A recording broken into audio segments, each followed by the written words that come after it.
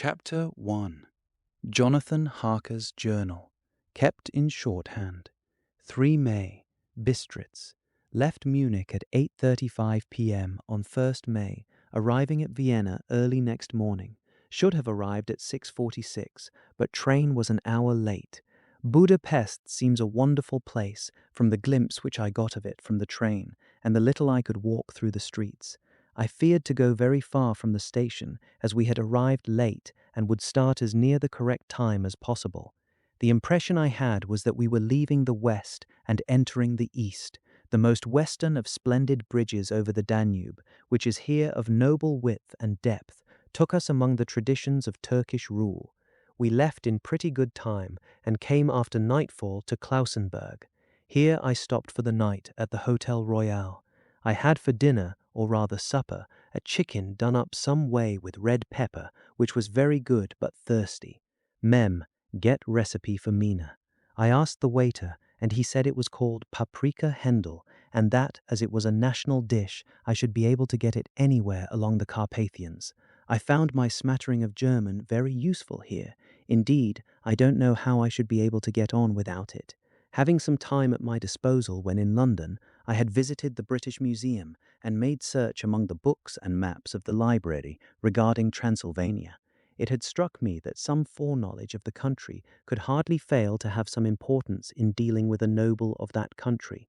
I find that the district he named is in the extreme east of the country, just on the borders of 3 states, Transylvania, Moldavia, and Bukovina, in the midst of the Carpathian Mountains, one of the wildest and least known portions of Europe. I was not able to light on any map or work giving the exact locality of the Castle Dracula, as there are no maps of this country as yet to compare with our own Ordnance Survey maps, but I found that Bistritz, the post town named by Count Dracula, is a fairly well-known place. I shall enter here some of my notes, as they may refresh my memory when I talk over my travels with Mina. In the population of Transylvania, there are 4 distinct nationalities: Saxons in the south, and mixed with them the Wallachs, who are the descendants of the Dacians, Magyars in the west, and Shekeles in the east and north. I am going among the latter, who claim to be descended from Attila and the Huns. This may be so, for when the Magyars conquered the country in the 11th century, they found the Huns settled in it. I read that every known superstition in the world is gathered into the horseshoe of the Carpathians, as if it were the center of some sort of imaginative whirlpool. If so, my stay may be very interesting. Mem, I must ask the Count all about them. I did not sleep well, though my bed was comfortable enough, for I had all sorts of queer dreams. There was a dog howling all night under my window, which may have had something to do with it, or it may have been the paprika, for I had to drink up all the water in my carafe and was still thirsty.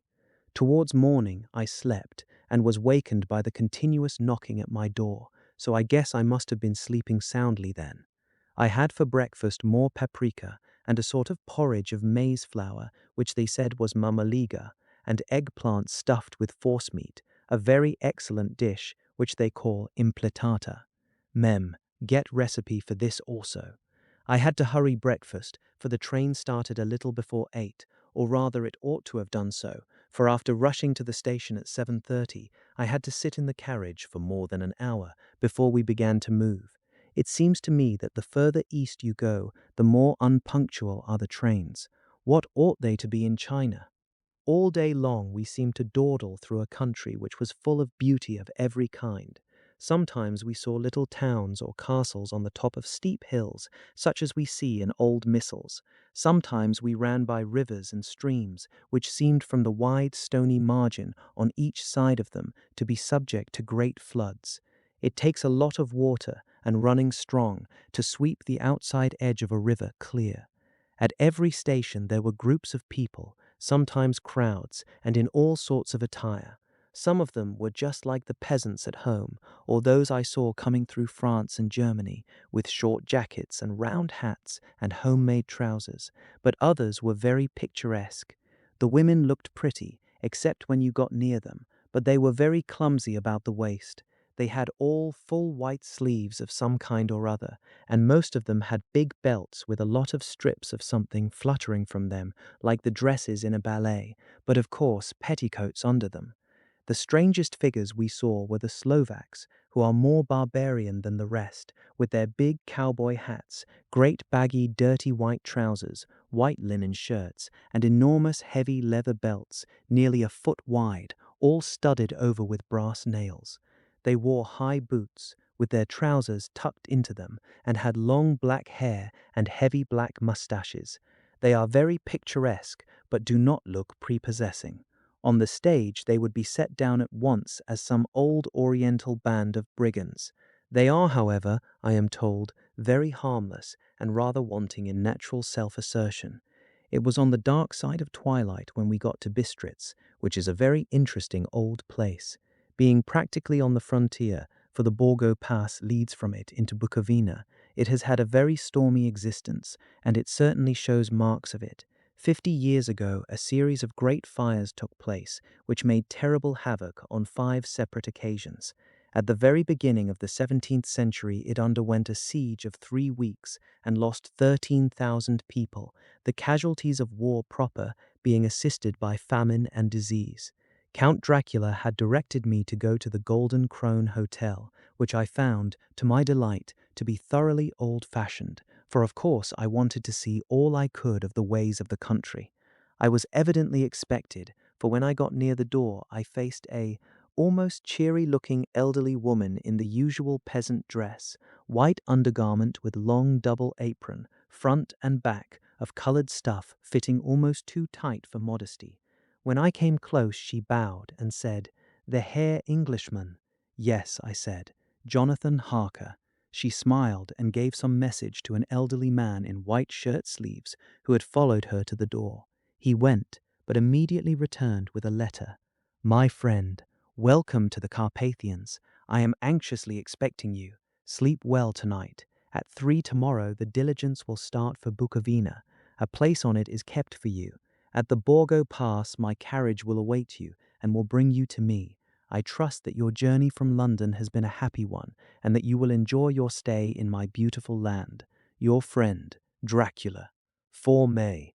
I found that my landlord had got a letter from the Count, directing him to secure the best place on the coach for me. But on making inquiries as to details, he seemed somewhat reticent, and pretended that he could not understand my German. This could not be true, because up to then he had understood it perfectly. At least he answered my questions exactly as if he did. He and his wife, the old lady who had received me, looked at each other in a frightened sort of way. He mumbled out that the money had been sent in a letter, and that was all he knew. When I asked him if he knew Count Dracula and could tell me anything of his castle, both he and his wife crossed themselves, and saying that they knew nothing at all, simply refused to speak further. It was so near the time of starting that I had no time to ask anyone else, for it was all very mysterious and not by any means comforting. Just before I was leaving, the old lady came up to my room and said in a very hysterical way, "Must you go? Oh, young Herr, must you go?"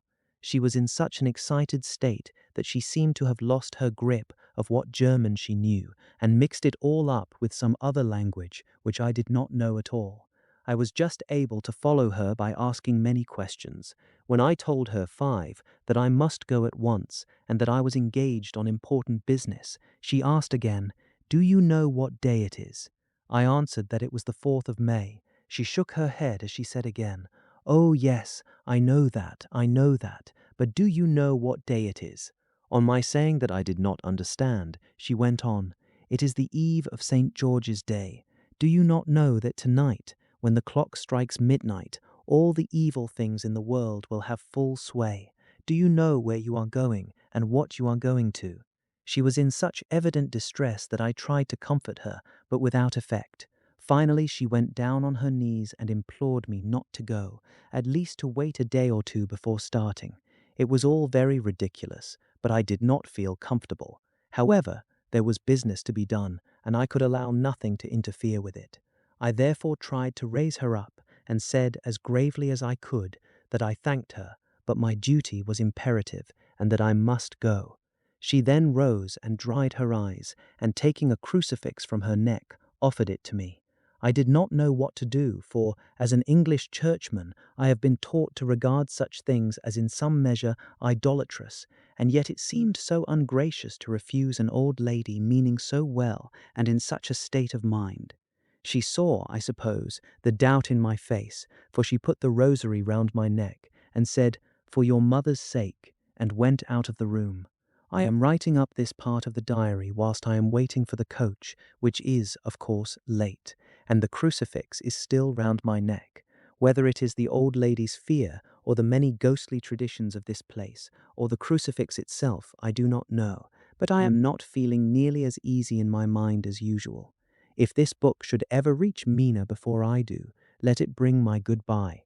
Here comes the coach. 5 May, the castle. The grey of the morning has passed, and the sun is high over the distant horizon, which seems jagged, whether with trees or hills I know not, for it is so far off that big things and little are mixed. I am not sleepy, and as I am not to be called till I awake, naturally I write till sleep comes.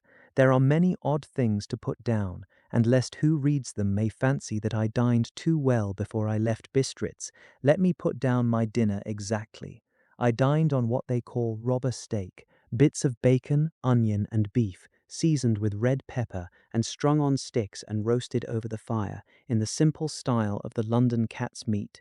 The wine was golden midiash, which produces a queer sting on the tongue, which is, however, not disagreeable. I had only a couple of glasses of this and nothing else. When I got on the coach, the driver had not taken his seat, and I saw him talking with the landlady. They were evidently talking of me, for every now and then they looked at me, and some of the people who were sitting on the bench outside the door, which they call by a name meaning word-bearer, came and listened, and then they looked at me, most of them pityingly. I could hear a lot of words often repeated, queer words, for there were many nationalities in the crowd, so I quietly got my polyglot dictionary from my bag and looked them out. I must say they were not cheering to me, for amongst them were Ordog, Satan, Pokol, Hell, Stregoica, Witch, Vrolok and Vlokslak, both of which mean the same thing, one being Slovak and the other Servian, for something that is either werewolf or vampire. Mem, I must ask the Count about these superstitions. When we started, the crowd round the inn door, which had by this time swelled to a considerable size, all made the sign of the cross and pointed 2 fingers towards me. With some difficulty I got a fellow passenger to tell me what they meant. He would not answer at first, but on learning that I was English, he explained that it was a charm or guard against the evil eye. This was not very pleasant for me, just starting for an unknown place to meet an unknown man, but everyone seemed so kind-hearted and so sorrowful and so sympathetic that I could not but be touched. I shall never forget the last glimpse which I had of the inn-yard and its crowd of picturesque figures, all crossing themselves as they stood round the wide archway, with its background of rich foliage of oleander and orange trees in green tubs clustered in the centre of the yard. Then our driver, whose wide linen drawers covered the whole front of the box seat, Gotze they call them, cracked his big whip over his 4 small horses, which ran abreast, and we set off on our journey. I soon lost sight and recollection of ghostly fears in the beauty of the scene as we drove along, although had I known the language, or rather languages, which my fellow passengers were speaking, I might not have been able to throw them off so easily. Before us lay a green sloping land full of forests and woods, with here and there steep hills crowned with clumps of trees or with farmhouses, the blank gable end to the road. There was everywhere a bewildering mass of fruit blossom, apple, plum, pear, cherry, and as we drove by I could see the green grass under the trees spangled with the fallen petals. In and out amongst these green hills of what they call here the Mittelland ran the road, losing itself as it swept round the grassy curve or was shut out by the straggling ends of pine woods, which here and there ran down the hillsides like tongues of flame. The road was rugged, but still we seemed to fly over it with a feverish haste. I could not understand then what the haste meant, but the driver was evidently bent on losing no time in reaching Borgo Prund. I was told that this road is in summertime excellent, but that it had not yet been put in order after the winter snows. In this respect, it is different from the general run of roads in the Carpathians, for it is an old tradition that they are not to be kept in too good order. Of old, the hospodars would not repair them, lest the Turk should think that they were preparing to bring in foreign troops, and so hasten the war, which was always really at loading point. Beyond the green swelling hills of the Mittelland rose mighty slopes of forest up to the lofty steeps of the Carpathians themselves. Right and left of us they towered, with the afternoon sun falling upon them and bringing out all the glorious colours of this beautiful range, deep blue and purple in the shadows of the peaks, green and brown where grass and rock mingled, and an endless perspective of jagged rock and pointed crags, till these were themselves lost in the distance, where the snowy peaks rose grandly. Here and there seemed mighty rifts in the mountains, through which, as the sun began to sink, we saw now and again the white gleam of falling water. One of my companions touched my arm as we swept round the base of a hill and opened up the lofty, snow-covered peak of a mountain, which seemed, as we wound on our serpentine way, to be right before us. "Look, Istensek, God's seat," and he crossed himself reverently. As we wound on our endless way, and the sun sank lower and lower behind us, the shadows of the evening began to creep round us. This was emphasized by the fact that the snowy mountain top still held the sunset and seemed to glow out with a delicate, cool pink. Here and there we passed Czechs and Slovaks, all in picturesque attire, but I noticed that Goiter was painfully prevalent. By the roadside were many crosses, and as we swept by, my companions all crossed themselves. Here and there was a peasant man or woman kneeling before a shrine, who did not even turn round as we approached, but seemed in the self-surrender of devotion to have neither eyes nor ears for the outer world. There were many things new to me, for instance, hayricks in the trees, and here and there very beautiful masses of weeping birch, their white stems shining like silver through the delicate green of the leaves. Now and again we passed a lighter wagon, the ordinary peasant's cart, with its long, snake-like vertebra, calculated to suit the inequalities of the road. On this were sure to be seated quite a group of homecoming peasants, the Czechs with their white and the Slovaks with their coloured sheepskins, the latter carrying lance-fashion their long staves with axe at end. As the evening fell, it began to get very cold, and the growing twilight seemed to merge into one dark mistiness, the gloom of the trees, oak, beech, and pine, though in the valleys which ran deep between the spurs of the hills, as we ascended through the pass, the dark firs stood out here and there against the background of late-lying snow. Sometimes, as the road was cut through the pine woods that seemed in the darkness to be closing down upon us, great masses of greyness, which here and there bestrewed the trees, produced a peculiarly weird and solemn effect, which carried on the thoughts and grim fancies engendered earlier in the evening, when the falling sunset threw into strange relief the ghost-like clouds which amongst the Carpathians seemed to wind ceaselessly through the valleys. Sometimes the hills were so steep that despite our driver's haste, the horses could only go slowly. I wished to get down and walk up them, as we do at home, but the driver would not hear of it. "No, no," he said, "you must not walk here. The dogs are too fierce." And then he added, with what he evidently meant for grim pleasantry, for he looked round to catch the approving smile of the rest, "and you may have enough of such matters before you go to sleep." The only stop he would make was a moment's pause to light his lamps. When it grew dark, there seemed to be some excitement amongst the passengers, and they kept speaking to him, one after the other, as though urging him to further speed. He lashed the horses unmercifully with his long whip, and with wild cries of encouragement urged them on to further exertions. Then, through the darkness, I could see a sort of patch of grey light ahead of us, as though there were a cleft in the hills. The excitement of the passengers grew greater. The crazy coach rocked on its great leather springs and swayed like a boat tossed on a stormy sea. I had to hold on. The road grew more level, and we appeared to fly along. Then the mountains seemed to come nearer to us on each side and to frown down upon us. We were entering the Borgo Pass. One by one, several of the passengers offered me gifts, which they pressed upon me with earnestness which would take no denial.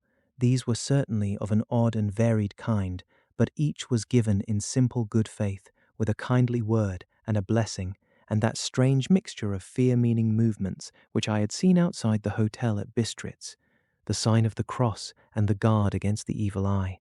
Then, as we flew along, the driver leaned forward, and on each side the passengers, craning over the edge of the coach, peered eagerly into the darkness.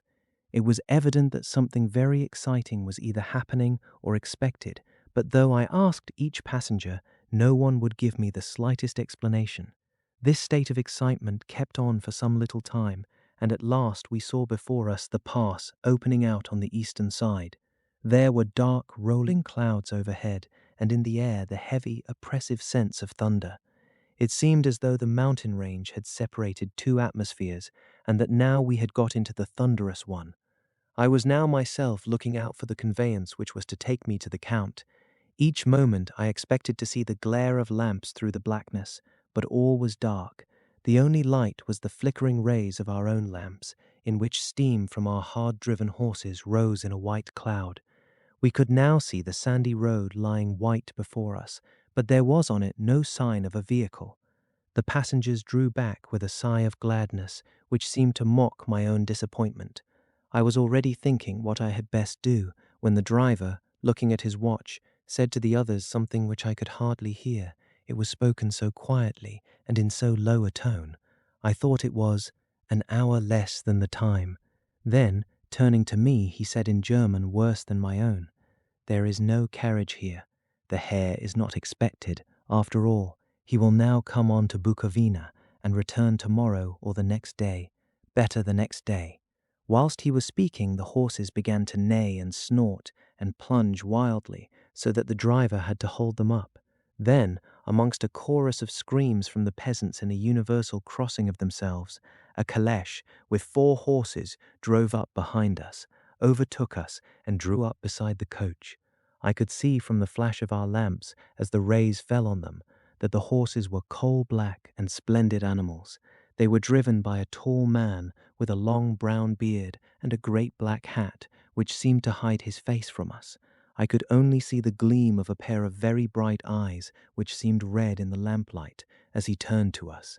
He said to the driver, "You are early tonight, my friend." The man stammered in reply. The English Herr was in a hurry, to which the stranger replied, "That is why, I suppose, you wished him to go on to Bukowina. You cannot deceive me, my friend. I know too much, and my horses are swift." As he spoke, he smiled, and the lamplight fell on a hard-looking mouth, with very red lips and sharp-looking teeth, as white as ivory. One of my companions whispered to another the line from Bürger's Lenore, "Den die Toten reiten schnell," for the dead travel fast. The strange driver evidently heard the words, for he looked up with a gleaming smile. The passenger turned his face away, at the same time putting out his 2 fingers and crossing himself. "Give me the Herr's luggage," said the driver, and with exceeding alacrity my bags were handed out and put in the calèche. Then I descended from the side of the coach, as the calèche was close alongside, the driver helping me with a hand which caught my arm in a grip of steel. His strength must have been prodigious. Without a word, he shook his reins, the horses turned, and we swept into the darkness of the pass. As I looked back, I saw the steam from the horses of the coach by the light of the lamps, and projected against it the figures of my late companions crossing themselves. Then the driver cracked his whip and called to his horses, and off they swept on their way to Bukowina. As they sank into the darkness, I felt a strange chill, and a lonely feeling came over me. But a cloak was thrown over my shoulders and a rug across my knees, and the driver said in excellent German, "The night is chill, mein Herr, and my master the Count bade me take all care of you. There is a flask of Slivovitz, the plum brandy of the country, underneath the seat, if you should require it." I did not take any, but it was a comfort to know it was there, all the same. I felt a little strange, and not a little frightened. I think had there been any alternative I should have taken it, instead of prosecuting that unknown night journey. The carriage went at a hard pace straight along, then we made a complete turn and went along another straight road. It seemed to me that we were simply going over and over the same ground again, and so I took note of some salient point and found that this was so. I would have liked to have asked the driver what this all meant, but I really feared to do so, for I thought that, placed as I was, any protest would have had no effect in case there had been an intention to delay. By and by, however, as I was curious to know how time was passing, I struck a match and by its flame looked at my watch. It was within a few minutes of midnight. This gave me a sort of shock, for I suppose the general superstition about midnight was increased by my recent experiences. I waited with a sick feeling of suspense. Then a dog began to howl somewhere in a farmhouse far down the road, a long, agonized wailing, as if from fear. The sound was taken up by another dog, and then another and another, till borne on the wind which now sighed softly through the pass, a wild howling began, which seemed to come from all over the country, as far as the imagination could grasp it through the gloom of the night. At the first howl the horses began to strain and rear, but the driver spoke to them soothingly, and they quieted down, but shivered and sweated as though after a runaway from sudden fright. Then, far off in the distance, from the mountains on each side of us, began a louder and sharper howling, that of wolves, which affected both the horses and myself in the same way, for I was minded to jump from the caleche and run, whilst they reared again and plunged madly, so that the driver had to use all his great strength to keep them from bolting. In a few minutes, however, my own ears got accustomed to the sound, and the horses so far became quiet that the driver was able to descend and to stand before them. He petted and soothed them, and whispered something in their ears, as I have heard of horse tamers doing, and with extraordinary effect, for under his caresses they became quite manageable again, though they still trembled. The driver again took his seat, and shaking his reins, started off at a great pace. This time, after going to the far side of the pass, he suddenly turned down a narrow roadway which ran sharply to the right. Soon we were hemmed in with trees, which in places arched right over the roadway till we passed as through a tunnel, and again great frowning rocks guarded us boldly on either side. Though we were in shelter, we could hear the rising wind, for it moaned and whistled through the rocks, and the branches of the trees crashed together as we swept along. It grew colder and colder still, and fine powdery snow began to fall, so that soon we and all around us were covered with a white blanket. The keen wind still carried the howling of the dogs, though this grew fainter as we went on our way. The baying of the wolves sounded nearer and nearer, as though they were closing round on us from every side. I grew dreadfully afraid, and the horses shared my fear, but the driver was not in the least disturbed. He kept turning his head to left and right, but I could not see anything through the darkness. Suddenly, away on our left, I saw a faint, flickering blue flame. The driver saw it at the same moment. He at once checked the horses and, jumping to the ground, disappeared into the darkness. I did not know what to do, the less as the howling of the wolves grew closer, but while I wondered, the driver suddenly appeared again, and without a word took his seat, and we resumed our journey. I think I must have fallen asleep and kept dreaming of the incident, for it seemed to be repeated endlessly, and now, looking back, it is like a sort of awful nightmare. Once the flame appeared so near the road that even in the darkness around us I could watch the driver's motions. He went rapidly to where the blue flame rose. It must have been very faint, for it did not seem to illumine the place around it at all, and gathering a few stones, formed them into some device. Once there appeared a strange optical effect. When he stood between me and the flame, he did not obstruct it, for I could see its ghostly flicker all the same. This startled me, but as the effect was only momentary, I took it that my eyes deceived me, straining through the darkness. Then for a time there were no blue flames, and we sped onwards through the gloom, with the howling of the wolves around us, as though they were following in a moving circle. At last there came a time when the driver went further afield than he had yet done, and during his absence the horses began to tremble worse than ever, and to snort and scream with fright. I could not see any cause for it, for the howling of the wolves had ceased altogether, but just then the moon, sailing through the black clouds, appeared behind the jagged crest of a beetling pine-clad rock, and by its light I saw around us a ring of wolves, with white teeth and lolling red tongues, with long, sinewy limbs and shaggy hair. They were 100 times more terrible in the grim silence which held them than even when they howled. For myself, I felt a sort of paralysis of fear. It is only when a man feels himself face to face with such horrors that he can understand their true import. All at once, the wolves began to howl as though the moonlight had had some peculiar effect on them. The horses jumped about and reared and looked helplessly round with eyes that rolled in a way painful to see, but the living ring of terror encompassed them on every side, and they had perforce to remain within it. I called to the coachman to come, for it seemed to me that our only chance was to try to break out through the ring and to aid his approach. I shouted and beat the side of the caleche, hoping by the noise to scare the wolves from that side so as to give him a chance of reaching the trap. How he came there, I know not, but I heard his voice raised in a tone of imperious command, and looking towards the sound, saw him stand in the roadway. As he swept his long arms, as though brushing aside some impalpable obstacle, the wolves fell back and back further still.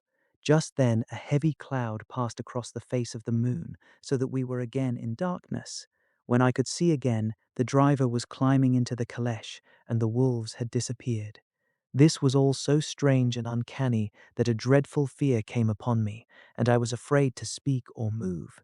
The time seemed interminable as we swept on our way, now in almost complete darkness, for the rolling clouds obscured the moon. We kept on ascending, with occasional periods of quick descent, but in the main always ascending. Suddenly I became conscious of the fact that the driver was in the act of pulling up the horses in the courtyard of a vast ruined castle, from whose tall black windows came no ray of light, and whose broken battlements showed a jagged line against the moonlit sky. Chapter 2. Jonathan Harker's Journal, continued. 5 May. I must have been asleep, for certainly if I had been fully awake, I must have noticed the approach to such a remarkable place. In the gloom, the courtyard looked of considerable size, and as several dark ways led from it under great round arches, it perhaps seemed bigger than it really is. I have not yet been able to see it by daylight. When the caleche stopped, the driver jumped down and held out his hand to assist me to alight. Again, I could not but notice his prodigious strength. His hand actually seemed like a steel vice that could have crushed mine if he had chosen. Then he took out my traps and placed them on the ground beside me as I stood close to a great door, old and studded with large iron nails, and set in a projecting doorway of massive stone. I could see even in the dim light that the stone was massively carved, but that the carving had been much worn by time and weather. As I stood, the driver jumped again into his seat and shook the reins. The horses started forward, and trap and all disappeared down one of the dark openings. I stood in silence where I was, for I did not know what to do. Of bell or knocker there was no sign. Through these frowning walls and dark window openings, it was not likely that my voice could penetrate.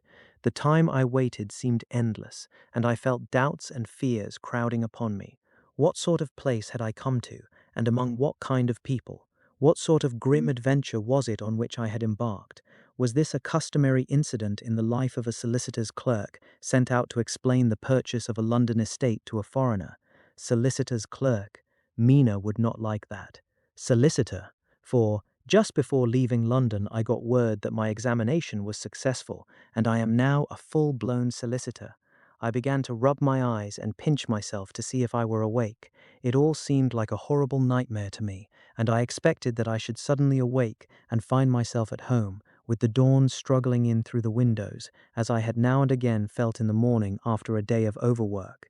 But my flesh answered the pinching test, and my eyes were not to be deceived. I was indeed awake and among the Carpathians. All I could do now was to be patient and to wait the coming of the morning. Just as I had come to this conclusion, I heard a heavy step approaching behind the great door, and saw through the chinks the gleam of a coming light. Then there was the sound of rattling chains and the clanking of massive bolts drawn back. A key was turned with the loud grating noise of long disuse, and the great door swung back. Within stood a tall old man, clean-shaven, save for a long white mustache, and clad in black from head to foot, without a single speck of color about him anywhere. He held in his hand an antique silver lamp in which the flame burned without chimney or globe of any kind, throwing long, quivering shadows as it flickered in the draught of the open door. The old man motioned me in with his right hand with a courtly gesture, saying in excellent English, but with a strange intonation, "Welcome to my house. Enter freely and of your own will." He made no motion of stepping to meet me, but stood like a statue, as though his gesture of welcome had fixed him into stone. The instant, however, that I had stepped over the threshold, he moved impulsively forward, and holding out his hand, grasped mine with a strength which made me wince, an effect which was not lessened by the fact that it seemed as cold as ice, more like the hand of a dead than a living man. Again he said, "Welcome to my house. Come freely, go safely, and leave something of the happiness you bring." The strength of the handshake was so much akin to that which I had noticed in the driver, whose face I had not seen, that for a moment I doubted if it were not the same person to whom I was speaking. So, to make sure, I said interrogatively, "Chapter 17, Count Dracula." He bowed in a courtly way as he replied, "I am Dracula, and I bid you welcome, Mr. Harker, to my house. Come in, the night air is chill, and you must need to eat and rest." As he was speaking, he put the lamp on a bracket on the wall, and stepping out, took my luggage. He had carried it in before I could forestall him. I protested, but he insisted. "Nay, sir, you are my guest. It is late, and my people are not available. Let me see to your comfort myself."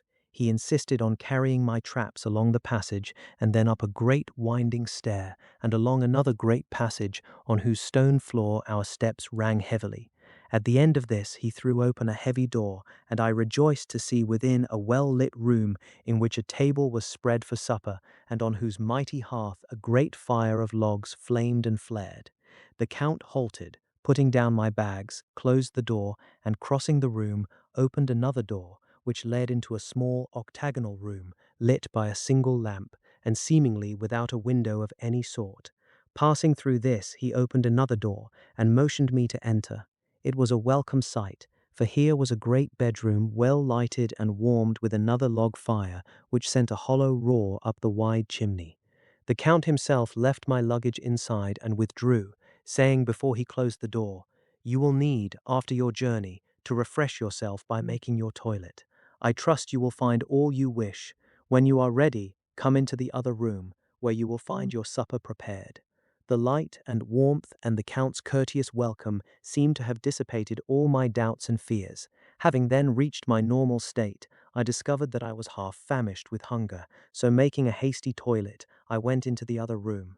I found supper already laid out. My host, who stood on one side of the great fireplace, leaning against the stonework, made a graceful wave of his hand to the table, and said, "I pray you, be seated, and sup how you please. You will, I trust, excuse me that I do not join you, but I have dined already, and I do not sup." I handed to him the sealed letter which Mr. Hawkins had entrusted to me. He opened it and read it gravely. Then, with a charming smile, he handed it to me to read. One passage of it, at least, gave me a thrill of pleasure. "I much regret that an attack of gout, from which malady I am a constant sufferer, forbids absolutely any travelling on my part for some time to come. But I am happy to say I can send a sufficient substitute, one in whom I have every possible confidence. He is a young man, full of energy and talent in his own way, and of a very faithful disposition. He is discreet and silent, and has grown into manhood in my service. He shall be ready to attend on you when you will during his stay, and shall take your instructions in all matters." The Count himself came forward and took off the cover of a dish, and I fell to at once on an excellent roast chicken. This, with some cheese and a salad and a bottle of old Tokay, of which I had 2 glasses, was my supper. During the time I was eating it, the Count asked me many questions as to my journey, and I told him by degrees all I had experienced. By this time I had finished my supper, and by my host's desire had drawn up a chair by the fire, and begun to smoke a cigar which he offered me, at the same time excusing himself that he did not smoke. I had now an opportunity of observing him, and found him of a very marked physiognomy. His face was a very strong, aquiline, with high bridge of the thin nose and peculiarly arched nostrils, with lofty domed forehead, and hair growing scantily round the temples, but profusely elsewhere. His eyebrows were very massive, almost meeting over the nose, and with bushy hair that seemed to curl in its own profusion. The mouth, so far as I could see it under the heavy mustache, was fixed and rather cruel-looking, with peculiarly sharp white teeth. These protruded over the lips, whose remarkable ruddiness showed astonishing vitality in a man of his years. For the rest, his ears were pale and at the tops extremely pointed. The chin was broad and strong, and the cheeks firm though thin. The general effect was one of extraordinary pallor. Hitherto I had noticed the backs of his hands as they lay on his knees in the firelight, and they had seemed rather white and fine, but seeing them now close to me, I could not but notice that they were rather coarse, broad, with squat fingers. Strange to say, there were hairs in the center of the palm. The nails were long and fine, and cut to a sharp point.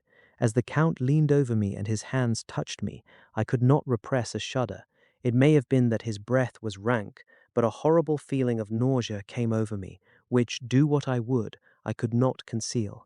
The Count, evidently noticing it, drew back, and with a grim sort of smile, which showed more than he had yet done his protuberant teeth, sat himself down again on his own side of the fireplace. We were both silent for a while, and as I looked towards the window, I saw the first dim streak of the coming dawn. There seemed a strange stillness over everything, but as I listened, I heard, as if from down below in the valley, the howling of many wolves. The Count's eyes gleamed, and he said, "Listen to them, the children of the night. What music they make!" Seeing, I suppose, some expression in my face strange to him, he added, "Ah, sir, you dwellers in the city cannot enter into the feelings of the hunter."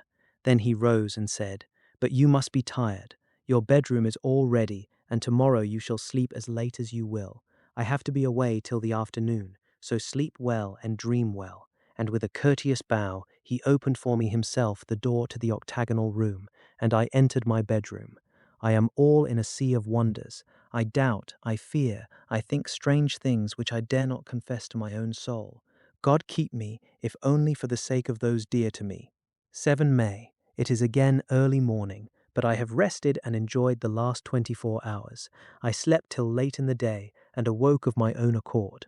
When I had dressed myself, I went into the room where we had supped and found a cold breakfast laid out, with coffee kept hot by the pot being placed on the hearth. There was a card on the table, on which was written, "I have to be absent for a while. Do not wait for me. D." So I set to and enjoyed a hearty meal. When I had done, I looked for a bell, so that I might let the servants know I had finished, but I could not find one. There are certainly odd deficiencies in the house, considering the extraordinary evidences of wealth which are round me. The table service is of gold, and so beautifully wrought that it must be of immense value. The curtains and upholstery of the chairs and sofas, and the hangings of my bed are of the costliest and most beautiful fabrics, and must have been of fabulous value when they were made, for they are centuries old, though in excellent order. I saw something like them in Hampton Court, but there they were worn and frayed and moth-eaten. But still, in none of the rooms is there a mirror. There is not even a toilet glass on my table, and I had to get the little shaving glass from my bag before I could either shave or brush my hair. I have not yet seen a servant anywhere, or heard a sound near the castle except for the howling of wolves. When I had finished my meal, I do not know whether to call it breakfast or dinner, for it was between 5 and 6 o'clock when I had it. I looked about for something to read, for I did not like to go about the castle until I had asked the Count's permission.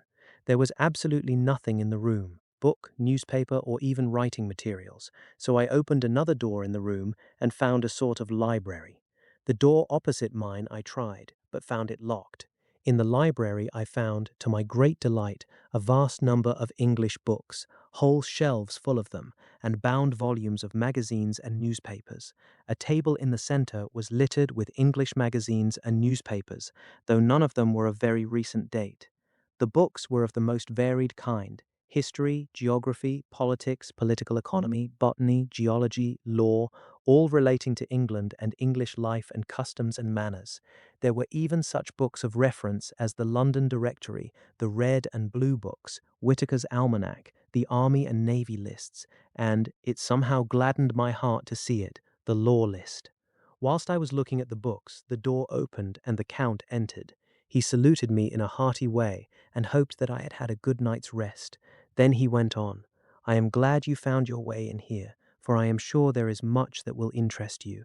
These friends," and he laid his hand on some of the books, "have been good friends to me, and for some years past, ever since I had the idea of going to London, have given me many, many hours of pleasure.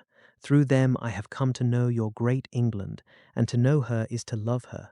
I long to go through the crowded streets of your mighty London, to be in the midst of the whirl and rush of humanity, to share its life, its change, its death, and all that makes it what it is.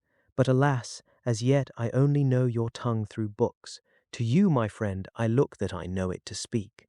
"But Count," I said, "you know and speak English thoroughly." He bowed gravely. "I thank you, my friend, for your all too flattering estimate, but yet I fear that I am but a little way on the road I would travel. True, I know the grammar and the words, but yet I know not how to speak them." "Indeed," I said, "you speak excellently." "Not so," he answered. "Well I know that, did I move and speak in your London, none there are who would not know me for a stranger. That is not enough for me. Here I am noble, I am boyar, the common people know me, and I am master. But a stranger in a strange land, he is no one, men know him not, and to know not is to care not for. I am content if I am like the rest, so that no man stops if he sees me, or pause in his speaking if he hear my words, to say, 'Ha ha, a stranger.' I have been so long master that I would be master still, or at least that none other should be master of me. You come to me not alone as agent of my friend Peter Hawkins, of Exeter, to tell me all about my new estate in London. You shall, I trust, rest here with me a while, so that by our talking I may learn the English intonation, and I would that you tell me when I make error, even of the smallest, in my speaking. I am sorry that I had to be away so long today, but you will, I know, forgive one who has so many important affairs in hand." Of course I said all I could about being willing, and asked if I might come into that room when I chose. He answered, "Yes, certainly," and added, "You may go anywhere you wish in the castle, except where the doors are locked, where of course you will not wish to go. There is reason that all things are as they are, and did you see with my eyes and know with my knowledge, you would perhaps better understand." I said I was sure of this, and then he went on, "We are in Transylvania, and Transylvania is not England.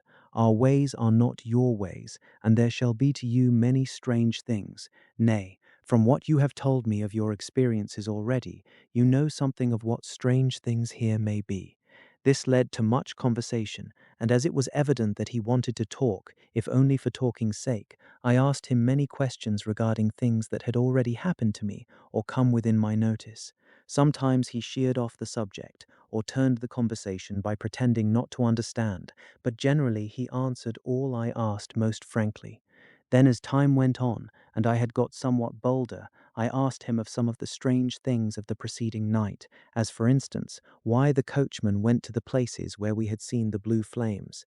Was it indeed true that they showed where gold was hidden? He then explained to me that it was commonly believed that on a certain night of the year, last night in fact, when all evil spirits are supposed to have unchecked sway, a blue flame is seen over any place where treasure has been concealed. "That treasure has been hidden," he went on, "in the region through which you came last night. There can be but little doubt, for it was the ground fought over for centuries by the Wallachian, the Saxon, and the Turk. Why, there is hardly a foot of soil in all this region that has not been enriched by the blood of men, patriots or invaders. In old days there were stirring times, when the Austrian and the Hungarian came up in hordes, and the patriots went out to meet them, men and women, the aged and the children too, and waited their coming on the rocks above the passes, that they might sweep destruction on them with their artificial avalanches. When the invader was triumphant, he found but little, for whatever there was had been sheltered in the friendly soil." "But how," said I, "can it have remained so long undiscovered, when there is a sure index to it, if men will but take the trouble to look?" The Count smiled, and as his lips ran back over his gums, the long, sharp, canine teeth showed out strangely. He answered, "Because your peasant is at heart a coward and a fool. Those flames only appear on one night, and on that night No man of this land will, if he can help it, stir without his doors. And, dear sir, even if he did, he would not know what to do. Why, even the peasant that you tell me of, who marked the place of the flame, would not know where to look in daylight, even for his own work. You would not, I dare be sworn, be able to find these places again. There you are right, I said. I know no more than the dead where even to look for them. Then we drifted into other matters. Come, he said at last, tell me of London and of the house which you have procured for me. With an apology for my remissness, I went into my own room to get the papers from my bag. Whilst I was placing them in order, I heard a rattling of china and silver in the next room, and as I passed through, noticed that the table had been cleared and the lamp lit, for it was by this time deep into the dark. The lamps were also lit in the study or library, and I found the Count lying on the sofa, reading, of all things in the world, an English Bradshaw's Guide. When I came in, he cleared the books and papers from the table, and with him I went into plans and deeds and figures of all sorts. He was interested in everything, and asked me a myriad questions about the place and its surroundings. He clearly had studied beforehand all he could get on the subject of the neighbourhood, for he evidently, at the end, knew very much more than I did. When I remarked this, he answered, "Well, but my friend, is it not needful that I should? When I go there, I shall be all alone, and my friend Harker Jonathan—nay, pardon me, I fall into my country's habit of putting your patronymic first. My friend Jonathan Harker will not be by my side to correct and aid me. He will be in Exeter, miles away, probably working at papers of the law with my other friend, Peter Hawkins. So, we went thoroughly into the business of the purchase of the estate at Purfleet. When I had told him the facts and got his signature to the necessary papers, and had written a letter with them ready to post to Mr. Hawkins, he began to ask me how I had come across so suitable a place. I read to him the notes which I had made at the time, and which I inscribe here. At Purfleet, on a by-road, I came across just such a place as seemed to be required, and where was displayed a dilapidated notice that the place was for sale. It is surrounded by a high wall of ancient structure built of heavy stones, and has not been repaired for a large number of years. The pitch-closed gates were of heavy old oak and iron, all eaten with rust.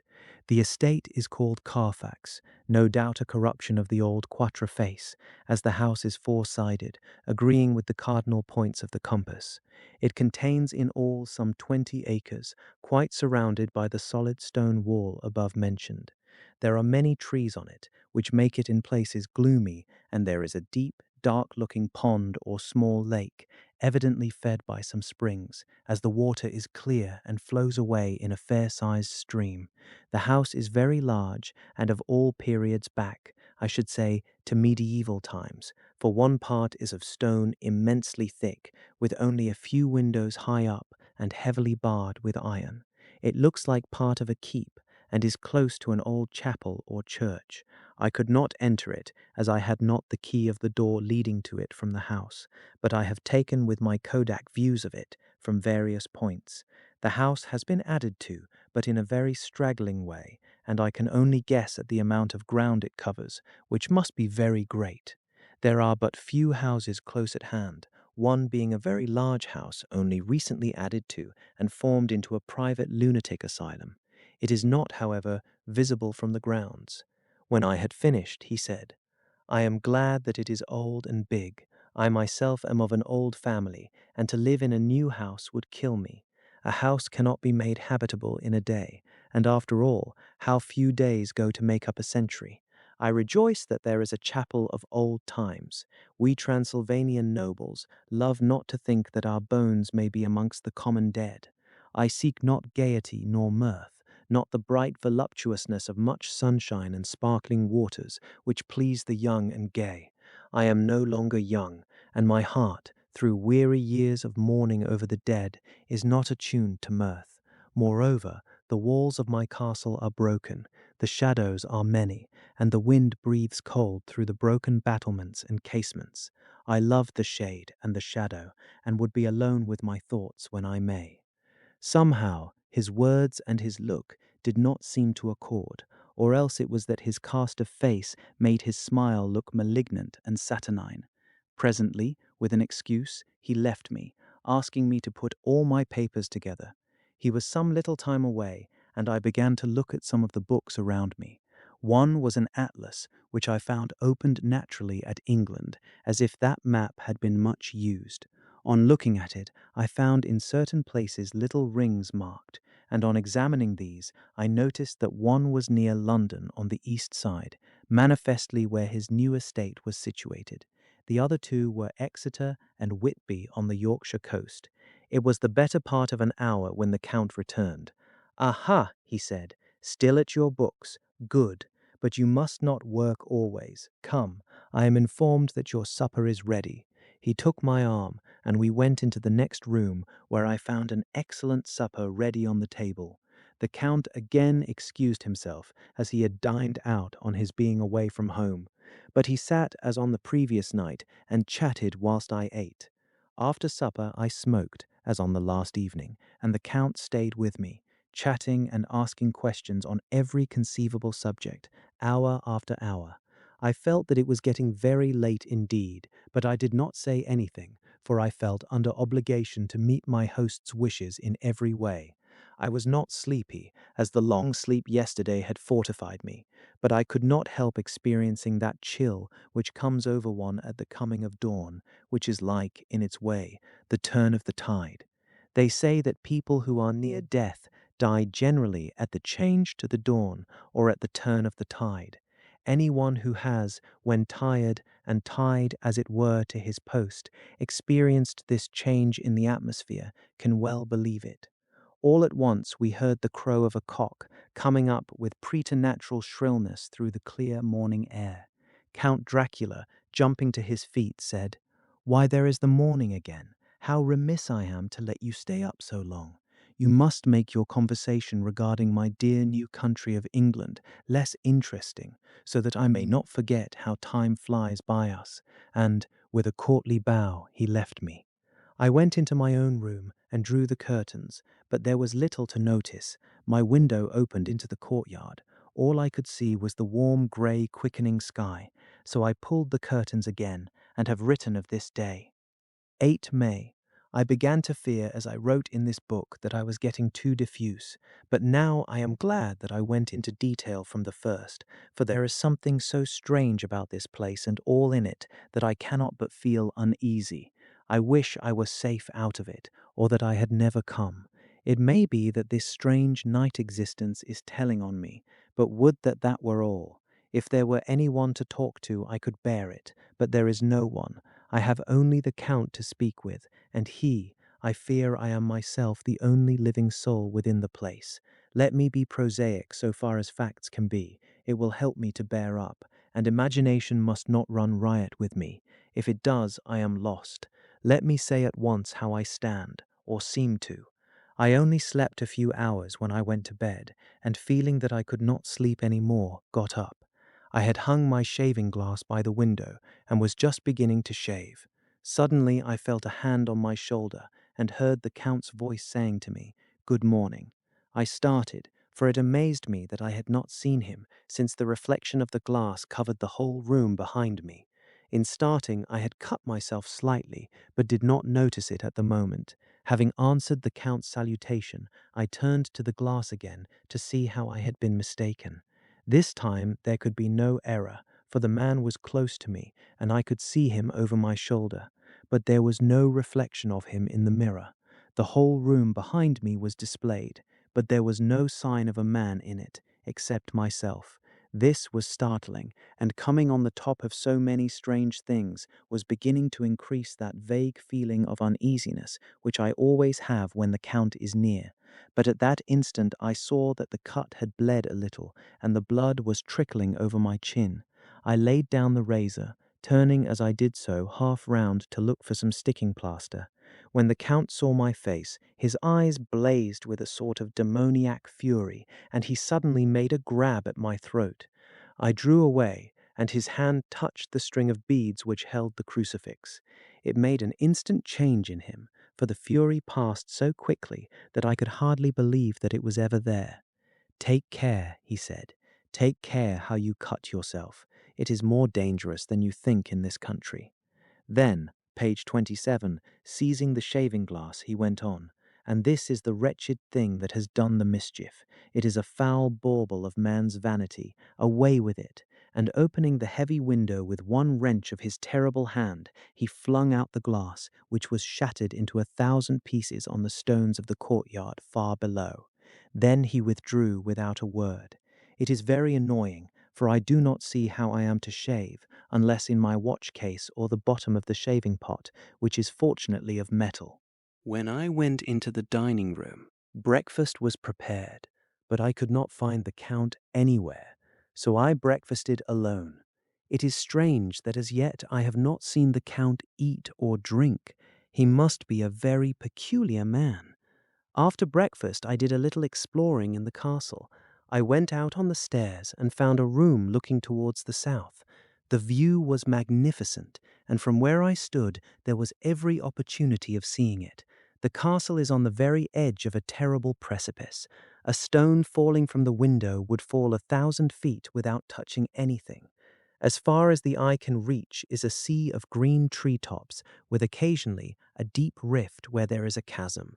Here and there are silver threads where the rivers wind in deep gorges through the forests, but I am not in heart to describe beauty, for when I had seen the view, I explored further. Doors, doors, doors, everywhere, and all locked and bolted. In no place save from the windows in the castle walls is there an available exit. The castle is a veritable prison, and I am a prisoner. Page 28. Chapter 3. Jonathan Harker's Journal, continued. When I found that I was a prisoner, a sort of wild feeling came over me. I rushed up and down the stairs, trying every door and peering out of every window I could find. But after a little, the conviction of my helplessness overpowered all other things. When I look back after a few hours, I think I must have been mad for the time, for I behaved much as a rat does in a trap. When, however, the conviction had come to me that I was helpless, I sat down quietly as I have ever done anything in my life, and began to think over what was best to be done. I am thinking still, and as yet have come to no definite conclusion. Of one thing only am I certain, that it is no use making my ideas known to the Count. He knows well that I am imprisoned, and as he has done it himself, and has doubtless his own motives for it, he would only deceive me if I trusted him fully with the facts. So far as I can see, my only plan will be to keep my knowledge and my fears to myself, and my eyes open. I am, I know, either being deceived like a baby by my own fears, or else I am in desperate straits, and if the latter be so, I need and shall need all my brains to get through. I had hardly come to this conclusion when I heard the great door below shut, and knew that the Count had returned. He did not come at once into the library, so I went cautiously to my own room and found him making the bed. This was odd, but only confirmed what I had all along thought, that there were no servants in the house.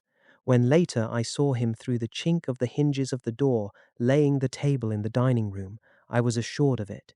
For if he does himself all these menial offices, surely it is proof that there is no one else to do them. This gave me a fright, for if there is no one else in the castle, it must have been the Count himself who was the driver of the coach that brought me here. This is a terrible thought, for if so, what does it mean that he could control the wolves as he did, by only holding up his hand in silence? How was it that all the people at Bistritz and on the coach had some terrible fear for me?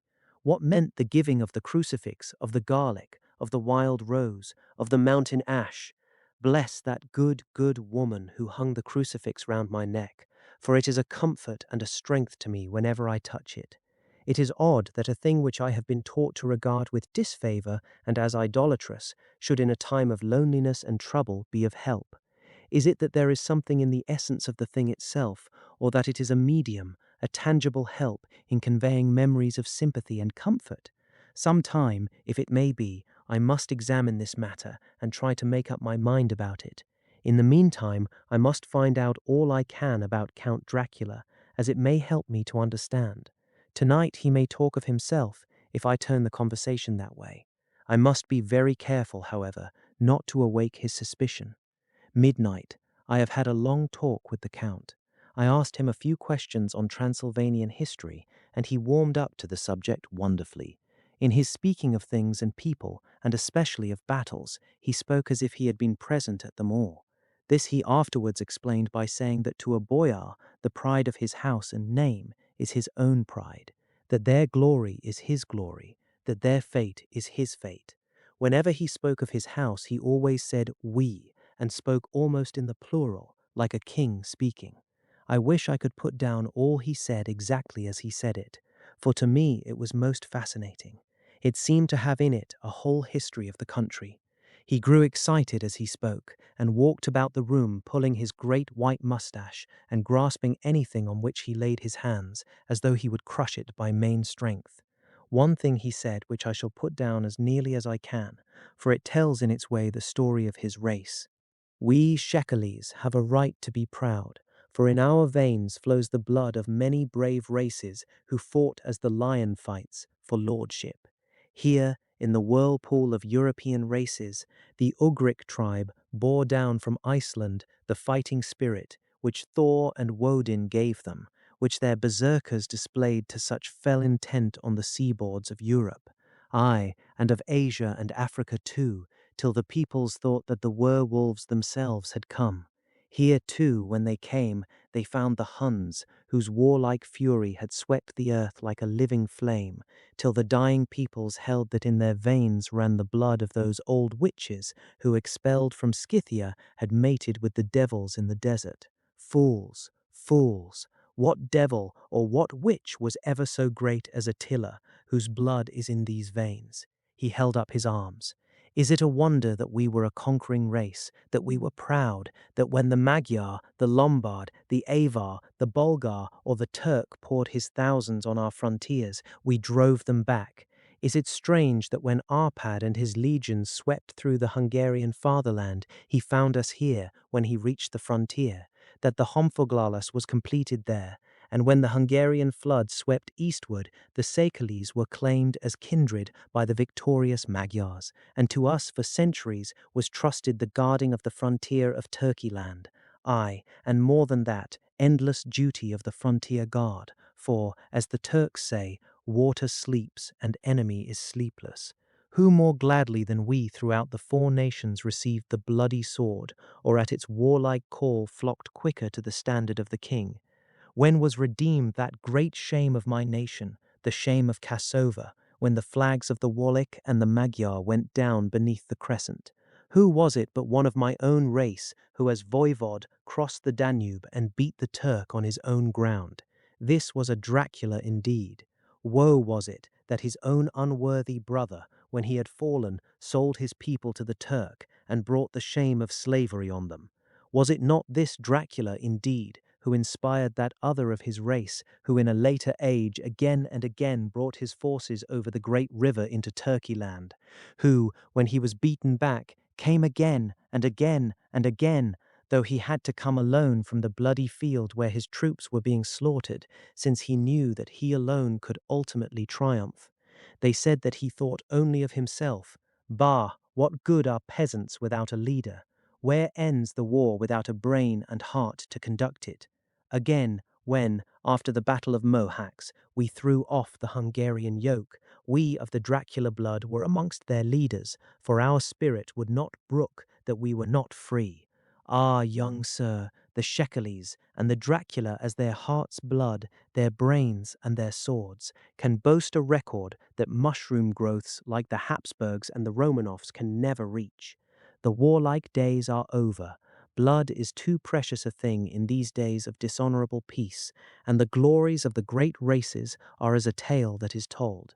It was by this time close on morning, and we went to bed. Mem. This diary seems horribly like the beginning of the Arabian Nights, for everything has to break off at cockcrow, or like the ghost of Hamlet's father. 12 May. Let me begin with facts, bare, meagre facts, verified by books and figures, and of which there can be no doubt. I must not confuse them with experiences which will have to rest on my own observation or my memory of them. Last evening, When the Count came from his room, he began by asking me questions on legal matters and on the doing of certain kinds of business. I had spent the day wearily over books, and simply to keep my mind occupied, went over some of the matters I had been examined in at Lincoln's Inn. There was a certain method in the Count's inquiries, so I shall try to put them down in sequence. The knowledge may somehow or sometime be useful to me. First, he asked if a man in England might have 2 solicitors or more. I told him he might have a dozen if he wished, but that it would not be wise to have more than one solicitor engaged in one transaction, as only one could act at a time, and that to change would be certain to militate against his interest. He seemed thoroughly to understand, and went on to ask if there would be any practical difficulty in having one man to attend, say, to banking, and another to look after shipping, in case local help were needed in a place far from the home of the banking solicitor. I asked him to explain more fully so that I might not by any chance mislead him. So he said, "I shall illustrate. Your friend and mine, Mr. Peter Hawkins, from under the shadow of your beautiful cathedral at Exeter, which is far from London, buys for me through your good self my place at London. Good.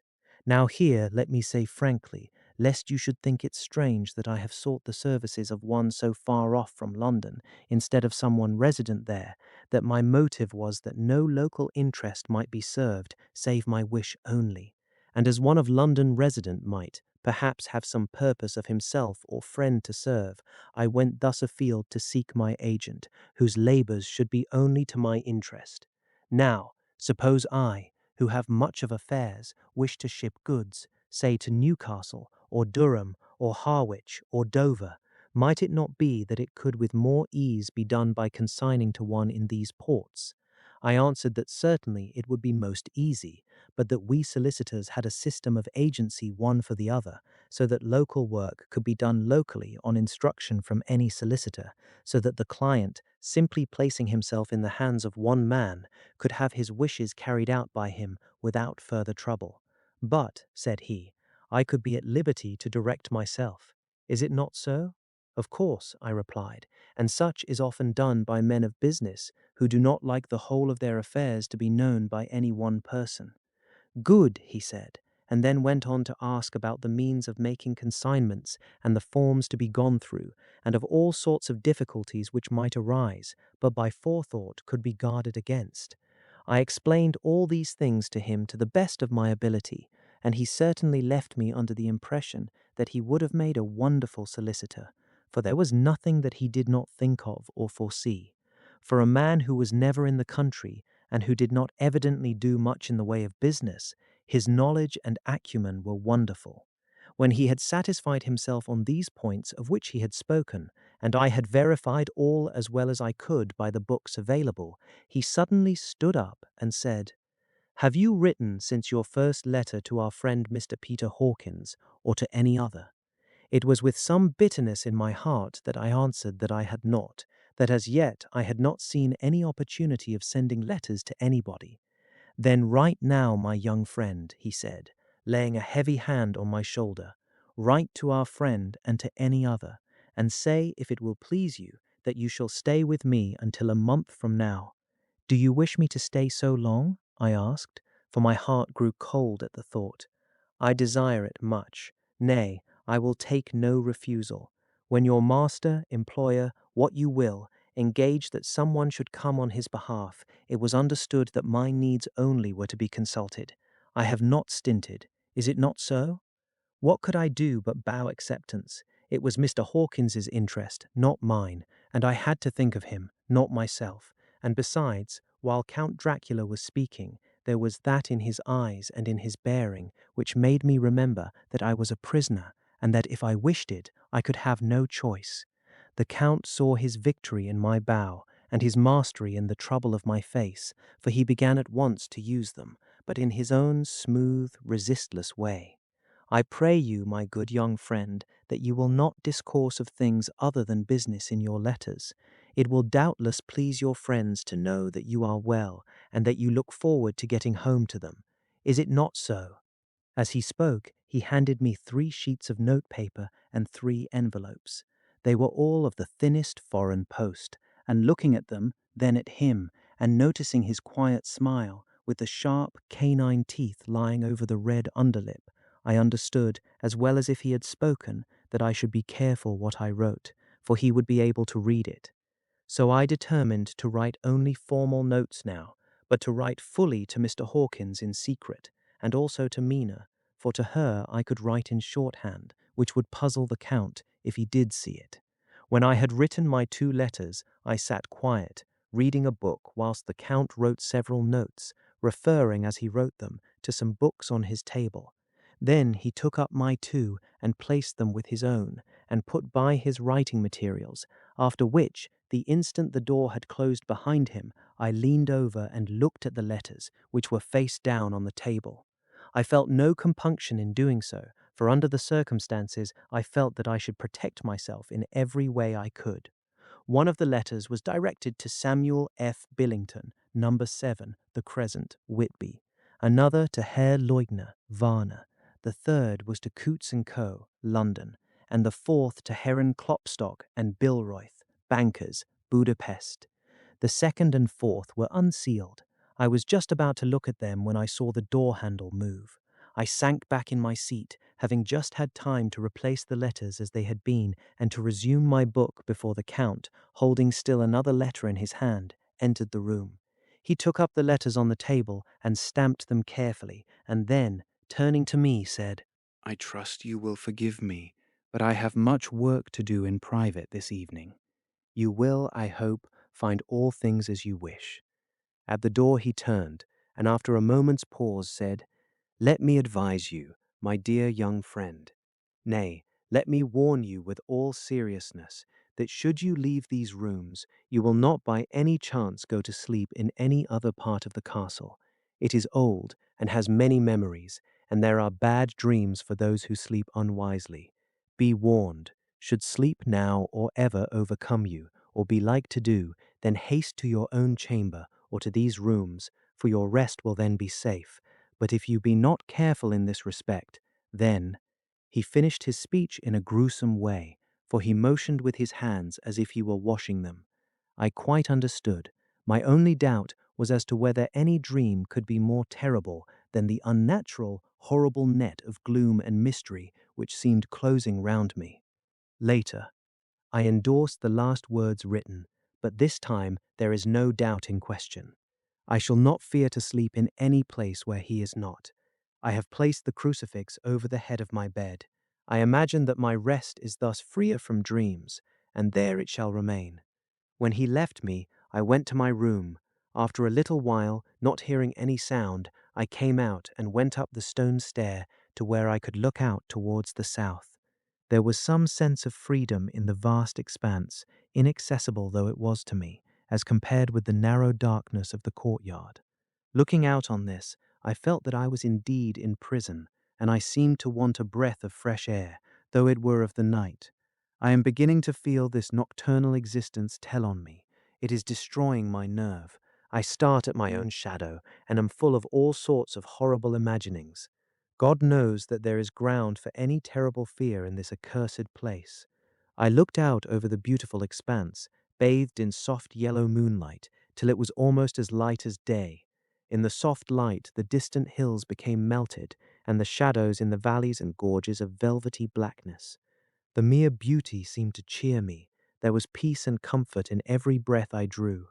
As I leaned from the window, my eye was caught by something moving a story below me, and somewhat to my left, where I imagined, from the lie of the rooms, that the windows of the Count's own room would look out. The window at which I stood was tall and deep, stone-mullioned, and though weather-worn, was still complete, but it was evidently many a day since the case had been there. I drew back behind the stonework and looked carefully out. What I saw was the Count's head coming out from the window. I did not see the face, but I knew the man by the neck and the movement of his back and arms. In any case, I could not mistake the hands which I had had so many opportunities of studying. I was at first interested and somewhat amused, for it is wonderful how small a matter will interest and amuse a man when he is a prisoner. but my very feelings changed to repulsion and terror when I saw the whole man slowly emerge from the window and begin to crawl down the castle wall over that dreadful abyss, face down, with his cloak spreading out around him like great wings. At first I could not believe my eyes.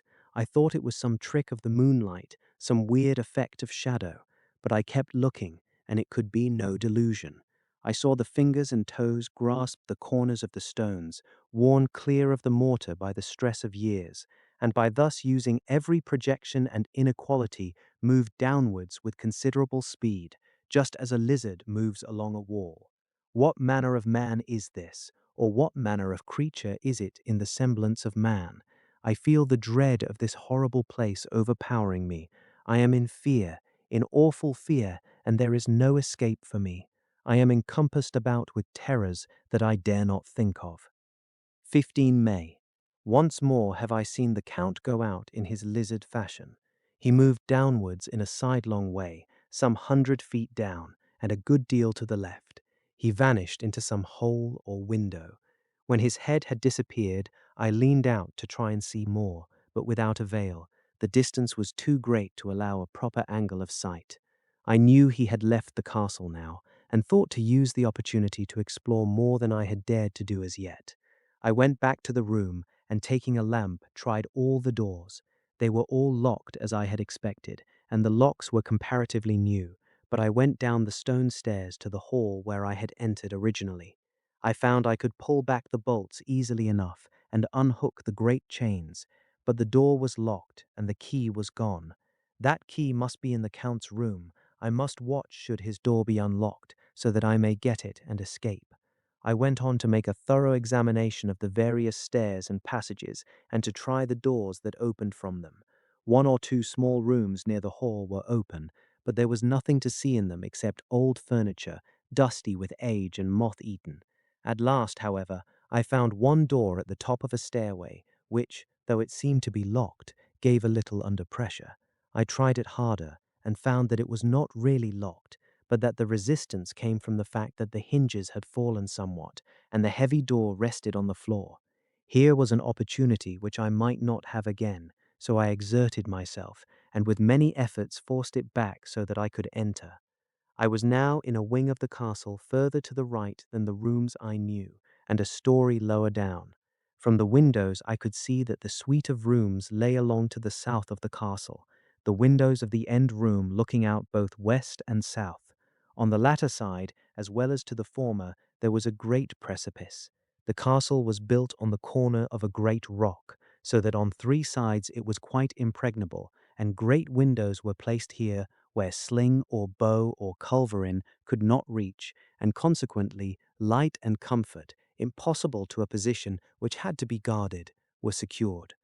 To the west was a great valley, and then, rising far away, great jagged mountain fastnesses, rising peak on peak, the sheer rock studded with mountain ash and thorn, whose roots clung in cracks and crevices and crannies of the stone. This was evidently the portion of the castle occupied in bygone days, for the furniture had more air of comfort than any I had seen. The windows were curtainless, and the yellow moonlight, flooding in through the diamond panes, enabled one to see even colours, whilst it softened the wealth of dust which lay over all and disguised in some measure the ravages of time and the moth. My lamp seemed to be of little effect in the brilliant moonlight, but I was glad to have it with me, for there was a dread loneliness in the place which chilled my heart and made my nerves tremble. Still, it was better than living alone in the rooms which I had come to hate from the presence of the Count, and after trying a little to school my nerves, I found a soft quietude come over me. Here I am, sitting at a little oak table where in old times possibly some fair lady sat to pen, with much thought and many blushes, her ill-spelt love letter, and writing in my diary in shorthand all that has happened since I closed it last. It is 19th century up to date with a vengeance, and yet, unless my senses deceive me, the old centuries had and have powers of their own which mere modernity cannot kill. Later, the morning of 16 May, God preserve my sanity, for to this I am reduced. Safety and the assurance of safety are things of the past. Whilst I live on here, there is but one thing to hope for, that I may not go mad, if indeed I be not mad already. If I be sane, then surely it is maddening to think that of all the foul things that lurk in this hateful place, the Count is the least dreadful to me, that to him alone I can look for safety, even though this be only whilst I can serve his purpose. Great God, merciful God, let me be calm, for out of that way lies madness indeed. I begin to get new lights on certain things which have puzzled me. Up to now, I never quite knew what Shakespeare meant when he made Hamlet say, "My tablets, quick, my tablets, 'tis meet that I put it down," etc. For now, feeling as though my own brain was unhinged, or as if the shock had come which must end in its undoing, I turned to my diary for repose. The habit of entering accurately must help to soothe me.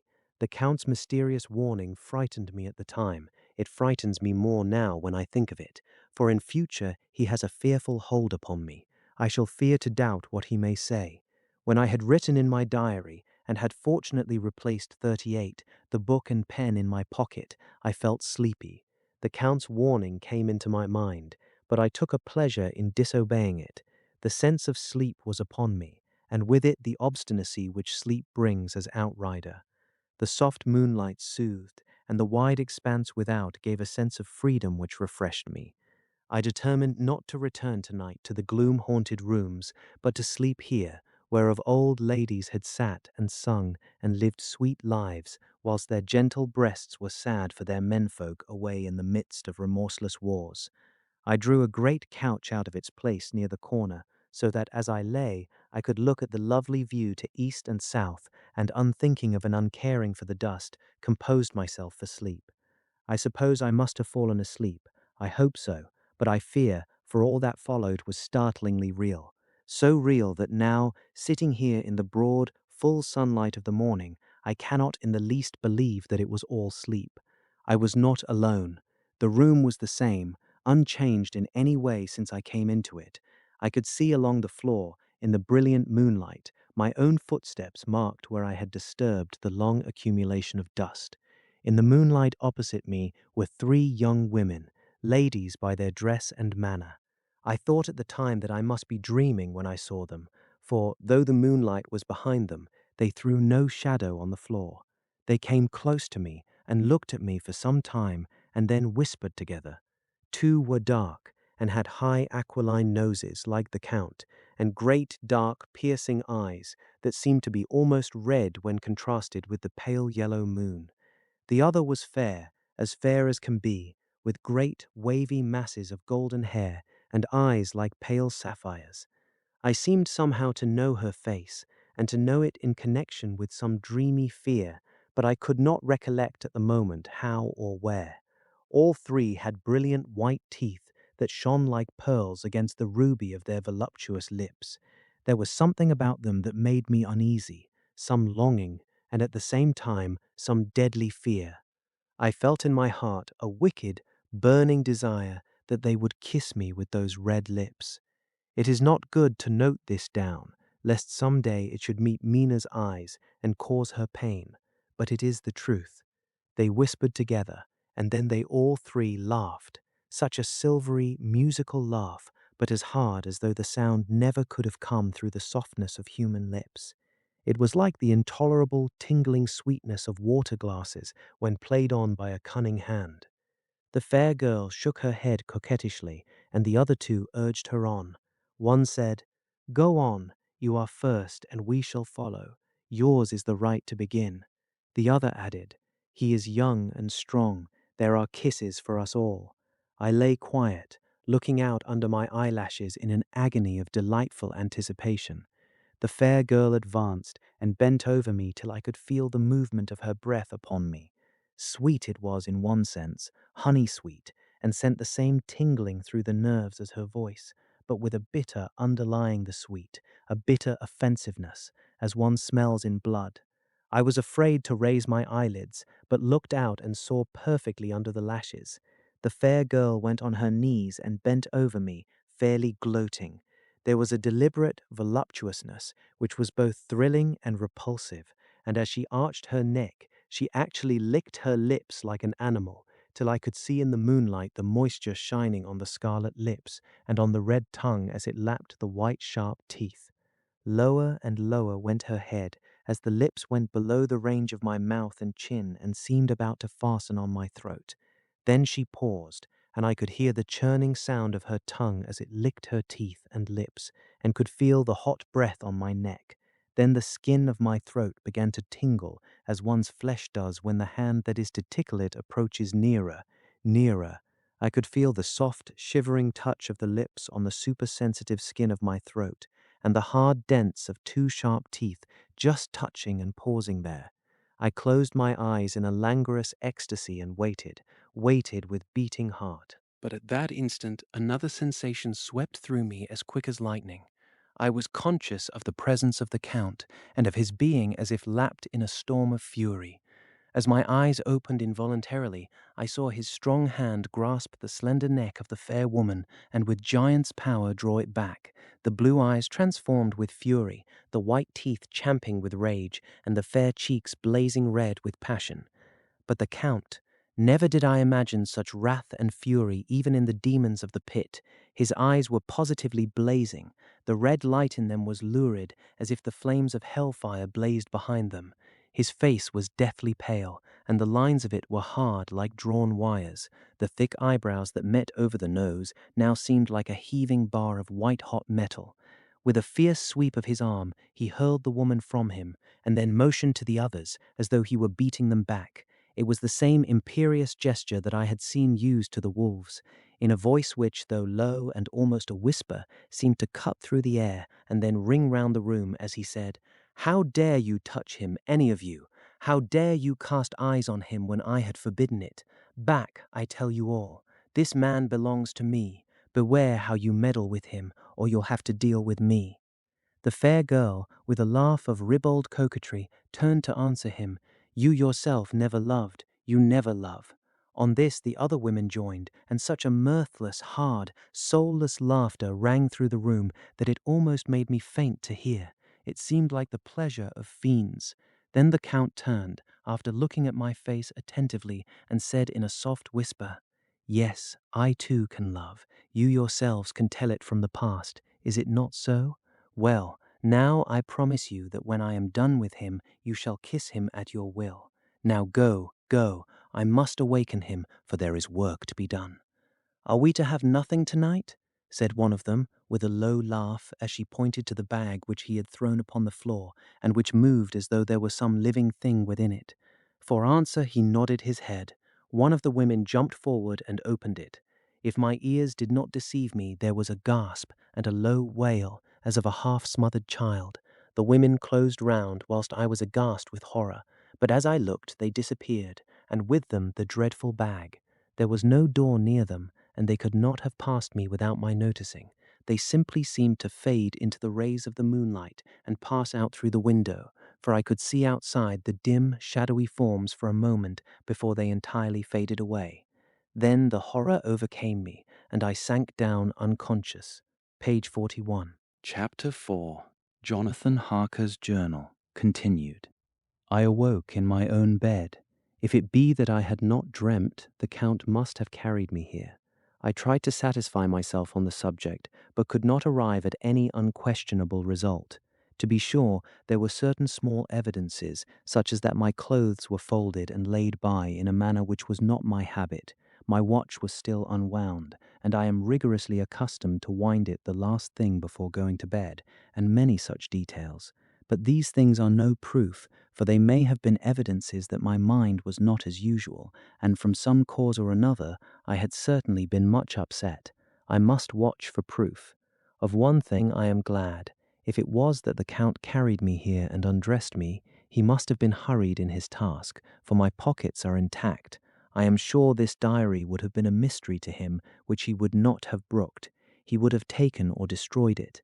As I look round this room, although it has been to me so full of fear, it is now a sort of sanctuary, for nothing can be more dreadful than those awful women who are, waiting to suck my blood. 18 May. I have been down to look at that room again in daylight, for I must know the truth. When I got to the doorway at the top of the stairs, I found it closed. It had been so forcibly driven against the jamb that part of the woodwork was splintered. I could see that the bolt of the lock had not been shot, but the door is fastened from the inside. I fear it was no dream, and must act on this surmise. 19 May. I am surely in the toils. Last night the Count Gathigi asked me in the suavest tones to write 3 letters, one saying that my work here was nearly done and that I should start for home within a few days, another that I was starting on the next morning from the time of the letter, and the third that I had left the castle and arrived at Bistritz. I would fain have rebelled, but felt that in the present state of things it would be madness to quarrel openly with the Count whilst I am so absolutely in his power, and to refuse would be to excite his suspicion and to arouse his anger. He knows that I know too much, and that I must not live lest I be dangerous to him. My only chance is to prolong my opportunities. Something may occur which will give me a chance to escape. I saw in his eyes something of that gathering wrath which was manifest when he hurled that fair woman from him. He explained to me that posts were few and uncertain, and that my writing now would ensure ease of mind to my friends, and he assured me with so much impressiveness that he would countermand the later letters, which would be held over at Bistritz until due time in case chance would admit of my prolonging my stay, that to oppose him would have been to create new suspicion. I therefore pretended to fall in with his views, and asked him what dates I should put on the letters. He calculated a minute, and then said, "The first should be June 12, the second June 19, and the third June 29. I know now the span of my life. God help me. 28 May. There is a chance of escape, or at any rate of being able to send word home. A band of Zgani have come to the castle, and are encamped in the courtyard.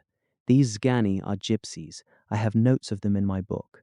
They are peculiar to this part of the world, though allied to the ordinary gypsies all the world over. There are thousands of them in Hungary and Transylvania, who are almost outside all law.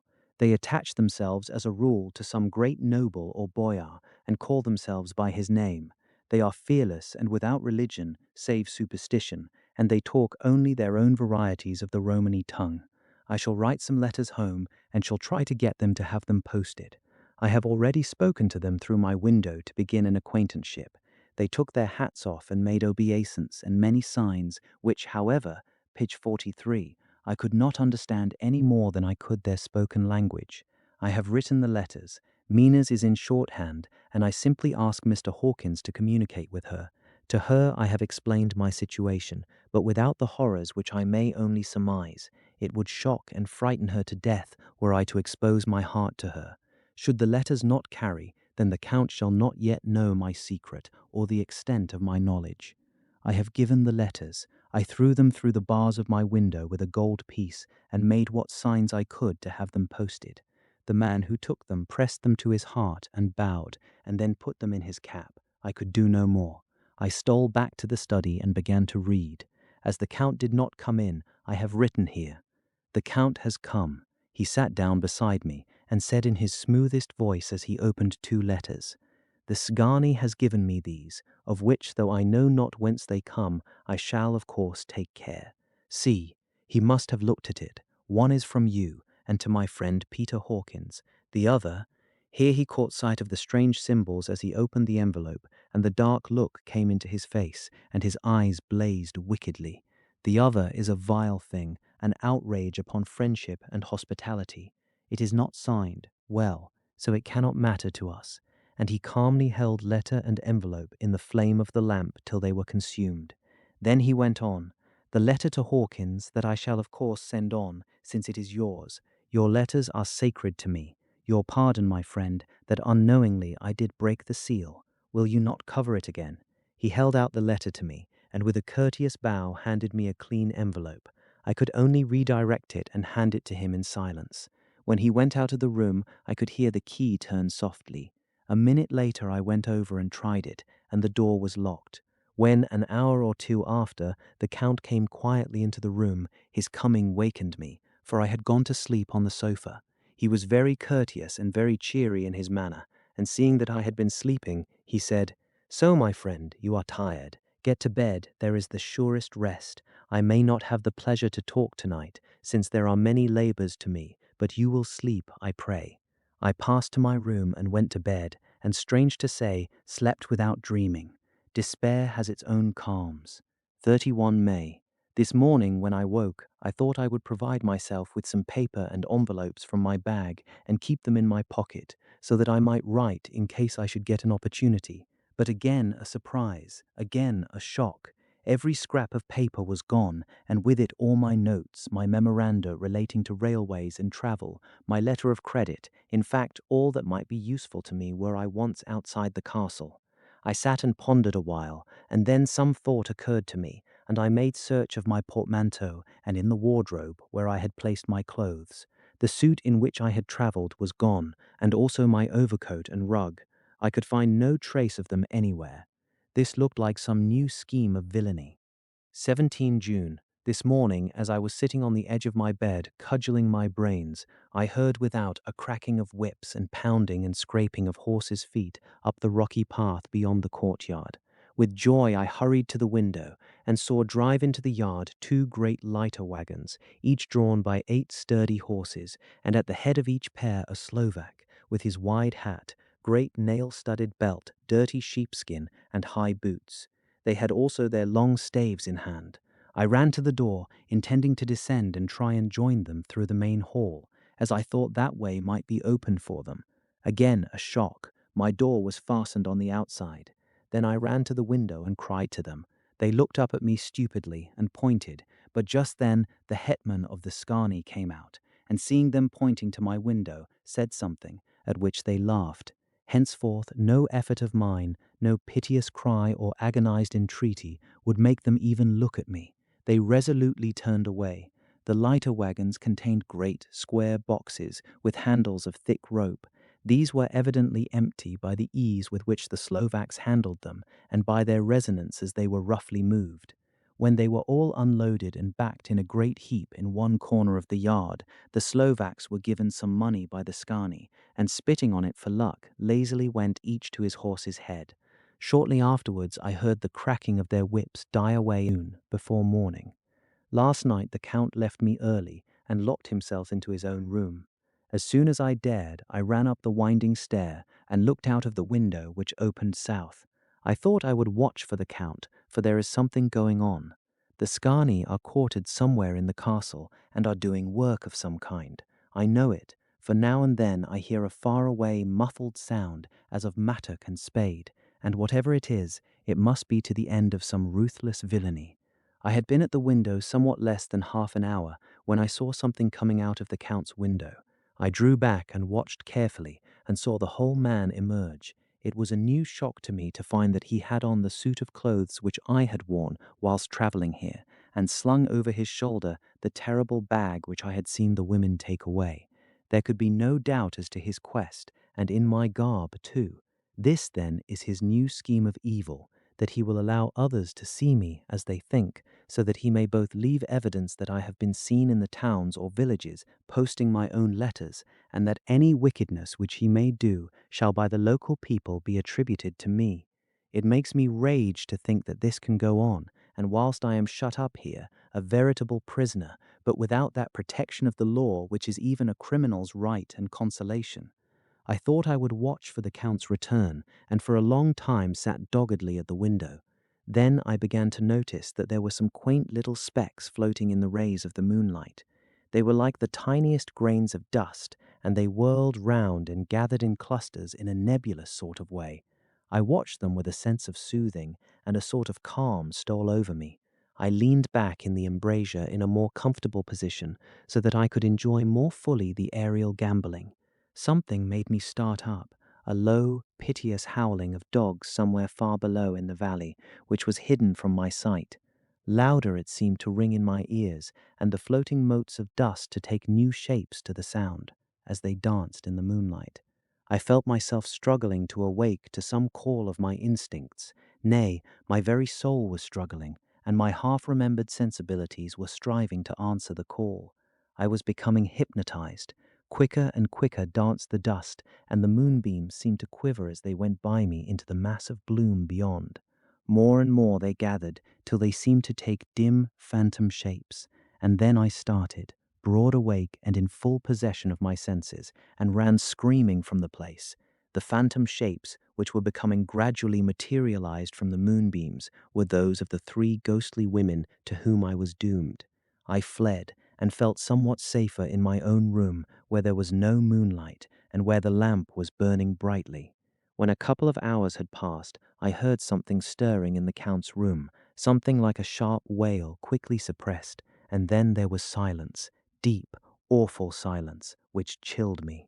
With a beating heart, I tried the door, but I was locked in my prison and could do nothing. I sat down and simply cried. As I sat, I heard a sound in the courtyard without, the agonized cry of a woman. I rushed to the window and, throwing it up, peered out between the bars. There indeed was a woman with disheveled hair, holding her hands over her heart as one distressed with running. She was leaning against a corner of the gateway. When she saw my face at the window, she threw herself forward and shouted in a voice laden with menace, "Monster, give me my child!" She threw herself on her knees and, raising up her hands, cried the same words in tones which wrung my heart. Then she tore her hair and beat her breast and abandoned herself to all the violences of extravagant emotion. Finally, she threw herself forward, and though I could not see her, I could hear the beating of her naked hands against the door. Somewhere high overhead, probably on the tower, I heard the voice of the Count calling in his harsh, metallic whisper. His call seemed to be answered from far and wide by the howling of wolves. Before many minutes had passed, a pack of them poured, like a pent-up dam when liberated, through the wide entrance into the courtyard. There was no cry from the woman, and the howling of the wolves was but short. Before long they streamed away singly, licking their lips.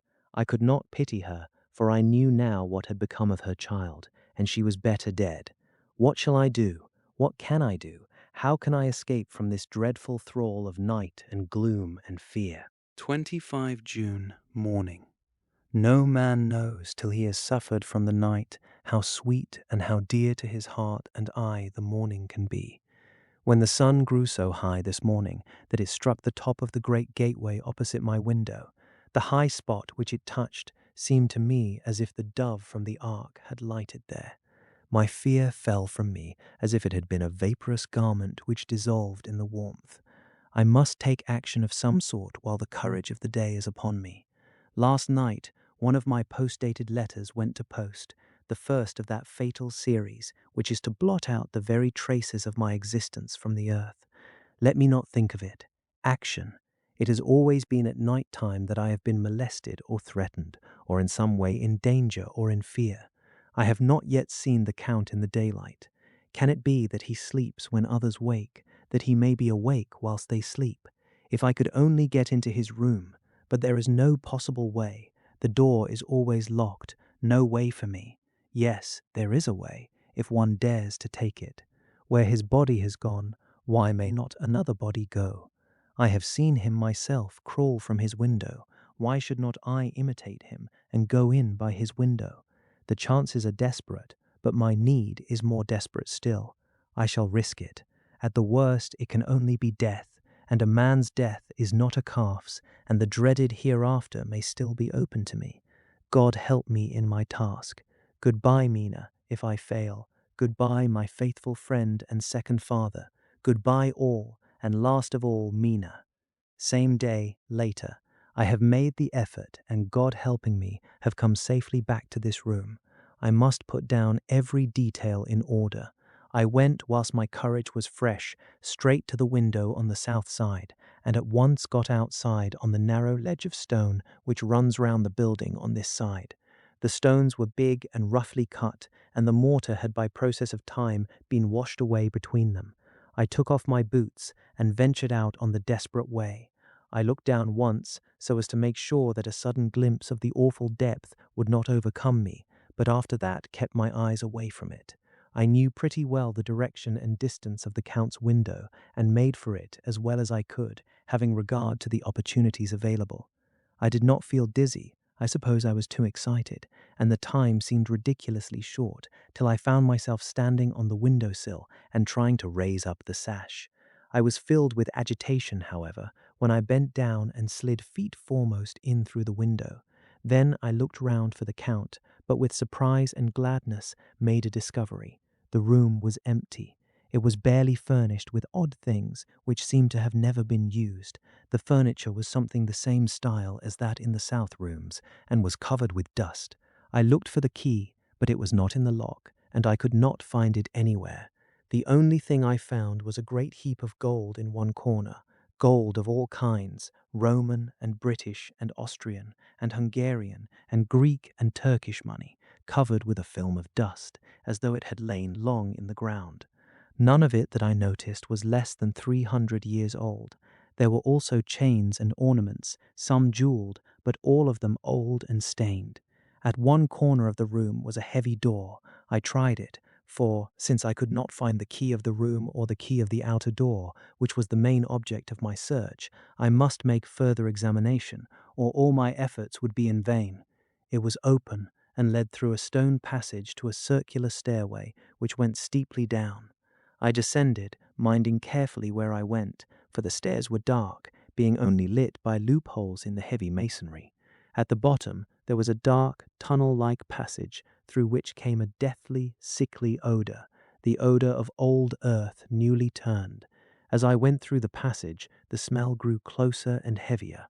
At last I pulled open a heavy door which stood ajar, and found myself in an old, ruined chapel, which had evidently been used as a graveyard.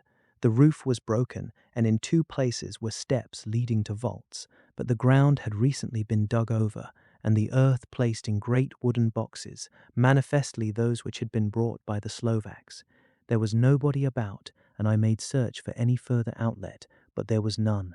Then I went over every inch of the ground, so as not to lose a chance. I went down even into the vaults, where the dim light struggled, although to do so was dread to my very soul. Into 2 of these I went, but saw nothing except fragments of old coffins and piles of dust. In the 3rd, however, I made a discovery. There, in one of the great boxes, of which there were 50 in all, on a pile of newly dug earth, lay the Count. He was either dead or asleep, I could not say which, for the eyes were open and stony, but without the glassiness of death, and the cheeks had the warmth of life through all their pallor, and the lips were as red as ever. But there was no sign of movement, no pulse, no breath, no beating of the heart. I bent over him and tried to find any sign of life, but in vain. He could not have lain there long, for the earthy smell would have passed away in a few hours. By the side of the box was its cover, pierced with holes here and there. I thought he might have the keys on him, but when I went to search, I saw the dead eyes, and in them, dead though they were, such a look of hate, though unconscious of me or my presence, that I fled from the place, and leaving the Count's room by the window, crawled again up the castle wall. Regaining my own chamber, I threw myself panting upon the bed, and tried to think. 29 June. Today is the date of my last letter, and the Count has taken steps to prove that it was genuine, for again I saw him leave the castle by the same window, and in my clothes. As he went down the wall, lizard fashion, I wished I had a gun or some lethal weapon, that I might destroy him, but I fear that no weapon wrought alone by man's hand would have any effect on him. I dared not wait to see him return, for I feared to see those weird sisters. I came back to the library, and read there till I fell asleep. I was awakened by the Count, who looked at me as grimly as a man can look, as he said, "Tomorrow, my friend, we must part. You return to your beautiful England, I to some work which may have such an end that we may never meet. Your letter home has been dispatched. Tomorrow I shall not be here, but all shall be ready for your journey. In the morning come the Skani, who have some labours of their own here, and also come some Slovaks. When they have gone, my carriage shall come for you, and shall bear you to the Borgo Pass to meet the diligence from Bukovina to Bistritz. But I am in hopes that I shall see more of you at Castle Dracula." I suspected him, and determined to test his sincerity. Sincerity! It seems like a profanation of the word to write it in connection with such a monster, so I asked him point blank, "Why may I not go tonight?" "Because, dear sir, my coachman and horses are away on a mission. But I would walk with pleasure. I want to get away at once." He smiled, such a soft, smooth, diabolical smile that I knew there was some trick behind his smoothness. He said, "And your baggage? I do not care about it. I can send for it some other time." The Count stood up and said with a sweet courtesy which made me rub my eyes, it seemed so real, "You English have a saying which is close to my heart, for its spirit is that which rules our boyars. Welcome the coming, speed the parting guest. Come with me, my dear young friend. Not an hour shall you wait in my house against your will, though sad am I at your going, and that you so suddenly desire it. Come." With a stately gravity, he, with the lamp, preceded me down the stairs and along the hall. Suddenly he stopped. Hark! Close at hand came the howling of many wolves. It was almost as if the sound sprang up at the raising of his hand, just as the music of a great orchestra seems to leap under the baton of the conductor.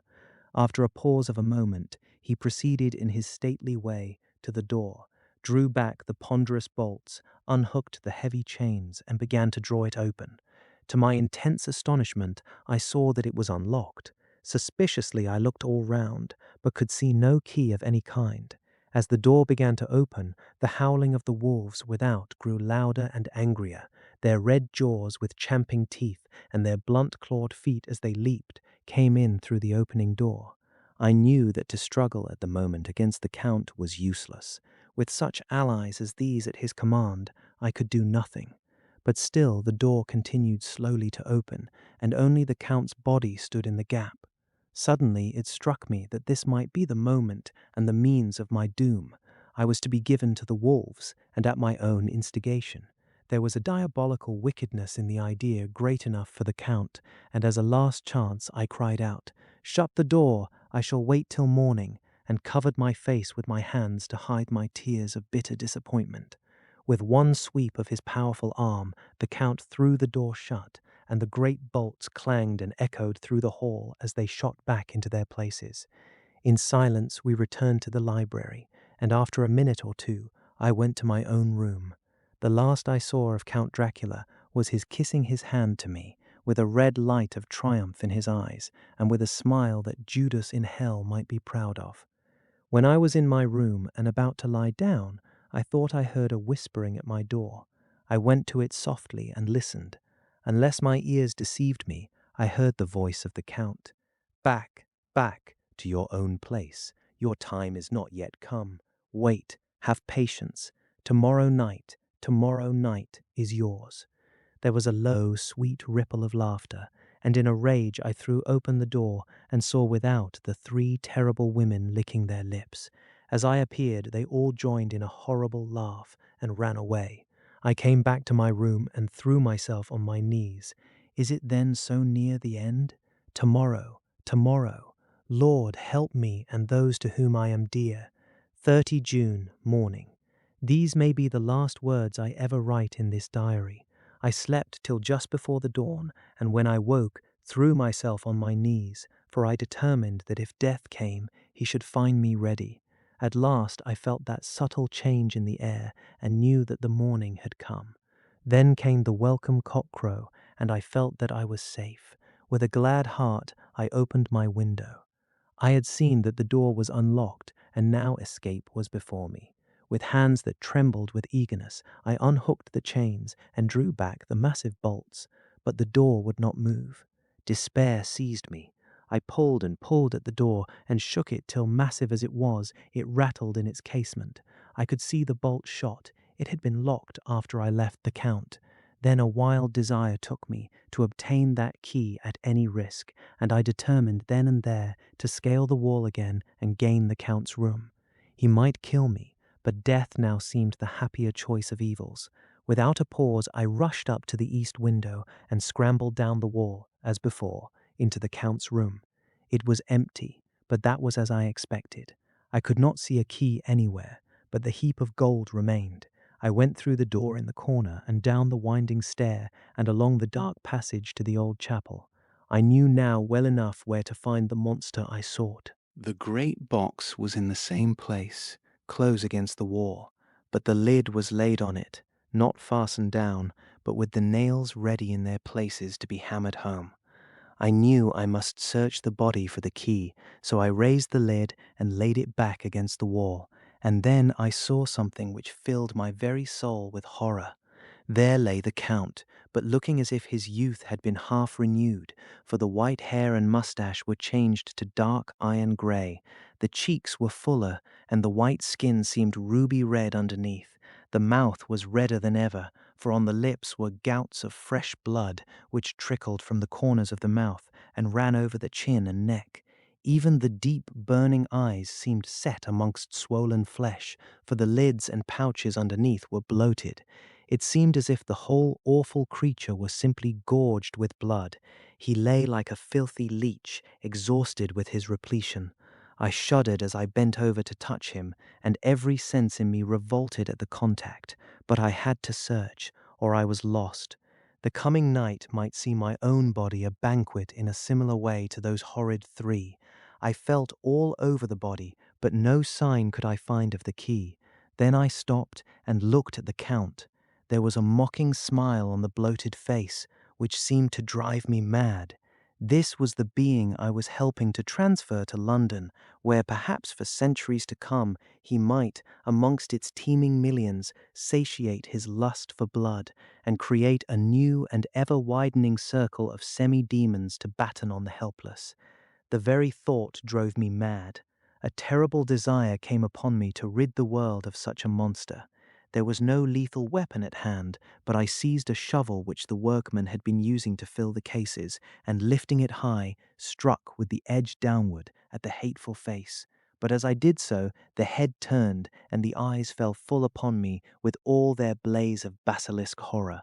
The sight seemed to paralyze me, and the shovel turned in my hand and glanced from the face, merely making a deep gash above the forehead. The shovel fell from my hand across the box, and as I pulled it away, the flange of the blade caught the edge of the lid, which fell over again and hid the horrid thing from my sight. The last glimpse I had was of the bloated face, blood-stained and fixed with a grin of malice which would have held its own in the nethermost hell. I thought and thought what should be my next move, but my brain seemed on fire, and I waited with a despairing feeling growing over me. As I waited, I heard in the distance a gypsy song sung by merry voices coming closer, and through their song the rolling of heavy wheels and the cracking of whips. The Scani and the Slovaks of whom the Count had spoken were coming. With a last look round and at the box which contained the vile body, I ran from the place and gained the Count's room, determined to rush out at the moment the door should be opened. With strained ears I listened, and heard downstairs the grinding of the key in the great lock and the falling back of the heavy door. There must have been some other means of entry, or someone had a key for one of the locked doors. Then there came the sound of many feet tramping and dying away in some passage, which sent up a clanging echo. I turned to run down again towards the vault, where I might find the new entrance, but at that moment there seemed to come a violent puff of wind, and the door to the winding stair blew to with a shock that set the dust from the lintels flying. When I ran to push it open, I found that it was hopelessly fast. I was again a prisoner, and the net of doom was closing round me more closely. As I write, there is in the passage below a sound of many tramping feet and the crash of weights being set down heavily, doubtless the boxes with their freight of earth. There is a sound of hammering. It is the box being nailed down. Now I can hear the heavy feet tramping again along the hall, with many other idle feet coming behind them. The door is shut, and the chains rattle. There is a grinding of the key in the lock. I can hear the key withdrawn. Then another door opens and shuts. I hear the creaking of lock and bolt. Hark! In the courtyard and down the rocky way the roll of heavy wheels, the crack of whips, and the chorus of the Sgani as they pass into the distance. I am alone in the castle with those awful women. For Mina is a woman, and there is naught in common. They are devils of the pit. I shall not remain alone with them. I shall try to scale the castle wall farther than I have yet attempted. I shall take some of the gold with me, lest I want it later. I may find a way from this dreadful place, and then away for home, away to the quickest and nearest train, away from this cursed spot, from this cursed land, where the devil and his children still walk with earthly feet. At least God's mercy is better than that of these monsters, and the precipice is steep and high. At its foot a man may sleep as a man. Goodbye all. Mina. Chapter 5. Letter from Miss Mina Murray to Miss Lucy Westenra. 9 May. My dearest Lucy, forgive my long delay in writing, but I have been simply overwhelmed with work. The life of an assistant schoolmistress is sometimes trying. I am longing to be with you, and by the sea, where we can walk together freely and build our castles in the air. I have been working very hard lately because I want to keep up with Jonathan's studies, and I have been practicing shorthand very assiduously. When we are married, I shall be able to be useful to Jonathan, and if I can stenograph well enough, I can take down what he wants to say in this way and write it out for him on the typewriter, at which I am also practicing very hard. He and I sometimes write letters in shorthand, and he is keeping a stenographic journal of his travels abroad. When I am with you, I shall keep a diary in the same way. I don't mean one of those 2 pages to the week with Sunday squeezed in a corner diaries, but a sort of journal which I can write in whenever I feel inclined. I do not suppose there will be much of interest to other people, but it is not intended for them. I may show it to Jonathan some day if there is in it anything worth sharing, but it is really an exercise book. I shall try to do what I see lady journalists do, interviewing and writing descriptions and trying to remember conversations. I am told that, with a little practice, one can remember all that goes on or that one hears said during a day. However, we shall see. I shall tell you all my little plans when we meet. I have just had a few hurried lines from Jonathan from Transylvania. He is well and will be returning in about a week. I am longing to hear all his news. It must be so nice to see strange countries. I wonder if we, I mean Jonathan and I, shall ever see them together. There is the 10 o'clock bell ringing. Goodbye. Your loving Mina. Tell me all the news when you write. You have not told me anything for a long time. I hear rumors, and especially of a tall, handsome, curly-haired man. Letter, Lucy Westenra to Mina Murray. 17 Chatham Street, Wednesday. My dearest Mina, I must say you tax me very unfairly with being a bad correspondent. I wrote to you twice since we parted, and your last letter was only your second. Besides, I have nothing to tell you. There is really nothing to interest you. Town is very pleasant just now, and we go a good deal to picture galleries and for walks and rides in the park. As to the tall, curly-haired man, I suppose it was the one who was with me at the last pop. Someone has evidently been telling tales. That was Mr. Holmwood. He often comes to see us, and he and Mama get on very well together. They have so many things to talk about in common. We met some time ago a man that would just do for you, if you were not already engaged to Jonathan. He is an excellent party, being handsome, well off, and of good birth. He is a doctor and really clever. Just fancy, he is only 29, and he has an immense lunatic asylum, all under his own care. Mr. Holmwood introduced him to me, and he called here to see us, and often comes now. I think he is one of the most resolute men I ever saw, and yet the most calm. He seems absolutely imperturbable. I can fancy what a wonderful power he must have over his patients. He has a curious habit of looking one straight in the face, as if trying to read one's thoughts. He tries this on very much with me, but I flatter myself he has got a tough nut to crack. I know that from my glass. Do you ever try to read your own face? I do, and I can tell you it is not a bad study, and gives you more trouble than you can well fancy if you have never tried it. He says that I afford him a curious psychological study, and I humbly think I do. I do not, as you know, take sufficient interest in dress to be able to describe the new fashions. Dress is a bore. That is slang again, but never mind. Arthur says that every day. There, it is all out. Mina, we have told all our secrets to each other since we were children. We have slept together and eaten together, and laughed and cried together. And now, though I have spoken, I would like to speak more. Oh, Mina, couldn't you guess? I love him. I am blushing as I write, for although I think he loves me, he has not told me so in words. But oh, Mina, I love him. I love him. I love him. There, that does me good. I wish I were with you, dear, sitting by the fire, undressing, as we used to sit, and I would try to tell you what I feel. I do not know how I am writing this even to you. I am afraid to stop, or I should tear up the letter, and I don't want to stop, for I do so want to tell you all. Let me hear from you at once, and tell me all that you think about it. Mina, I must stop. Good night. Bless me in your prayers, and Mina, pray for my happiness. Lucy. P.S. I need not tell you this is a secret. Good night again. L. Letter Lucy Westenra to Mina Murray. 24 May. My dearest Mina, thanks and thanks and thanks again for your sweet letter. It was so nice to be able to tell you and to have your sympathy. My dear, it never rains but it pours. How true the old proverbs are. Here am I, who will be 20 in September, and yet I never had a proposal till today. Not a real proposal, and today I have had 3. Just fancy, 3 proposals in one day. Isn't it awful? I feel sorry, really and truly sorry, for 2 of the poor fellows.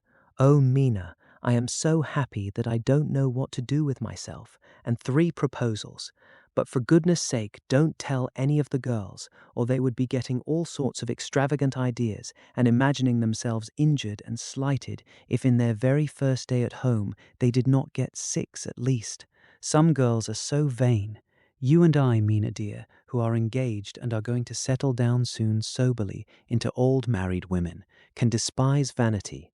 Well, I must tell you about the 3, but you must keep it a secret, dear, from every one, except, of course, Jonathan. You will tell him, because I would, if I were in your place, certainly tell Arthur. A woman ought to tell her husband everything. Don't you think so, dear? And I must be fair.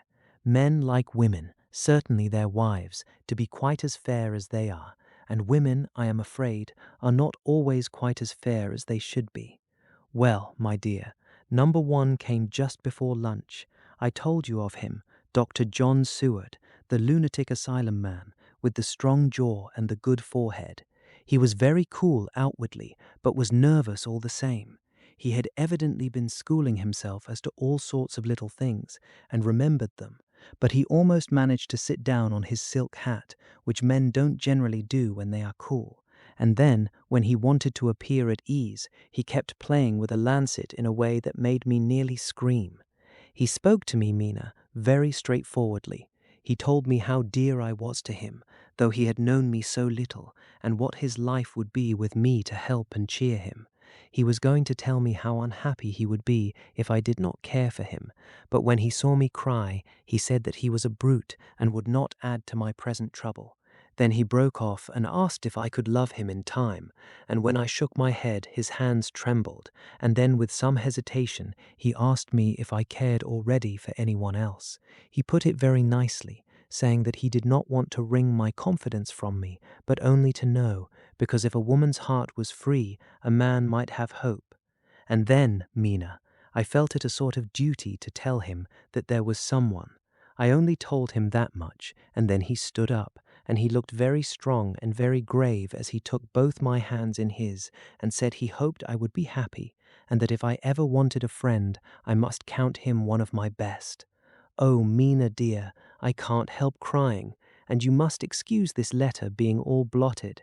Being proposed to is all very nice and all that sort of thing, but it isn't at all a happy thing when you have to see a poor fellow, whom you know loves you honestly, going away and looking all broken-hearted, and to know that, no matter what he may say at the moment, you are passing quite out of his life. My dear, I must stop here at present. I feel so miserable, though I am so happy. Evening.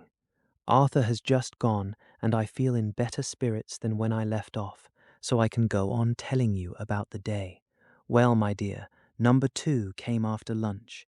He is such a nice fellow, an American from Texas, and he looks so young and so fresh that it seems almost impossible that he has been to so many places and has had such adventures. I sympathize with poor Desdemona when she had such a dangerous stream poured in her ear, even by a black man. I suppose that we women are such cowards that we think a man will save us from fears and we marry him. I know now what I would do if I were a man and wanted to make a girl love me. No, I don't, for there was Mr. Morris telling us his stories, and Arthur never told any, and yet, my dear, I am somewhat previous. Mr. Quincy P. Morris found me alone. It seems that a man always does find a girl alone. No, he doesn't, for Arthur tried twice to make a chance, and I helping him all I could. I am not ashamed to say it now. I must tell you beforehand that Mr. Morris doesn't always speak slang. That is to say, he never does so to strangers or before them, for he is really well educated and has exquisite manners. But he found out that it amused me to hear him talk American slang, and whenever I was present and there was no one to be shocked, he said such funny things. I am afraid, my dear, he has to invent it all, for it fits exactly into whatever else he has to say. But this is a way slang has. I do not know myself if I shall ever speak slang. I do not know if Arthur likes it, as I have never heard him use any as yet. Well, Mr. Morris sat down beside me and looked as happy and jolly as he could, but I could see all the same that he was very nervous. He took my hand in his and said ever so sweetly, "Miss Lucy, I know I ain't good enough to regulate the fixins of your little shoes, but I guess if you wait till you find a man that is, you will go join them 7 young women with the lamps when you quit. Won't you just hitch up alongside of me and let us go down the long road together, driving in double harness?" Well, he did look so good-humored and so jolly that it didn't seem half so hard to refuse him as it did poor Dr. Seward. So I said, as lightly as I could, that I did not know anything of hitching, and that I wasn't broken to harness at all yet. Then he said that he had spoken in a light manner, and he hoped that if he had made a mistake in doing so on so grave, so momentous an occasion for him, I would forgive him. He really did look serious when he was saying it, and I couldn't help feeling a bit serious too. I know, Mina, you will think me a horrid flirt, though I couldn't help feeling a sort of exultation that he was number 2 in one day. And then, my dear, before I could say a word, he began pouring out a perfect torrent of love-making, laying his very heart and soul at my feet. He looked so earnest over it that I shall never again think that a man must be playful always, and never earnest, because he is merry at times. I suppose he saw something in my face which checked him, for he suddenly stopped and said with a sort of manly fervour that I could have loved him for if I had been free. "Lucy, you are an honest-hearted girl, I know. I should not be here speaking to you as I am now if I did not believe you clean grit right through to the very depths of your soul. Tell me, like one good fellow to another, is there anyone else that you care for? And if there is, I'll never trouble you a hair's breadth again, but will be, if you will let me, a very faithful friend." My dear Mina, why are men so noble when we women are so little worthy of them? Here was I almost making fun of this great-hearted, true gentleman. I burst into tears. I am afraid, my dear, you will think this is a very sloppy letter in more ways than one, and I really felt very badly. Why can't they let a girl marry 3 men, or as many as want her, and save all this trouble? But this is heresy, and I must not say it. I am glad to say that though I was crying, I was able to look into Mr. Morris's brave eyes, and I told him out straight, yes, there is someone I love, though he has not told me yet that he even loves me. I was right to speak to him so frankly, for quite a light came into his face, and he put out both his hands and took mine, I think I put them into his, and said in a hearty way, "That's my brave girl. It's better worth being late for a chance of winning you than being in time for any other girl in the world. Don't cry, my dear. If it's for me, I'm a hard nut to crack, and I take it standing up. If that other fellow doesn't know his happiness, well, he'd better look for it soon, or he'll have to deal with me. Little girl, your honesty and pluck have made me a friend, and that's rarer than a lover. It's more unselfish anyhow. My dear, I'm going to have a pretty lonely walk between this and Kingdom Come. Won't you give me one kiss? It'll be something to keep off the darkness now and then. You can, you know, if you like, for that other good fellow. He must be a good fellow, my dear, and a fine fellow, or you could not love him. Hasn't spoken yet. That quite won me, Mina, for it was brave and sweet of him, and noble, too, to a rival, wasn't it? And he so sad. So I leant over and kissed him. He stood up with my 2 hands in his, and as he looked down into my face, I am afraid I was blushing very much, he said, "Little girl, I hold your hand, and you've kissed me, and if these things don't make us friends, nothing ever will. Thank you for your sweet honesty to me, and goodbye." He wrung my hand, and taking up his hat, went straight out of the room without looking back, without a tear or a quiver or a pause, and I am crying like a baby. Oh, why must a man like that be made unhappy when there are lots of girls about who would worship the very ground he trod on? I know I would if I were free, only I don't want to be free. My dear, this quite upset me, and I feel I cannot write of happiness just at once, after telling you of it, and I don't wish to tell of the number 3 till it can all be happy. Ever your loving Lucy. P.S. Oh, about number 3, I needn't tell you of number 3, need I? Besides, it was all so confused. It seemed only a moment from his coming into the room till both his arms were round me and he was kissing me. I am very, very happy, and I don't know what I have done to deserve it. I must only try in the future to show that I am not ungrateful for all his goodness to me in sending to me such a lover, such a husband, and such a friend. Goodbye. Dr. Seward's diary, kept in phonograph. 25 April. Ebb tide in appetite today.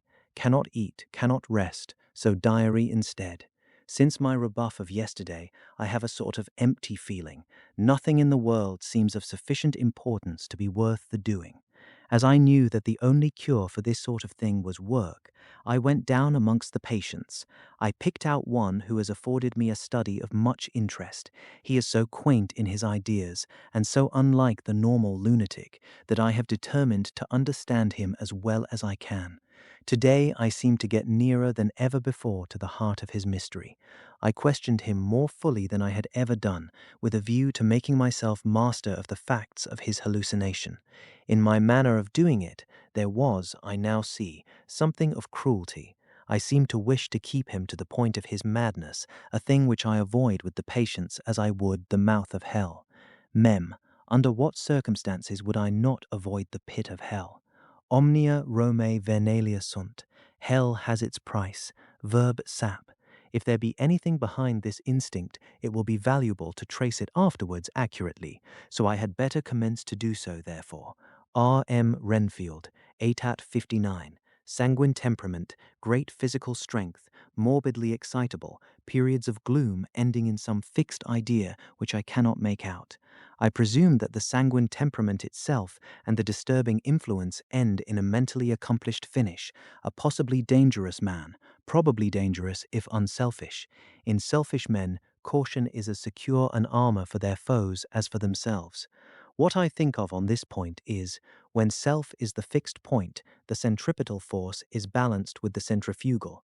When duty, a cause, etc., is the fixed point, the latter force is paramount, and only accident or a series of accidents can balance it. Letter Quincy P. Morris to Honorable Arthur Homewood. 25 May. My dear Art, we've told yarns by the campfire in the prairies, and dressed one another's wounds after trying a landing at the Marquesas, and drunk healths on the shore of Titicaca. There are more yarns to be told, and other wounds to be healed, and another health to be drunk. Won't you let this be at my campfire tomorrow night? I have no hesitation in asking you, as I know a certain lady is engaged to a certain dinner party, and that you are free. There will only be one other, our old pal at the Korea, Jack Seward. He's coming too, and we both want to mingle our weeps over the wine cup, and to drink a health with all our hearts to the happiest man in all the wide world, who has won the noblest heart that God has made, and the best worth winning. We promise you a hearty welcome and a loving greeting, and a health as true as your own right hand. We shall both swear to leave you at home if you drink too deep to a certain pair of eyes. Come. Yours as ever and always, Q. P. Morris.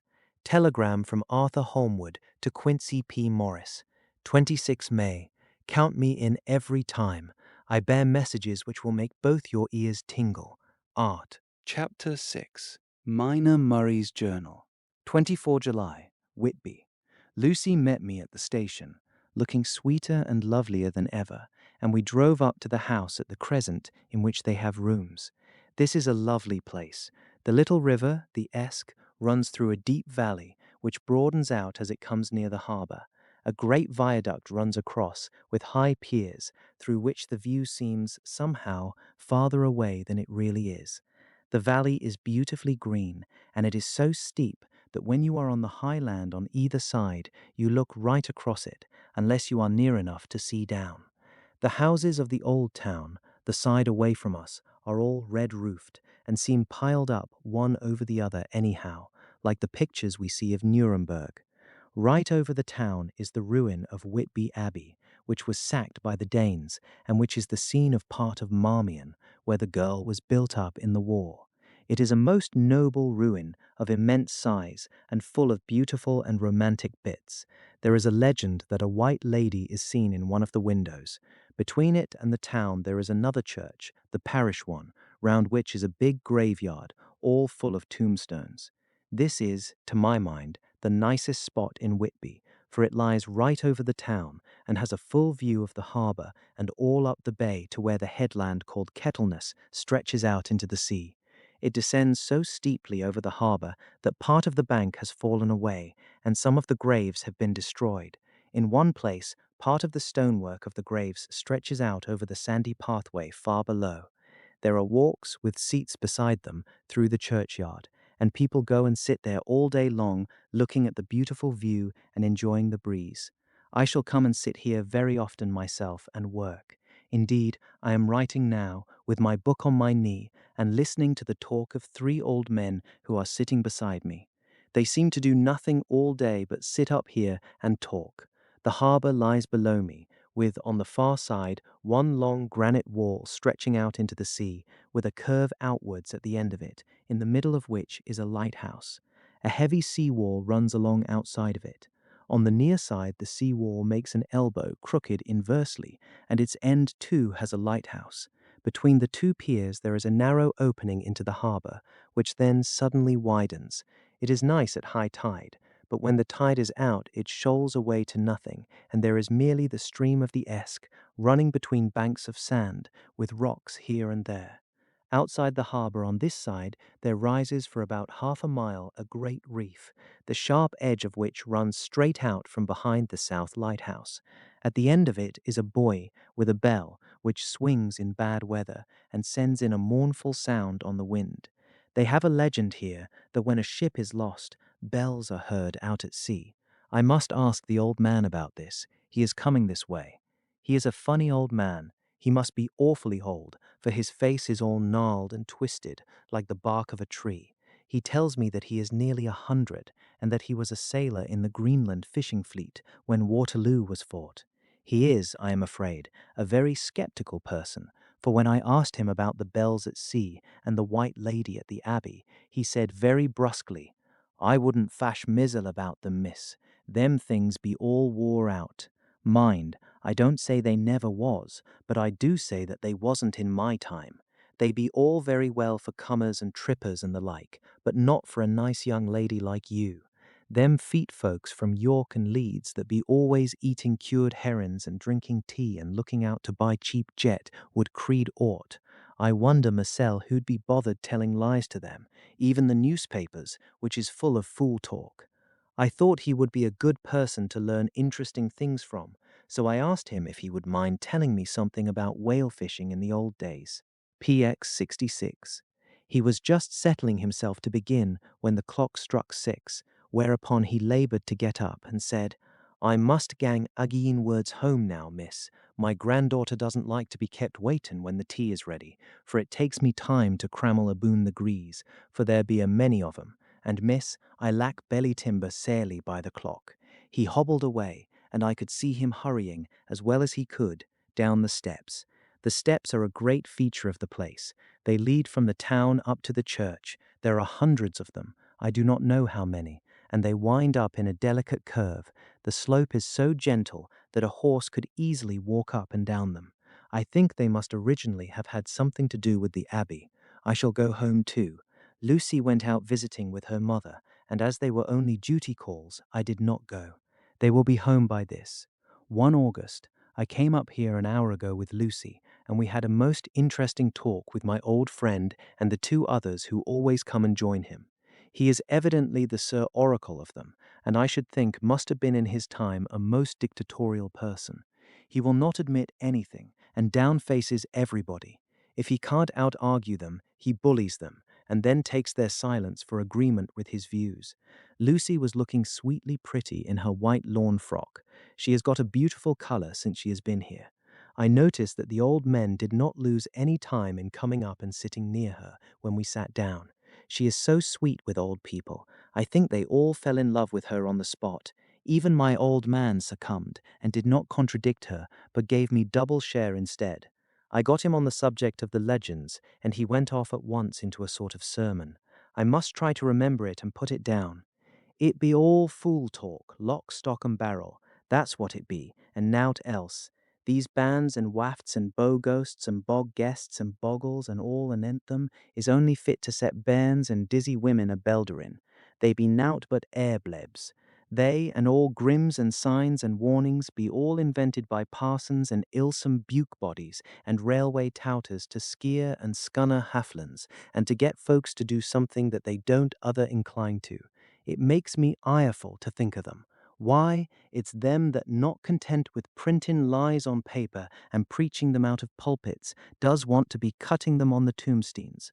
Look here all round you, in what airt ye will. All them steens, holding up their heads as well as they can out of their pride, is a cant, simply tumbling down with the weight of the lies wrote on them. Here lies the body, or sacred to the memory, wrote on all of them, and yet in nigh half of them there bean't no bodies at all, and the memories of them bean't cared a pinch of snuff about, much less sacred. Lies all of them, nothing but lies of one kind or another. My Gog, but it'll be a quare scowdament at the day of judgment, when they come tumbling up here in their death sarks, all joped together and trying to drag their tombstones with them to prove how good they was. Some of them trimmeling and dithering, with their hands that dozened and slippy from lying in the sea, that they can't even keep their grup of them. I could see from the old fellow's self-satisfied air and the way in which he looked round for the approval of his cronies that he was showing off, so I put in a word to keep him going. "Oh, Mr. Swales, you can't be serious. Surely these tombstones are not all wrong. Yablins, there may be a poorish few not wrong, savin' where they make out the people too good, for there be folk that do think a balm bowl be like the sea, if only it be their own. The whole thing be only lies. Now look you here, you come here a stranger, and you see this kirk-garth." I nodded, for I thought it better to assent, though I did not quite understand his dialect. I knew it had something to do with the church. He went on, "And you consate that all these steens be a boon folk that be happed here, snod and snog." I assented again. "Then that be just where the lie comes in. Why, there be scores of these lay-beds that be tomb as old Dunn's bacoffers on Friday night." He nudged one of his companions, and they all laughed. "And my Gog, how could they be otherwise? Look at that one, the aftest abaft the beer bank. Read it."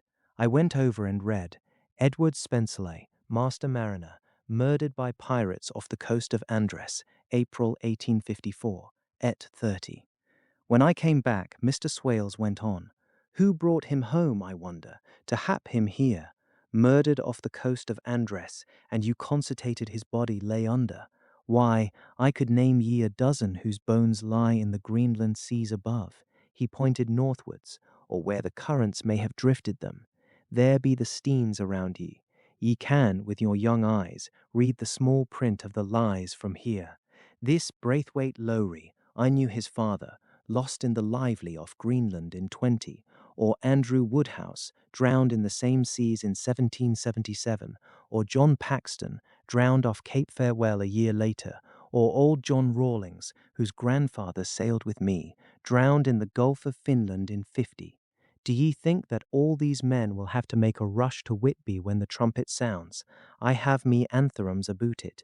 I tell ye that when they got here, they'd be jomling and jostling one another that way, that it'd be like a fight upon the ice in the old days, when we'd be at one another from daylight to dark, and trying to tie up our cuts by the light of the aurora borealis.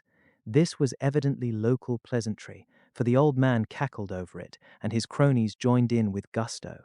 But, I said, surely you are not quite correct, for you start on the assumption that all the poor people, or their spirits, will have to take their tombstones with them on the day of judgment. Do you think that will be really necessary? Well, what else be they tombstones for? Answer me that, miss. To please their relatives, I suppose. To please their relatives, you suppose. This he said with intense scorn. How will it pleasure their relatives to know that lies is wrote over them, and that everybody in the place knows that they be lies? He pointed to a stone at our feet, which had been laid down as a slab, on which the seat was rested, close to the edge of the cliff. Read the lines on that thruffstein, he said. The letters were upside down to me from where I sat, but Lucy was more opposite to them, so she leant over and read, "Sacred to the memory of George Cannon, who died in the hope of a glorious resurrection on July 29th, 1873, falling from the rocks at Kettleness. This tomb is erected by his sorrowing mother to her dearly beloved son. He was the only son of his mother, and she was a widow." Really, Mr. Swales, I don't see anything very funny in that. She spoke her comment very gravely and somewhat severely. Ye don't see aught funny, ha ha, but that's because ye don't gom the sorrowing mother was a hellcat that hated him because he was a crooked, a regular lammeter he was, and he hated her so that he committed suicide in order that she mightn't get an insurance she put on his life. He blew nigh the top of his head off with an old musket that they had for scaring the crows with. 'Twan't for crows then, for it brought the clegs and the doups to him. That's the way he fell off the rocks, and as to hopes of a glorious resurrection, I've often heard him say mazel, that he hoped he'd go to hell, for his mother was so pious that she'd be sure to go to heaven, and he didn't want to addle where she was. Now isn't that Steen at any rate? He hammered it with his stick as he spoke. A pack of lies. And won't it make Gabriel keckle when Geordie comes panting up the grease with the tombstone balanced on his hump and asks it to be took as evidence? I did not know what to say, but Lucy turned the conversation as she said, rising up, "Oh, why did you tell us of this? It is my favourite seat, and I cannot leave it. And now I find I must go on sitting over the grave of a suicide. That won't harm ye, my pretty, and it may make poor Geordie gladsome to have so trim a lass sitting on his lap. That won't hurt ye. Why, I've sat here off and on for nigh 20 years past, and it hasn't done me no harm. Don't ye fash about them as lies under ye, or that doesn't lie there either. It'll be time for ye to be getting scart when ye see the tombstones all run away with, and the place as bare as a stubble field. There's the clock, and I must gang. My service to ye, ladies." And off he hobbled. Lucy and I sat a while, and it was all so beautiful before us that we took hands as we sat, and she told me all over again about Arthur and their coming marriage. That made me just a little heartsick, for I haven't heard from Jonathan for a whole month. The same day, I came up here alone, for I am very sad. There was no letter for me. I hope there cannot be anything the matter with Jonathan. The clock has just struck 9. I see the lights scattered all over the town, sometimes in rows where the streets are, and sometimes singly. They run right up the Esk and die away in the curve of the valley. To my left, the view is cut off by a black line of roof of the old house next the abbey.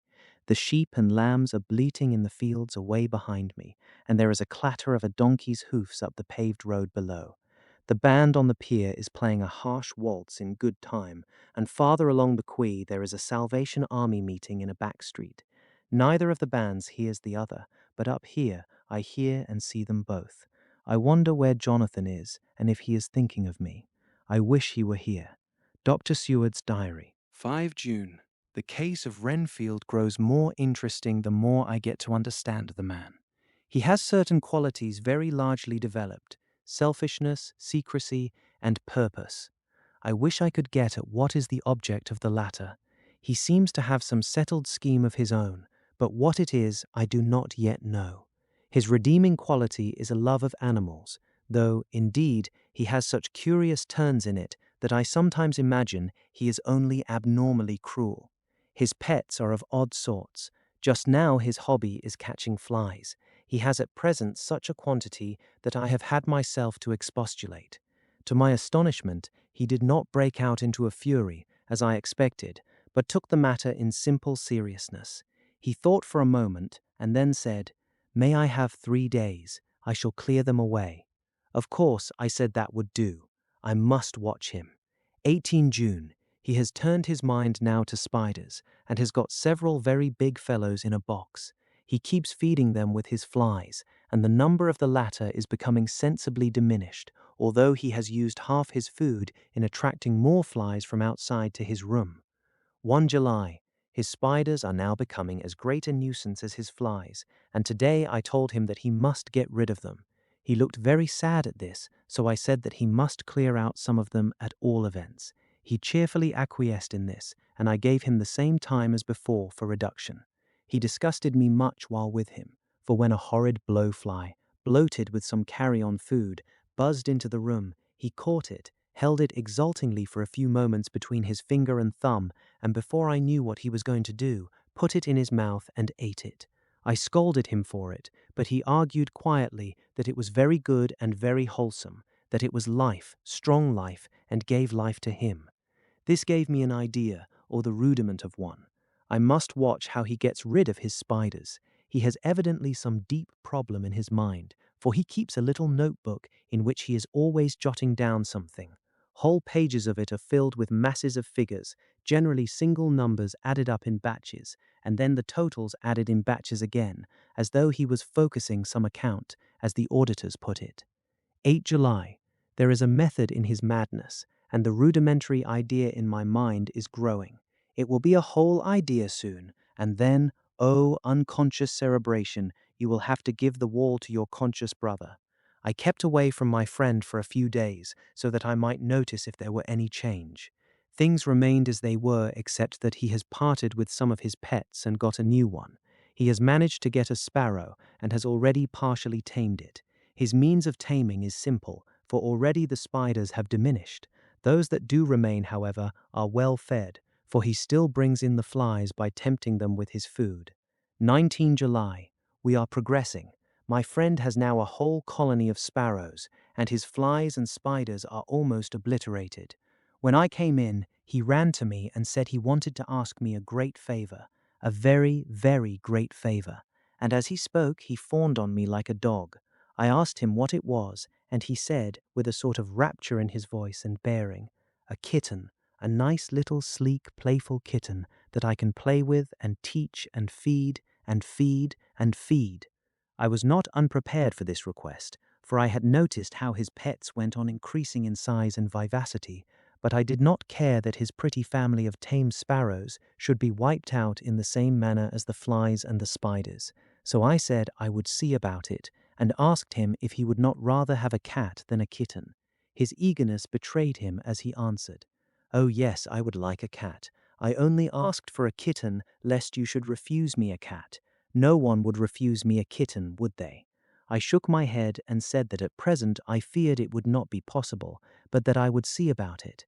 His face fell, and I could see a warning of danger in it, for there was a sudden, fierce, sidelong look which meant killing.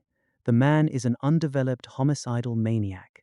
I shall test him with his present craving and see how it will work out. Then I shall know more. 10 p.m. I have visited him again and found him sitting in a corner brooding. When I came in, he threw himself on his knees before me and implored me to let him have a cat, that his salvation depended upon it. I was firm, however, and told him that he could not have it, whereupon he went without a word and sat down gnawing his fingers in the corner where I had found him. I shall see him in the morning early. 20 July. Visited Renfield very early, before the attendant went his rounds. Found him up and humming a tune. He was spreading out his sugar, which he had saved, in the window, and was manifestly beginning his fly-catching again, and beginning it cheerfully and with a good grace. I looked around for his birds, and not seeing them, asked him where they were. He replied, without turning round, that they had all flown away. There were a few feathers about the room, and on his pillow a drop of blood. I said nothing, but went and told the keeper to report to me if there were anything odd about him during the day. 11 a.m. The attendant has just been to me to say that Renfield has been very sick and has disgorged a whole lot of feathers. My belief is, doctor, he said, that he has eaten his birds, and that he just took and ate them raw. 11 p.m. I gave Renfield a strong opiate tonight, enough to make even him sleep, and took away his pocketbook to look at it. The thought that has been buzzing about my brain lately is complete, and the theory proved. My homicidal maniac is of a peculiar kind. I shall have to invent a new classification for him and call him a zoophagous, life-eating maniac. What he desires is to absorb as many lives as he can, and he has laid himself out to achieve it in a cumulative way. He gave many flies to one spider and many spiders to one bird, and then wanted a cat to eat the many birds. What would have been his later steps? It would almost be worthwhile to complete the experiment. It might be done if there were only a sufficient cause. Men sneered at vivisection, and yet look at its results today. Why not advance science in its most difficult and vital aspect, the knowledge of the brain? Had I even the secret of one such mind, did I hold the key to the fancy of even one lunatic, I might advance my own branch of science to a pitch compared with which Burdon Sanderson's physiology or Ferrier's brain knowledge would be as nothing. If only there were a sufficient cause. I must not think too much of this, or I may be tempted. A good cause might turn the scale with me, for may not I too be of an exceptional brain, congenitally? How well the man reasoned. Lunatics always do within their own scope. I wonder at how many lives he values a man, or if at only one. He has closed the account most accurately, and today begun a new record. How many of us begin a new record with each day of our lives? To me, it seems only yesterday that my whole life ended with my new hope, and that truly I began a new record. So it will be until the great recorder sums me up and closes my ledger account with a balance to profit or loss. Oh, Lucy, Lucy, I cannot be angry with you, nor can I be angry with my friend whose happiness is yours. But I must only wait on hopeless and work. Work, work. If I only could have as strong a cause as my poor mad friend there, a good, unselfish cause to make me work, that would be indeed happiness. Mina Murray's Journal. 26 July. I am anxious, and it soothes me to express myself here. It is like whispering to oneself and listening at the same time. And there is also something about the shorthand symbols that makes it different from writing. I am unhappy about Lucy and about Jonathan.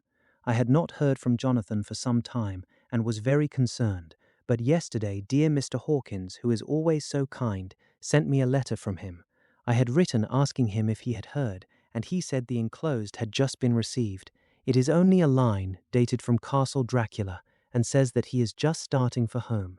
That is not like Jonathan. I do not understand it, and it makes me uneasy. Then, too, Lucy, although she is so well, has lately taken to her old habit of walking in her sleep. Her mother has spoken to me about it, and we have decided that I am to lock the door of our room every night. Mrs. Westenra has got an idea that sleepwalkers always go out on roofs of houses and along the edges of cliffs, and then get suddenly awakened and fall over with a despairing cry that echoes all over the place. Poor dear, she is naturally anxious about Lucy, and she tells me that her husband, Lucy's father, had the same habit, that he would get up in the night and dress himself and go out, if he were not stopped. Lucy is to be married in the autumn, and she is already planning out her dresses and how her house is to be arranged. I sympathize with her, for I do the same, only Jonathan and I will start in life in a very simple way, and shall have to try to make both ends meet. Mr. Holmwood, he is the Honourable Arthur Holmwood, only son of Lord Godalming, is coming up here very shortly, as soon as he can leave town, for his father is not very well, and I think dear Lucy is counting the moments till he comes. She wants to take him up to the seat on the churchyard cliff and show him the beauty of Whitby. I dare say it is the waiting which disturbs her. She will be all right when he arrives. 27 July. No news from Jonathan. I am getting quite uneasy about him, though why I should I do not know. But I do wish that he would write, if it were only a single line. Lucy walks more than ever, and each night I am awakened by her moving about the room. Fortunately, the weather is so hot that she cannot get cold, but still the anxiety and the perpetually being awakened is beginning to tell on me, and I am getting nervous and wakeful myself. Thank God, Lucy's health keeps up. Mr. Holmwood has been suddenly called to ring to see his father, who has been taken seriously ill. Lucy frets at the postponement of seeing him, but it does not touch her looks. She is a trifle stouter, and her cheeks are a lovely rose pink. She has lost that anemic look which she had. I pray it will all last. 3 August, another week gone, and no news from Jonathan, not even to Mr. Hawkins, from whom I have heard. Oh, I do hope he is not ill. He surely would have written. I look at that last letter of his, but somehow it does not satisfy me. It does not read like him, and yet it is his writing. There is no mistake of that. Lucy has not walked much in her sleep the last week, but there is an odd concentration about her which I do not understand. Even in her sleep, she seems to be watching me. She tries the door, and finding it locked, goes about the room searching for the key. 6 August, another 3 days and no news. This suspense is getting dreadful. If I only knew where to write to or where to go to, I should feel easier. But no one has heard a word of Jonathan since that last letter. I must only pray to God for patience. Lucy is more excitable than ever, but is otherwise well. Last night was very threatening, and the fishermen say that we are in for a storm. I must try to watch it and learn the weather signs. Today is a grey day, and the sun, as I write, is hidden in thick clouds high over Kettleness. Everything is grey, except the green grass, which seems like emerald amongst it. Grey earthy rock, grey clouds, tinged with the sunburst at the far edge, hang over the grey sea, into which the sand points stretch like grey fingers. The sea is tumbling in over the shallows and the sandy flats with a roar, muffled in the sea mists drifting inland. The horizon is lost in a grey mist. All is vastness. The clouds are piled up like giant rocks, and there is a brool over the sea that sounds like some presage of doom. Dark figures are on the beach here and there, sometimes half shrouded in the mist, and seem men like trees walking. The fishing boats are racing for home, and rise and dip in the ground swell as they sweep into the harbour, bending to the scuppers. Here comes old Mr. Swales. He is making straight for me, and I can see by the way he lifts his hat that he wants to talk. I have been quite touched by the change in the poor old man. When he sat down beside me, he said in a very gentle way, "I want to say something to you, miss." I could see he was not at ease, so I took his poor old wrinkled hand in mine and asked him to speak fully. So he said, leaving his hand in mine, "I'm afraid, my dearie, that I must have shocked you by all the wicked things I've been saying about the dead and such like, for weeks past. But I didn't mean them, and I want ye to remember that when I've gone, we old folks that be daffled, and with one foot abaft to the crockhool, don't altogether like to think of it, and we don't want to feel scart of it. And that's why I've took to making light of it, so that I'd cheer up my own heart a bit. But Lord love ye, miss, I ain't afraid of dying, not a bit, only I don't want to die if I can help it. My time must be nigh at hand now, for I be old, and 100 years is too much for any man to expect, and I'm so nigh it that the old man is already whetting his scythe. Ye see, I can't get out of the habit of carfing about it all at once. The shafts will wag as they be used to. Some day soon the angel of death will sound his trumpet for me. But don't ye do all and greet, my dearie, for he saw that I was crying. If he should come this very night, I'd not refuse to answer his call, for life be, after all, only a waiting for something else than what we're doing, and death be all that we can rightly depend on. But I'm content, for it's coming to me, my dearie, and coming quick. It may be coming while we be looking and wondering. Maybe it's in that wind out over the sea that's bringing with it loss and wreck and sore distress and sad hearts. Look, look, he cried suddenly. There's something in that wind and in the host beyond that sounds and looks and tastes and smells like death. It's in the air. I feel it coming. Lord, make me answer cheerful when my call comes. He held up his arms devoutly and raised his hat. His mouth moved as though he were praying. After a few minutes' silence, he got up, shook hands with me and blessed me, and said goodbye, and hobbled off. It all touched me and upset me very much. I was glad when the Coast Guard came along with his spyglass under his arm. He stopped to talk with me, as he always does, but all the time kept looking at a strange ship. "I can't make her out," he said. "She's a Russian by the look of her, but she's knocking about in the queerest way. She doesn't know her mind a bit. She seems to see the storm coming, but can't decide whether to run up north in the open or to put in here. Look there again. She is steered mighty strangely, for she doesn't mind the hand on the wheel, changes about with every puff of wind. We'll hear more of her before this time tomorrow." Chapter 7. Cutting from the Daily Graph, 8 August. Pasted in Mina Murray's journal. From a correspondent, Whitby. One of the greatest and suddenest storms on record has just been experienced here, with results both strange and unique. The weather had been somewhat sultry, but not to any degree uncommon in the month of August. Saturday evening was as fine as ever was known, and the great body of holiday-makers set out yesterday for visits to Mulgrave Woods, Robin Hood's Bay, Rig Mill, Runswick, Staithes, and the various trips in the neighbourhood of Whitby. The steamers Emma and Scarborough made excursions along the coast, and there was an unusual amount of tripping both to and from Whitby. The day was unusually fine till the afternoon, when some of the gossips who frequent the East Cliff churchyard and from that commanding eminence watch the wide sweep of sea visible to the north and east, called attention to a sudden show of mares' tails high in the sky to the northwest. The wind was then blowing from the southwest in the mild degree which in barometrical language is ranked number 2, light breeze. The Coast Guard on duty at once made report, and one old fisherman, who for more than half a century has kept watch on weather signs from the East Cliff, foretold in an emphatic manner the coming of a sudden storm. The approach of sunset was so very beautiful, so grand in its masses of splendidly coloured clouds, that there was quite an assemblage on the walk along the cliff in the old churchyard to enjoy the beauty. Before the sun dipped, page 78, below the black mass of Kettleness, standing boldly athwart the western sky, its downward way was marked by myriad clouds of every sunset colour, flame, purple, pink, green, violet, and all the tints of gold, with here and there masses not large, but seemingly of absolute blackness, in all sorts of shapes, as well outlined as colossal silhouettes. The experience was not lost on the painters, and doubtless some of the sketches of the prelude to the great storm will grace the RA and RI walls in May next. More than one captain made up his mind then and there that his cobble or his mule, as they term the different classes of boats, would remain in the harbour till the storm had passed.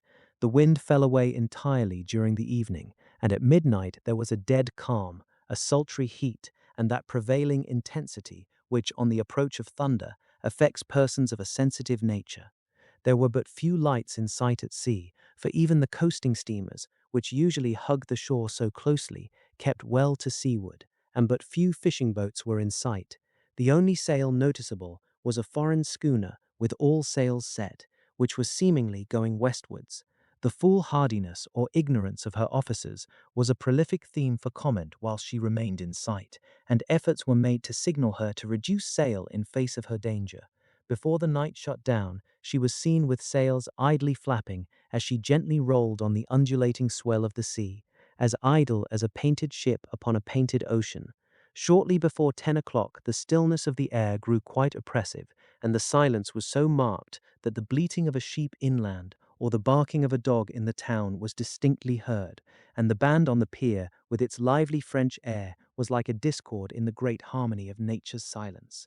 A little after midnight came a strange sound from over the sea, and high overhead the air began to carry a strange, faint, hollow booming.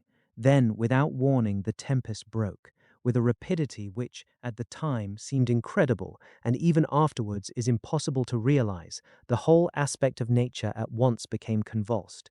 The waves rose in growing fury, each overtopping its fellow, till in a very few minutes the lately glassy sea was like a roaring and devouring monster. White-crested waves beat madly on the level sands and rushed up the shelving cliffs. Others broke over the piers, and with their spume swept the lanthorns of the lighthouses which rise from the end of either pier of Whitby harbour. The wind roared like thunder, and blew with such force that it was with difficulty that even strong men kept their feet, or clung with grim clasp to the iron stanchions. It was found necessary to clear the entire piers from the mass of onlookers, or else the fatalities of the night would have been increased manifold.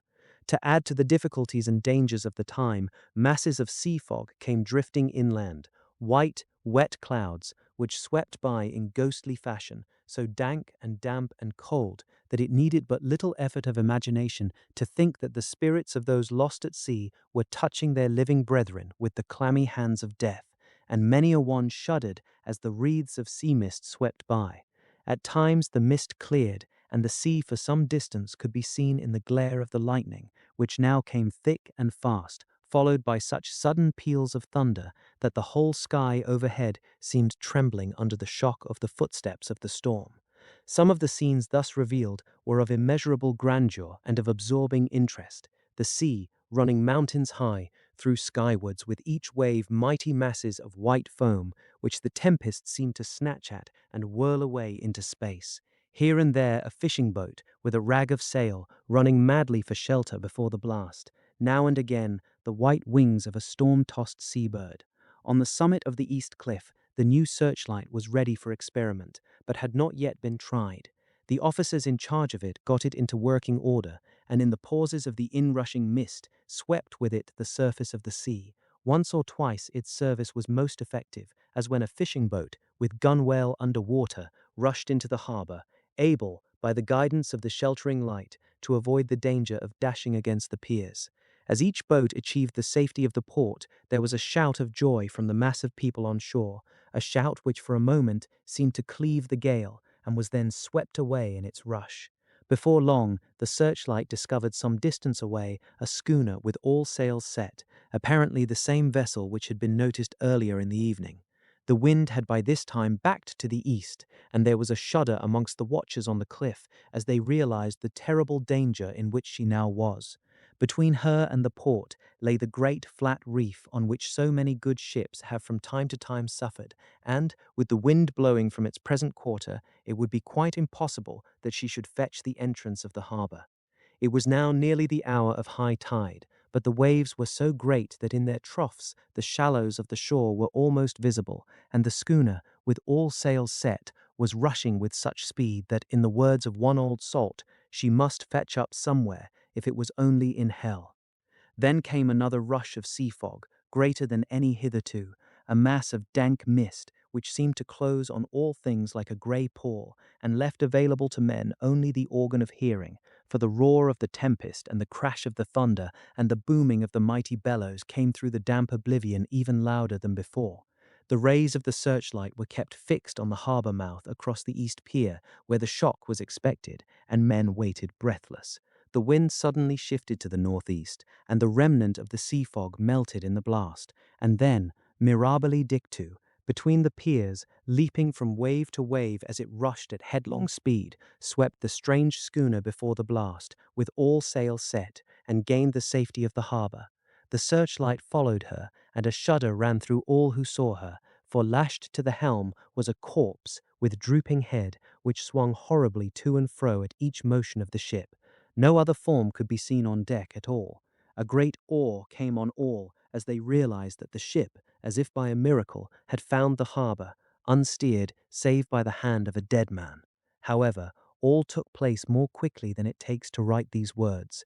The schooner paused not, but rushing across the harbour, pitched herself on that accumulation of sand and gravel, washed by many tides and many storms, into the southeast corner of the pier jutting under the east cliff, known locally as Tate Hill Pier. There was, of course, a considerable concussion as the vessel drove up on the sand heap. Every spar, rope, and stay was strained, and some of the top hamper came crashing down. But strangest of all, the very instant the shore was touched, an immense dog sprang up on deck from below, as if shot up by the concussion, and running forward, jumped from the bow onto the sand. Making straight for the steep cliff, where the churchyard hangs over the laneway to the east pier so steeply that some of the flat tombstones, thruffsteins, or throughstones, as they call them in the Whitby vernacular, actually project over where the sustaining cliff has fallen away. It disappeared in the darkness, which seemed intensified just beyond the focus of the searchlight. It so happened that there was no one at the moment on Tate Hill Pier, as all those whose houses are in close proximity were either in bed or were out on the heights above. Thus, the coast guard on duty on the eastern side of the harbour, who at once ran down to the little pier, was the first to climb on board. The men working the searchlight, after scouring the entrance of the harbour without seeing anything, then turned the light on the derelict and kept it there. The coast guard ran aft, and when he came beside the wheel, bent over to examine it, and recoiled at once as though under some sudden emotion. This seemed to pique the general curiosity, and quite a number of people began to run. It is a good way round from the West Cliff by the drawbridge to Tate Hill Pier, but your correspondent is a fairly good runner and came well ahead of the crowd. When I arrived, however, I found already assembled on the pier a crowd whom the Coast Guard and police refused to allow to come on board. By the courtesy of the chief boatman, I was, as your correspondent, permitted to climb on deck, and was one of a small group who saw that dead seaman whilst actually lashed to the wheel. It was no wonder that the Coast Guard was surprised, or even awed, for not often can such a sight have been seen. The man was simply fastened by his hands, tied one over the other, to a spoke of the wheel. Between the inner hand and the wood was a crucifix, the set of beads on which it was fastened being around both wrists and wheel, and all kept fast by the binding cords. The poor fellow may have been seated at one time, but the flapping and buffeting of the sails had worked through the rudder of the wheel and dragged him to and fro, so that the cords with which he was tied had cut the flesh to the bone. Accurate note was made of the state of things, and a doctor, Surgeon C.W.J.M. Caffin, of 33 East Elliot Place, who came immediately after me, declared, after making examination, that the man must have been dead for quite 2 days. In his pocket was a bottle, carefully corked, empty save for a little roll of paper, which proved to be the addendum to the log. The Coast Guard said the man must have tied up his own hands, fastening the knots with his teeth. The fact that a Coast Guard was the first on board may save some complications, later on, in the Admiralty Court, for the Coast Guards cannot claim the salvage, which is the right of the first civilian entering on a derelict. Already, however, the legal tongues are wagging, and one young law student is loudly asserting that the rights of the owner are already completely sacrificed, his property being held in contravention of the statutes of mortmain, since the tiller, as emblem ship, if not proof, of delegated possession, is held in a dead hand. It is needless to say that the dead steersman has been reverently removed from the place where he held his honourable watch and ward till death, a steadfastness as noble as that of the young Casabianca, and placed in the mortuary to await inquest. Already the sudden storm is passing, and its fierceness is abating. The crowds are scattering homewards, and the sky is beginning to redden over the Yorkshire wolds. I shall send, in time for your next issue, further details of the derelict ship which found her way so miraculously into harbour in the storm. Whitby, 9 August. the sequel to the strange arrival of the derelict in the storm last night is almost more startling than the thing itself. It turns out that the schooner is a Russian from Varna and is called the Demeter. She is almost entirely in ballast of silver sand, with only a small amount of cargo, a number of great wooden boxes filled with mould. This cargo was consigned to a Whitby solicitor, Mr. S. F. Billington, of 7 the Crescent, who this morning went aboard and formally took possession of the goods consigned to him. The Russian consul, too, acting for the charter party, took formal possession of the ship and paid all harbour dues, etc. Nothing is talked about here today except the strange coincidence. The officials of the Board of Trade have been most exacting in seeing that every compliance has been made with existing regulations. As the matter is to be a 9 days' wonder, they are evidently determined that there shall be no cause of after complaint. A good deal of interest was abroad concerning the dog which landed when the ship struck, and more than a few of the members of the SPCA, which is very strong in Whitby, have tried to befriend the animal. To the general disappointment, however, it was not to be found. It seems to have disappeared entirely from the town. It may be that it was frightened and made its way onto the moors, where it is still hiding in terror. There are some who look with dread on such a possibility, lest later on it should in itself become a danger, for it is evidently a fierce brute. Early this morning a large dog, a half-bred mastiff, belonging to a coal merchant close to Tate Hill Pier, was found dead in the roadway opposite its master's yard. It had been fighting, and manifestly had had a savage opponent, for its throat was torn away, and its belly slit open as if with a savage claw. Later, by the kindness of the Board of Trade Inspector, I have been permitted to look over the logbook of the Demeter, which was in order up to within 3 days, but contained nothing of special interest except as to facts of missing men. The greater interest, however, is with regard to the paper found in the bottle, which was today produced at the inquest, and a more strange narrative than the two between them unfold it has not been my lot to come across. As there is no motive for concealment, I am permitted to use them, and accordingly send you a rescript, simply omitting technical details of seamanship and supercargo. It almost seems as though the captain had been seized with some kind of mania before he had got well into blue water, and that this had developed persistently throughout the voyage.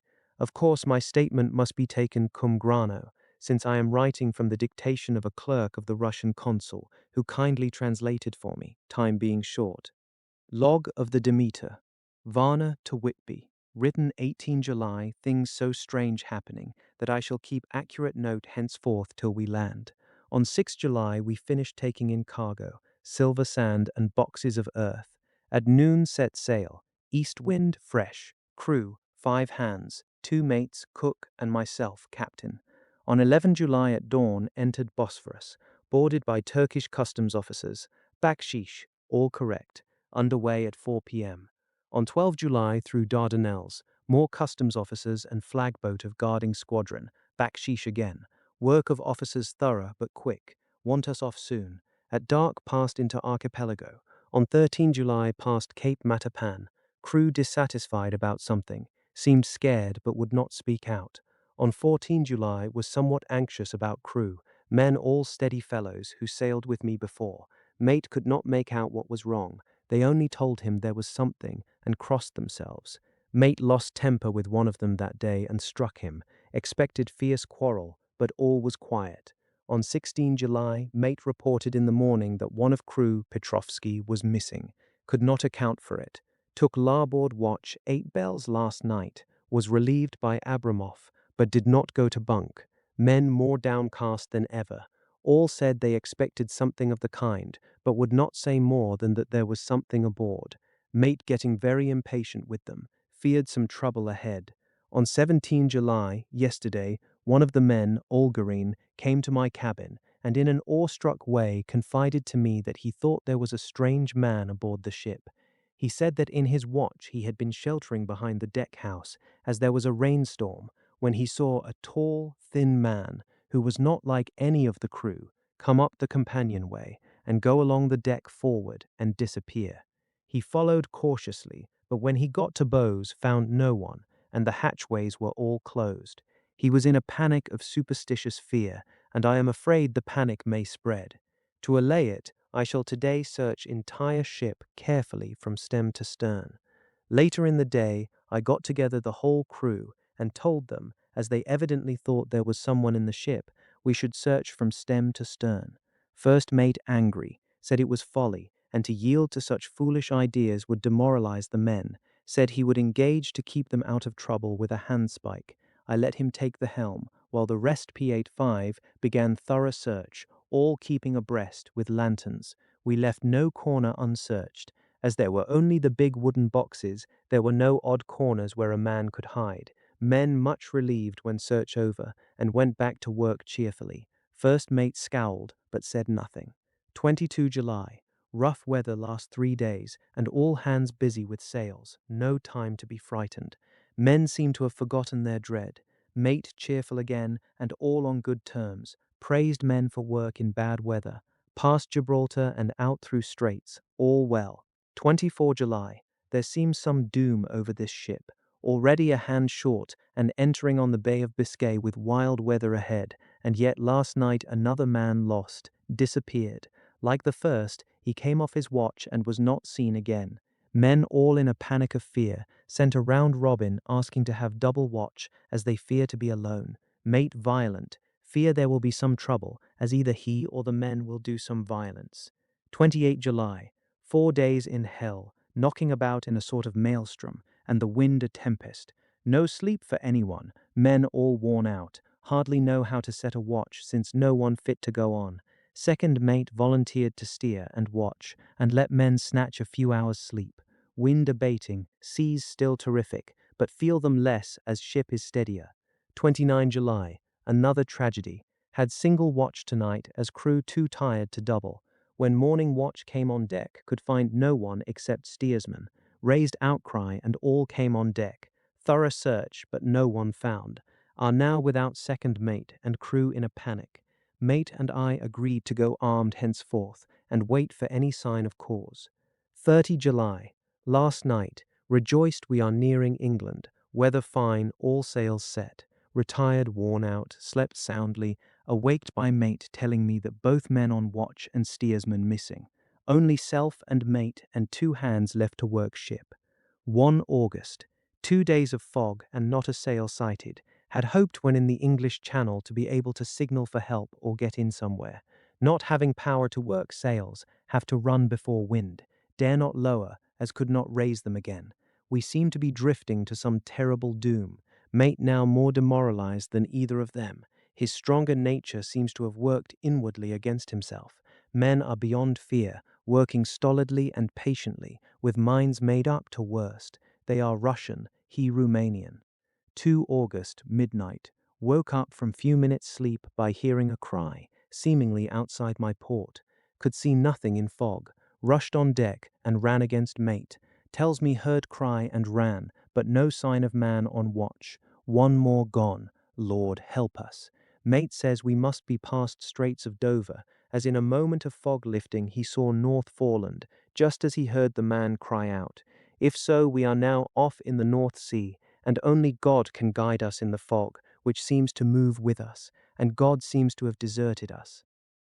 3 August. At midnight I went to relieve the man at the wheel, but when I got to it, found no one there. The wind was steady, and as we ran before it, there was no yawing. I dared not leave it, so shouted for the mate. After a few seconds, he rushed up on deck in his flannels. He looked wild-eyed and haggard, and I greatly fear his reason has given way. He came close to me and whispered hoarsely, with his mouth to my ear, as though fearing the very air might hear. It is here. I know it now. On the watch last night I saw it, like a man, tall and thin and ghastly pale. It was in the bows and looking out. I crept behind it and gave it my knife, but the knife went through it, empty as the air. And as he spoke, he took his knife and drove it savagely into space. Then he went on, "But it is here, and I'll find it. It is in the hold, perhaps, in one of those boxes. I'll unscrew them one by one and see. You work the helm." And with a warning look and his finger on his lip, he went below. There was springing up a choppy wind, and I could not leave the helm.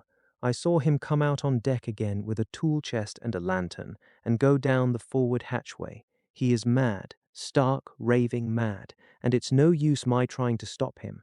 He can't hurt those big boxes, they are invoiced as clay, and to pull them about is as harmless a thing as he can do. So here I stay and mind the helm and write these notes. I can only trust in God and wait till the fog clears. Then, if I can't steer to any harbour with the wind that is, I shall cut down sails and lie by, and signal for help. It is nearly all over now, just as I was beginning to hope that the mate would come out calmer, for I heard him knocking away at something in the hold, and work is good for him. There came up the hatchway a sudden, startled scream, which made my blood run cold, and up on the deck he came as if shot from a gun, a raging madman, with his eyes rolling and his face convulsed with fear. "Save me! Save me!" he cried, and then looked round on the blanket of fog. His horror turned to despair, and in a steady voice he said, "You had better come too, Captain, before it is too late. He is there. I know the secret now. The sea will save me from him, and it is all that is left." Before I could say a word or move forward to seize him, he sprang on the bulwark and deliberately threw himself into the sea. I suppose I know the secret too now. It was this madman who had got rid of the men one by one, and now he has followed them himself. God help me. How am I to account for all these horrors when I get to port? When I get to port, will that ever be? 4 August, still fog, which the sunrise cannot pierce. I know there is sunrise because I am a sailor. Why else I know not. I dared not go below. I dared not leave the helm. So here all night I stayed, and in the dimness of the night I saw him. God forgive me, but the mate was right to jump overboard. It is better to die like a man, to die like a sailor in blue water no man can object. But I am captain, and I must not leave my ship. But I shall baffle this fiend or monster, for I shall tie my hands to the wheel when my strength begins to fail, and along with them I shall tie that which it dare not touch, and then, come good wind or foul, I shall save my soul and my honor as a captain. I am growing weaker, and the night is coming on. If he can look me in the face again, I may not have time to act. If we are wrecked, mayhap this bottle may be found, and those who find it may understand. If not, well, then all men shall know that I have been true to my trust. God and the Blessed Virgin and the saints help a poor, ignorant soul trying to do his duty. Of course, the verdict was an open one. There is no evidence to adduce, and whether or not the man himself committed the murders, there is now none to say. The folk hold almost universally here that the captain is simply a hero, and he is to be given a public funeral. Already it is arranged that his body is to be taken with a train of boats up the Esk for a piece, and then brought back to Tate Hill Pier and up the Abbey steps, for he is to be buried in the churchyard on the cliff. The owners of more than 100 boats have already given in their names as wishing to follow him to the grave. No trace has ever been found of the great dog, at which there is much mourning, for, with public opinion in its present state, he would, I believe, be adopted by the town. Tomorrow will see the funeral, and so will end this one more mystery of the sea. Mina Murray's Journal, 8 August. Lucy was very restless all night, and I too could not sleep. The storm was fearful, and as it boomed loudly among the chimney pots, it made me shudder. When a sharp puff came, it seemed to be like a distant gun. Strangely enough, Lucy did not wake, but she got up twice and dressed herself. Fortunately, each time I awoke in time and managed to undress her without waking her, and got her back to bed. It is a very strange thing, this sleepwalking, for as soon as her will is thwarted in any physical way, her intention, if there be any, disappears, and she yields herself almost exactly to the routine of her life. Early in the morning, we both got up and went down to the harbour to see if anything had happened in the night. There were very few people about, and though the sun was bright and the air clear and fresh, the big, grim-looking waves that seemed dark themselves because the foam that topped them was like snow, forced themselves in through the narrow mouth of the harbour, like a bullying man going through a crowd. Somehow I felt glad that Jonathan was not on the sea last night, but on land. But oh, is he on land or sea? Where is he, and how? I am getting fearfully anxious about him. If I only knew what to do and could do anything. 10 August. The funeral of the poor sea captain today was most touching. Every boat in the harbour seemed to be there, and the coffin was carried by captains all the way from Tate Hill Pier up to the churchyard. Lucy came with me, and we went early to our old seat, whilst the cortege of boats went up the river to the viaduct and came down again. We had a lovely view, and saw the procession nearly all the way. The poor fellow was laid to rest quite near our seat, so that we stood on it when the time came and saw everything. Poor Lucy seemed much upset. She was restless and uneasy all the time, and I cannot but think that her dreaming at night is telling on her. She is quite odd in one thing. She will not admit to me that there is any cause for restlessness, or if there be, she does not understand it herself. There is an additional cause in that poor old Mr. Swales was found dead this morning on our seat, his neck being broken. He had evidently, as the doctor said, fallen back in the seat in some sort of fright, for there was a look of fear and horror on his face that the men said made them shudder. Poor dear old man. Perhaps he had seen death with his dying eyes. Lucy is so sweet and sensitive that she feels influences more acutely than other people do. Just now she was quite upset by a little thing which I did not much heed, though I am myself very fond of animals. One of the men who come up here often to look for the boats was followed by his dog. The dog is always with him. They are both quiet persons, and I never saw the man angry, nor heard the dog bark. During the service, the dog would not come to its master, who was on the seat with us, but kept a few yards off, barking and howling. Its master spoke to it gently, and then harshly, and then angrily, but it would neither come nor cease to make a noise. It was in a sort of fury, with its eyes savage, and all its hairs bristling out like a cat's tail when puss is on the warpath. Finally, the man too got angry, and jumped down and kicked the dog, and then took it by the scruff of the neck, and half dragged and half threw it on the tombstone on which the seat is fixed.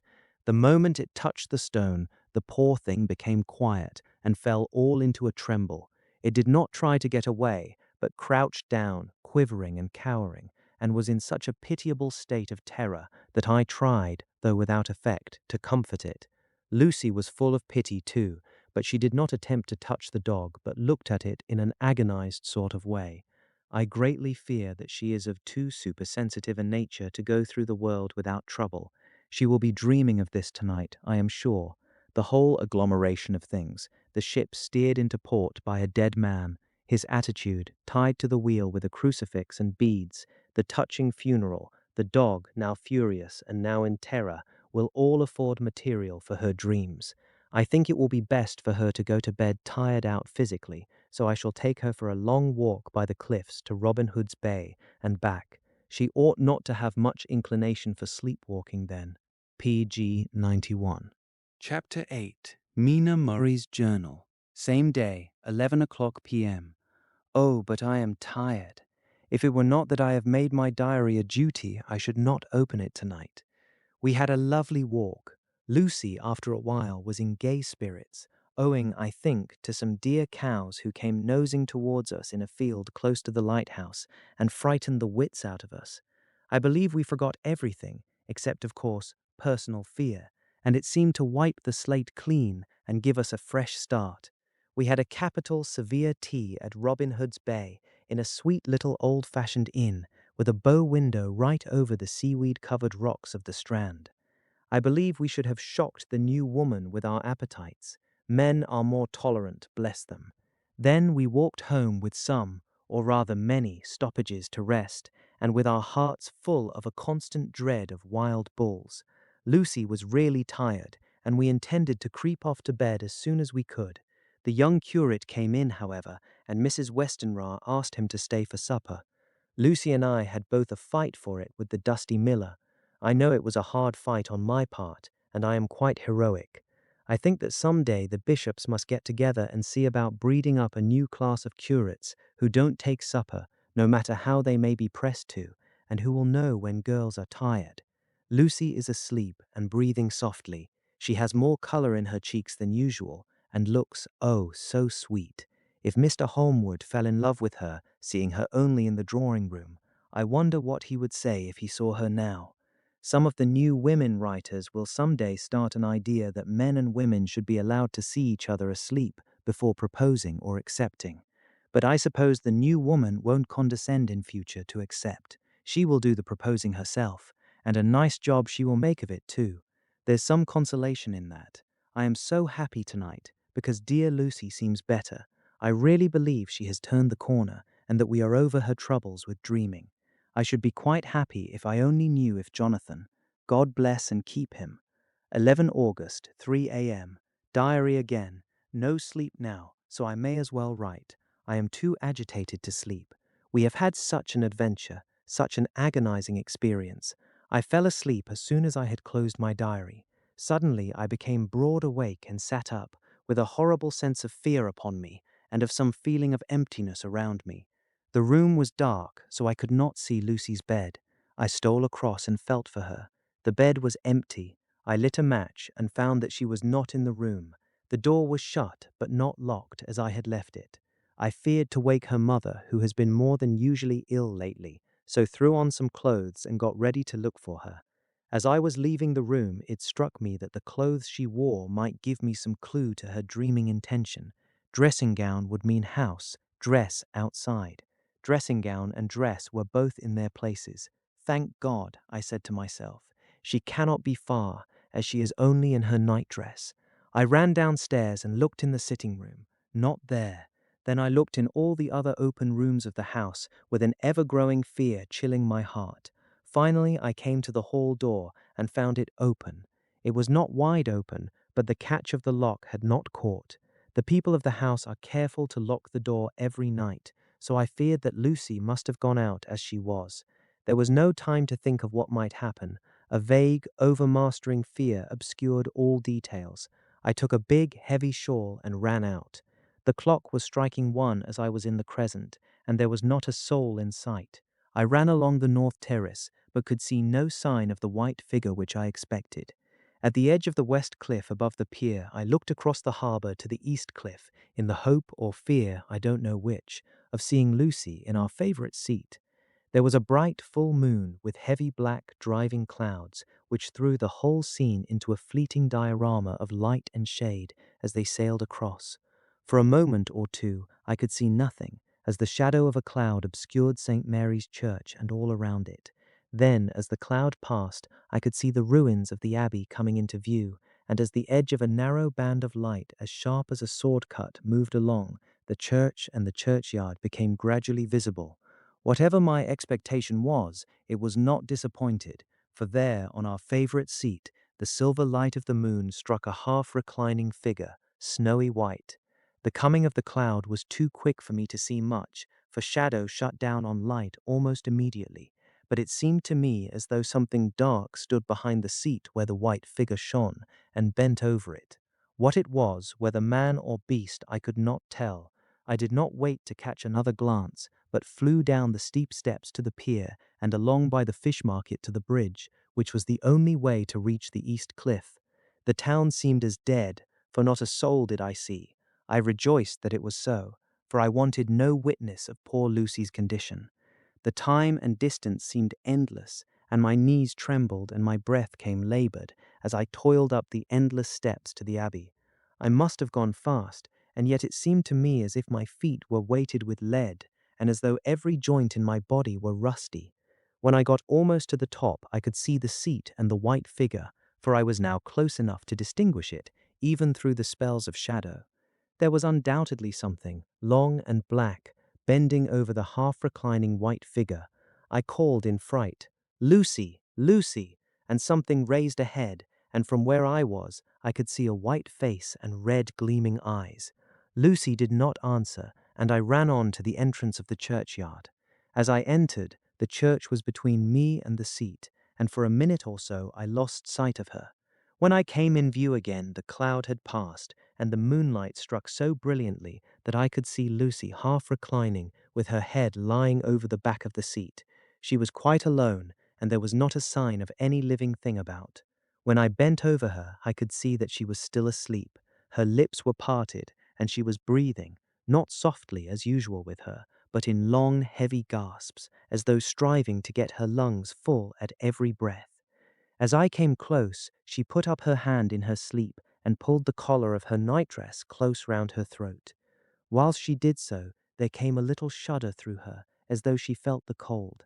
I flung the warm shawl over her and drew the edges tight round her neck, for I dreaded lest she should get some deadly chill from the night air, unclad as she was. I feared to wake her all at once, so, in order to have my hands free that I might help her, I fastened the shawl at her throat with a big safety pin. But I must have been clumsy in my anxiety and pinched or pricked her with it, for by and by, when her breathing became quieter, she put her hand to her throat again and moaned. When I had her carefully wrapped up, I put my shoes on her feet, and then began very gently to wake her. At first she did not respond, but gradually she became more and more uneasy in her sleep, moaning and sighing occasionally. At last, as time was passing fast, and for many other reasons, I wished to get her home at once. I shook her more forcibly, till finally she opened her eyes and awoke. She did not seem surprised to see me, as of course she did not realize all at once where she was. Lucy always wakes prettily, and even at such a time, when her body must have been chilled with cold, and her mind somewhat appalled at waking unclad in a churchyard at night, she did not lose her grace. She trembled a little and clung to me. When I told her to come at once with me home, she rose without a word, with the obedience of a child. As we passed along, the gravel hurt my feet, and Lucy noticed me wince. She stopped and wanted to insist upon my taking my shoes, but I would not. However, when we got to the pathway outside the churchyard, where there was a puddle of water remaining from the storm, I daubed my feet with mud, using each foot in turn on the other, so that as we went home, no one, in case we should meet anyone, should notice my bare feet. Fortune favored us, and we got home without meeting a soul. Once we saw a man, who seemed not quite sober, passing along a street in front of us, but we hid in a door till he had disappeared up an opening such as there are here, steep little closes, or winds as they call them in Scotland. My heart beat so loud all the time that sometimes I thought I should faint. I was filled with anxiety about Lucy, not only for her health, lest she should suffer from the exposure, but for her reputation in case the story should get wind. When 95, we got in and had washed our feet and had said a prayer of thankfulness together, I tucked her into bed. Before falling asleep, she asked, even implored me, not to say a word to anyone, even her mother, about her sleepwalking adventure. I hesitated at first to promise, but on thinking of the state of her mother's health and how the knowledge of such a thing would fret her, and thinking too of how such a story might become distorted, nay, infallibly would, in case it should leak out, I thought it wiser to do so. I hope I did right. I have locked the door and the key is tied to my wrist, so perhaps I shall not be again disturbed. Lucy is sleeping soundly. The reflex of the dawn is high and far over the sea. Same day, noon. All goes well. Lucy slept till I woke her, and seemed not to have even changed her side. The adventure of the night does not seem to have harmed her. On the contrary, it has benefited her, for she looks better this morning than she has done for weeks. I was sorry to notice that my clumsiness with the safety pin hurt her. Indeed, it might have been serious, for the skin of her throat was pierced. I must have pinched up a piece of loose skin and have transfixed it, for there are two little red points like pinpricks, and on the band of her nightdress was a drop of blood. When I apologized and was concerned about it, she laughed and petted me, and said she did not even feel it. Fortunately, it cannot leave a scar, as it is so tiny. Same day, night. We passed a happy day. The air was clear and the sun bright, and there was a cool breeze. We took our lunch to Mulgrave Woods, Mrs. Westenra driving by the road, and Lucy and I walking by the cliff path and joining her at the gate. I felt a little sad myself, for I could not but feel how absolutely happy it would have been had Jonathan been with me. But there, I must only be patient. In the evening we strolled in the casino terrace and heard some good music by Spohr and Mackenzie and went to bed early. Lucy seems more restful than she has been for some time and fell asleep at once. I shall lock the door and secure the key the same as before, though I do not expect any trouble tonight. 12 August. My expectations were wrong, for twice during the night I was awakened by Lucy trying to get out.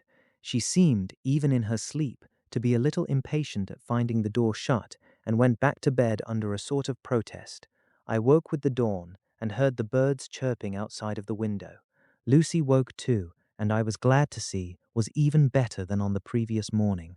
All her old gaiety of manner seemed to have come back, and she came and snuggled in beside me, and told me all about Arthur. I told her how anxious I was about Jonathan, and then she tried to comfort me. Well, she succeeded somewhat, for though sympathy can't alter facts, it can help to make them more bearable. 13 August, another quiet day, and to bed with the key on my wrist as before. Again I woke in the night, and found Lucy sitting up in bed, still asleep, pointing to the window. I got up quietly, and pulling aside the blind, looked out. It was brilliant moonlight, and the soft effect of the light over the sea and sky, merged together in one great, silent mystery, was beautiful beyond words. Between me and the moonlight flitted a great bat, coming and going in great, whirling circles. Once or twice it came quite close, but was, I suppose, frightened at seeing me, and flitted away across the harbour towards the abbey. When I came back from the window, Lucy had lain down again and was sleeping peacefully. She did not stir again all night. 14 August. On the East Cliff, reading and writing all day.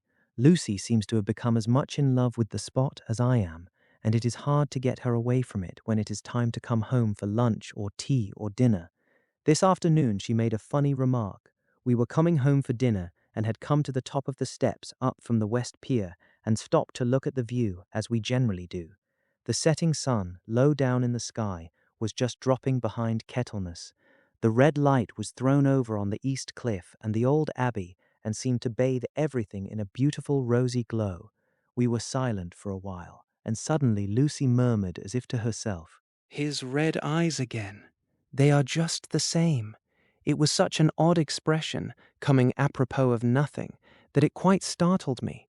I slewed round a little, so as to see Lucy well without seeming to stare at her, and saw that she was in a half-dreamy state, with an odd look on her face that I could not quite make out, so I said nothing, but followed her eyes. She appeared to be looking over at our seat, whereon was a dark figure seated alone. I was a little startled myself, for it seemed for an instant as if the stranger had great eyes like burning flames, but a second look dispelled the illusion.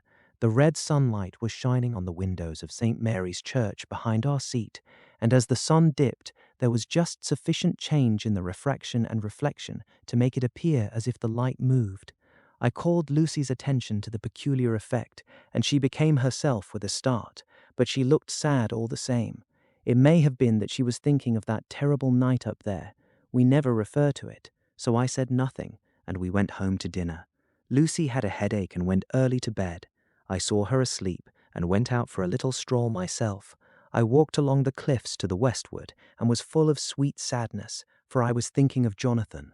When coming home, it was then bright moonlight, so bright that though the front of our part of the crescent was in shadow, everything could be well seen. I threw a glance up at our window and saw Lucy's head leaning out. I thought that perhaps she was looking out for me, so I opened my handkerchief and waved it. She did not notice or make any movement whatever. Just then, the moonlight crept round an angle of the building, and the light fell on the window.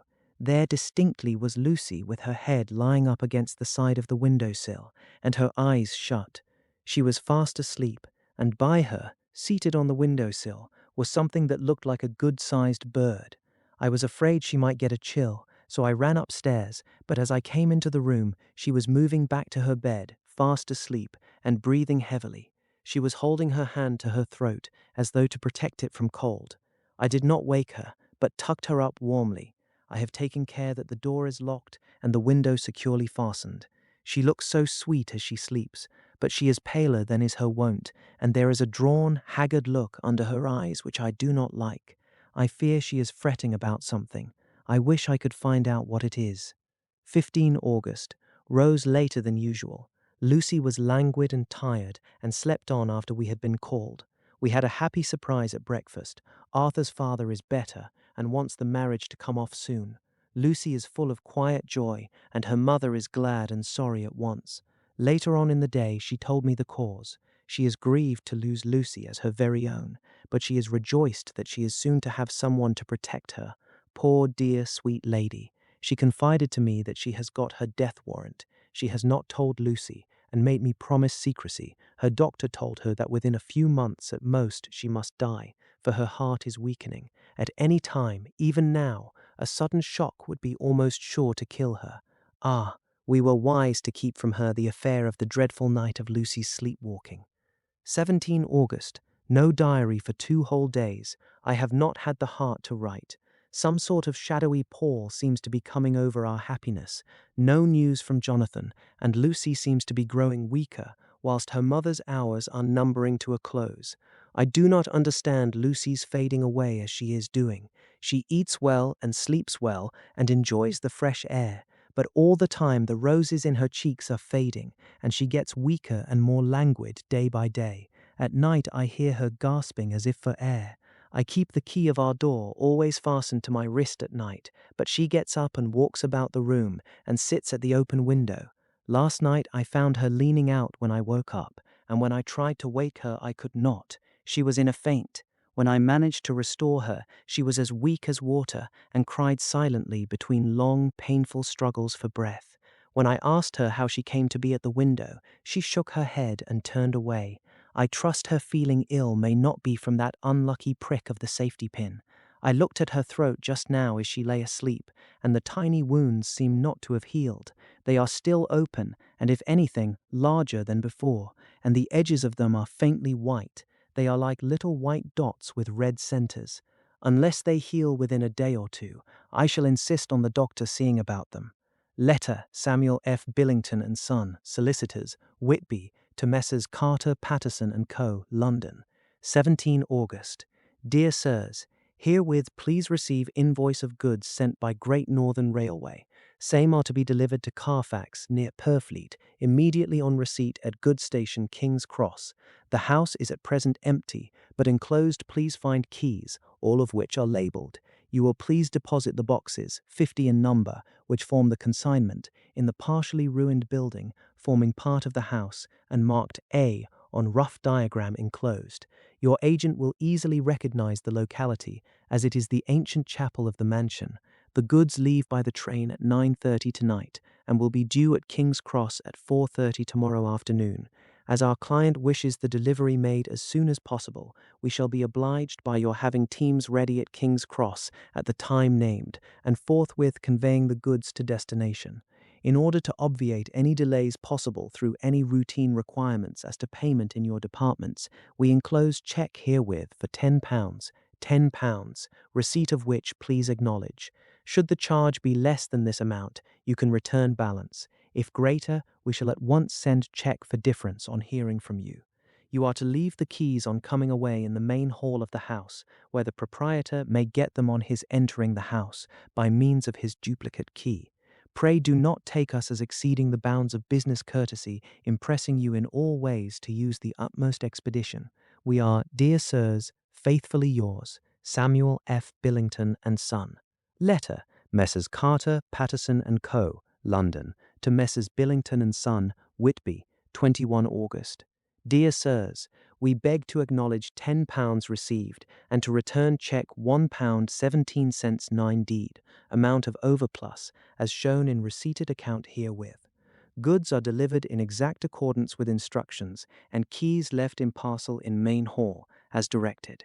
We are, dear Sirs, yours respectfully, Pro. Carter, Paterson and Company, PJ 100. Mina Murray's Journal, 18 August. I am happy today and write sitting on the seat in the churchyard. Lucy is ever so much better. Last night she slept well all night and did not disturb me once. The roses seem coming back already to her cheeks, though she is still sadly pale and wan-looking. If she were in any way anemic, I could understand it, but she is not. She is in gay spirits and full of life and cheerfulness. All the morbid reticence seems to have passed from her, and she has just reminded me, as if I needed any reminding, of that night, and that it was here, on this very seat, I found her asleep. As she told me, she tapped playfully with the heel of her boot on the stone slab and said, "My poor little feet didn't make much noise then. I dare say poor old Mr. Swales would have told me that it was because I didn't want to wake up Geordie." As she was in such a communicative humour, I asked her if she had dreamed at all that night. Before she answered, that sweet, puckered look came into her forehead, which Arthur, I call him Arthur from her habit, says he loves, and indeed I don't wonder that he does. Then she went on in a half-dreaming kind of way, as if trying to recall it to herself. I didn't quite dream, but it all seemed to be real. I only wanted to be here in this spot. I don't know why, for I was afraid of something. I don't know what. I remember, though I suppose I was asleep, passing through the streets and over the bridge. A fish leaped as I went by, and I leaned over to look at it, and I heard a lot of dogs howling. The whole town seemed as if it must be full of dogs all howling at once as I went up the steps. Then I have a vague memory of something long and dark with red eyes, just as we saw in the sunset, and something very sweet and very bitter all around me at once, and then I seemed sinking into deep green water, and there was a singing in my ears, as I have heard there is to drowning men. And then everything seemed passing away from me. My soul seemed to go out from my body and float about the air. I seem to remember that once the West Lighthouse was right under me, and then there was a sort of agonizing feeling, as if I were in an earthquake, and I came back and found you shaking my body. I saw you do it before I felt you. Then she began to laugh. It seemed a little uncanny to me, and I listened to her breathlessly. I did not quite like it, and thought it better not to keep her mind on the subject, so we drifted on to other subjects, and Lucy was like her old self again. When we got home, the fresh breeze had braced her up, and her pale cheeks were really more rosy. Her mother rejoiced when she saw her, and we all spent a very happy evening together. 19 August. Joy, joy, joy, although not all joy. At last, news of Jonathan. The dear fellow has been ill. That is why he did not write. I am not afraid to think it or to say it, now that I know. Mr. Hawkins sent me on the letter and wrote himself oh so kindly. I am to leave in the morning and to go over to Jonathan and to help nurse him if necessary and to bring him home.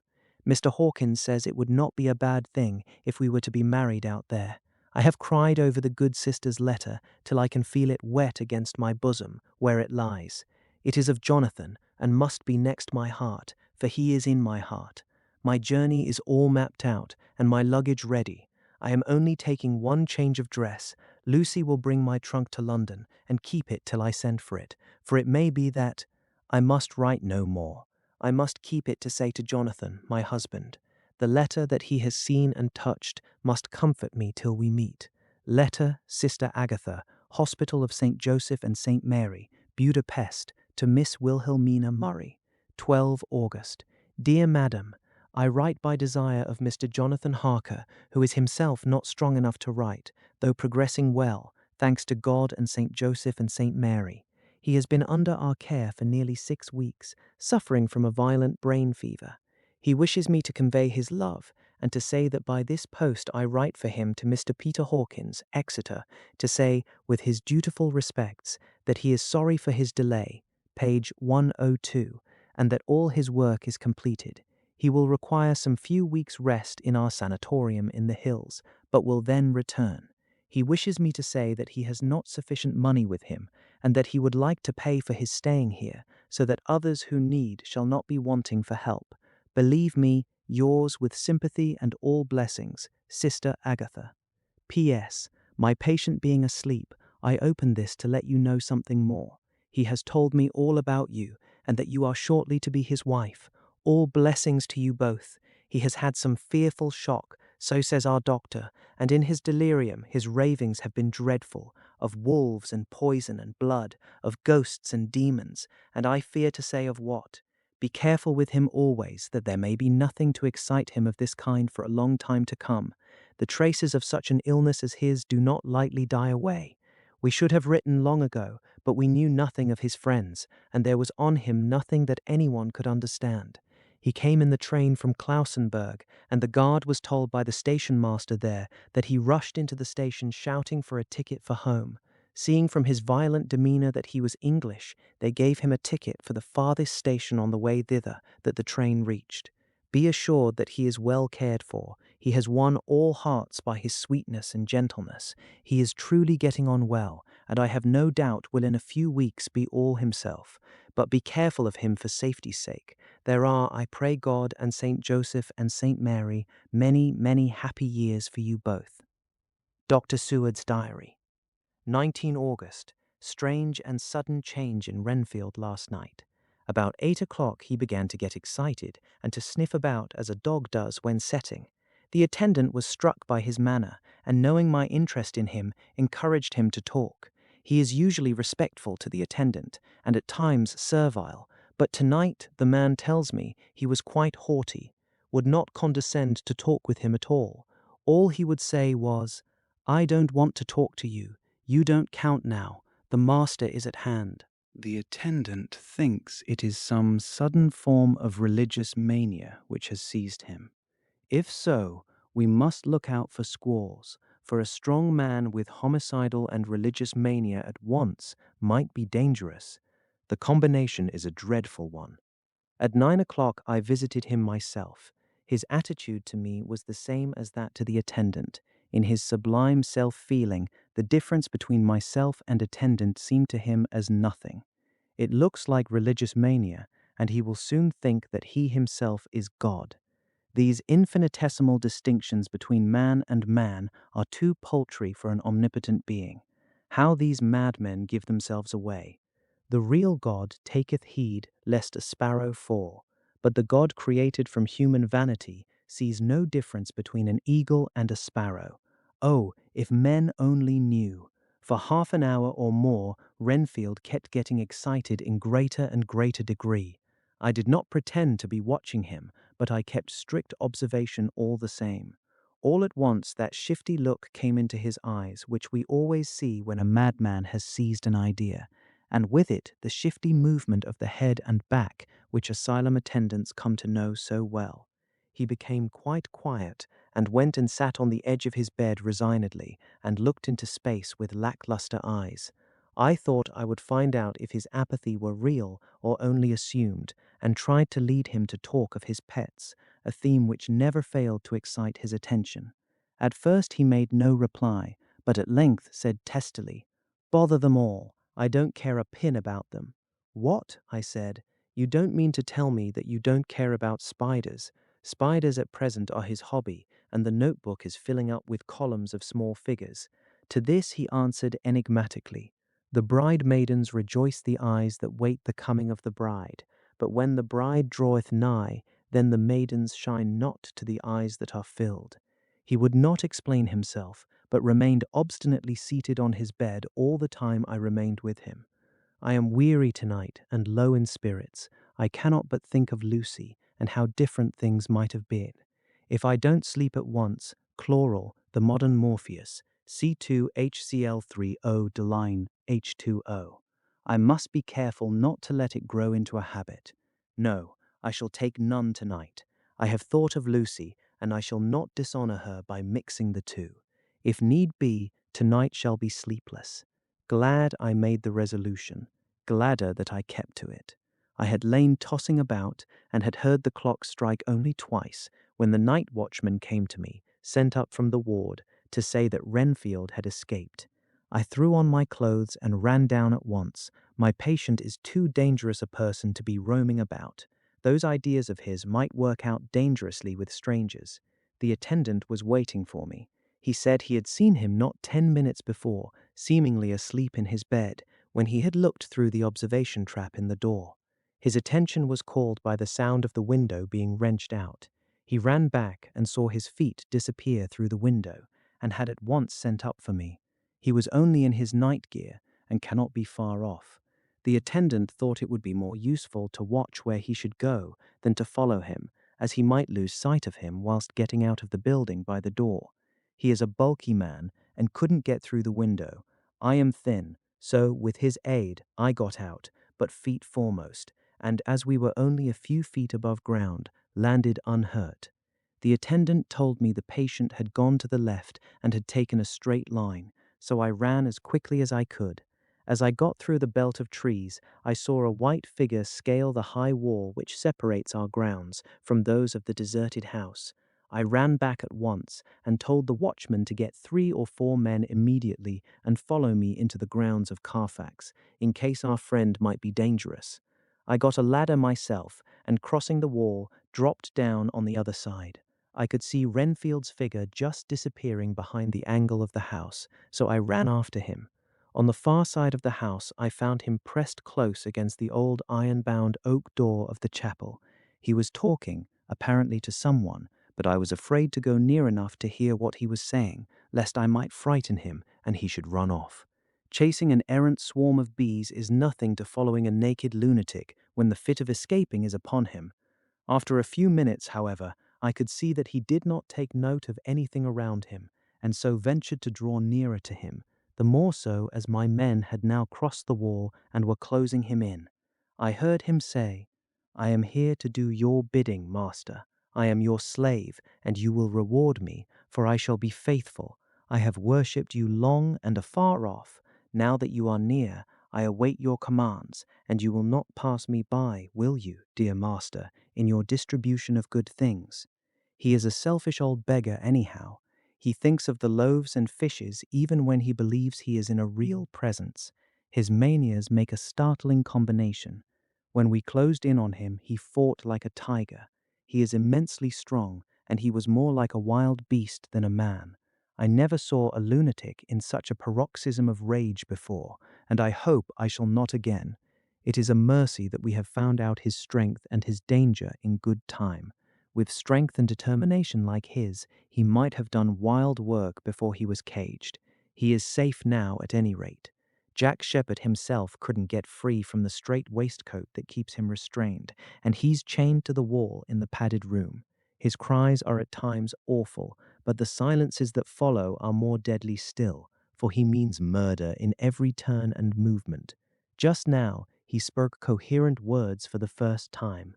"I shall be patient, master. It is coming, coming, coming." So I took the hint and came to. I was too excited to sleep, but this diary has quieted me, and I feel I shall get some sleep tonight. Chapter 9. Letter Mina Harker to Lucy Westenra. Budapest, 24 August. My dearest Lucy, I know you will be anxious to hear all that has happened since we parted at the railway station at Whitby. Well, my dear, I got to Hull all right and caught the boat to Hamburg and then the train on here.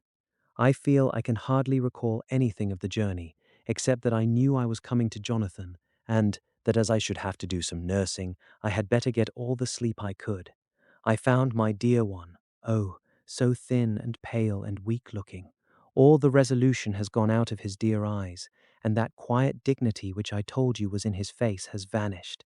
He is only a wreck of himself, and he does not remember anything that has happened to him for a long time past. At least, he wants me to believe so, and I shall never ask. He has had some terrible shock, and I fear it might tax his poor brain if he were to try to recall it. Sister Agatha, who is a good creature and a born nurse, tells me that he raved of dreadful things whilst he was off his head. I wanted her to tell me what they were, but she would only cross herself and say she would never tell, that the ravings of the sick were the secrets of God, and that if a nurse through her vocation should hear them, she should respect her trust. She is a sweet, good soul, and the next day, when she saw I was troubled, she opened up the subject again, and after saying that she could never mention what my poor dear raved about, added, "I can tell you this much, my dear, that it was not about anything which he has done wrong himself, and you, as his wife-to-be, have no cause to be concerned. He has not forgotten you or what he owes to you. His fear was of great and terrible things which no mortal can treat of. I do believe the dear soul thought I might be jealous lest my poor dear should have fallen in love with any other girl. The idea of my being jealous about Jonathan. And yet, my dear, let me whisper, I felt a thrill of joy through me when I knew that no other woman was a cause of trouble. I am now sitting by his bedside, where I can see his face while he sleeps. He is waking. When he woke, he asked me for his coat, as he wanted to get something from the pocket. I asked Sister Agatha, and she brought all his things. I saw that amongst them was his notebook, and was going to ask him to let me look at it, for I knew then that I might find some clue to his trouble. But I suppose he must have seen my wish in my eyes, for he sent me over to the window, saying he wanted to be quite alone for a moment. Then he called me back, and when I came, he had his hand over the notebook, and he said to me very solemnly, "Wilhelmina." I knew then that he was in deadly earnest, for he has never called me by that name since he asked me to marry him. You know, dear, my ideas of the trust between husband and wife. There should be no secret, no concealment. I have had a great shock, and when I try to think of what it is, I feel my head spin round, and I do not know if it was all real or the dreaming of a madman. You know I have had brain fever, and that is to be mad. The secret is here, and I do not want to know it. I want to take up my life here with our marriage, for, my dear, we had decided to be married as soon as the formalities are complete. Are you willing, Wilhelmina, to share my ignorance? Here is the book. Take it and keep it. Read it if you will, but never let me know, unless indeed some solemn duty should come upon me to go back to the bitter hours, asleep or awake, sane or mad, recorded here. He fell back exhausted, and I put the book under his pillow and kissed him.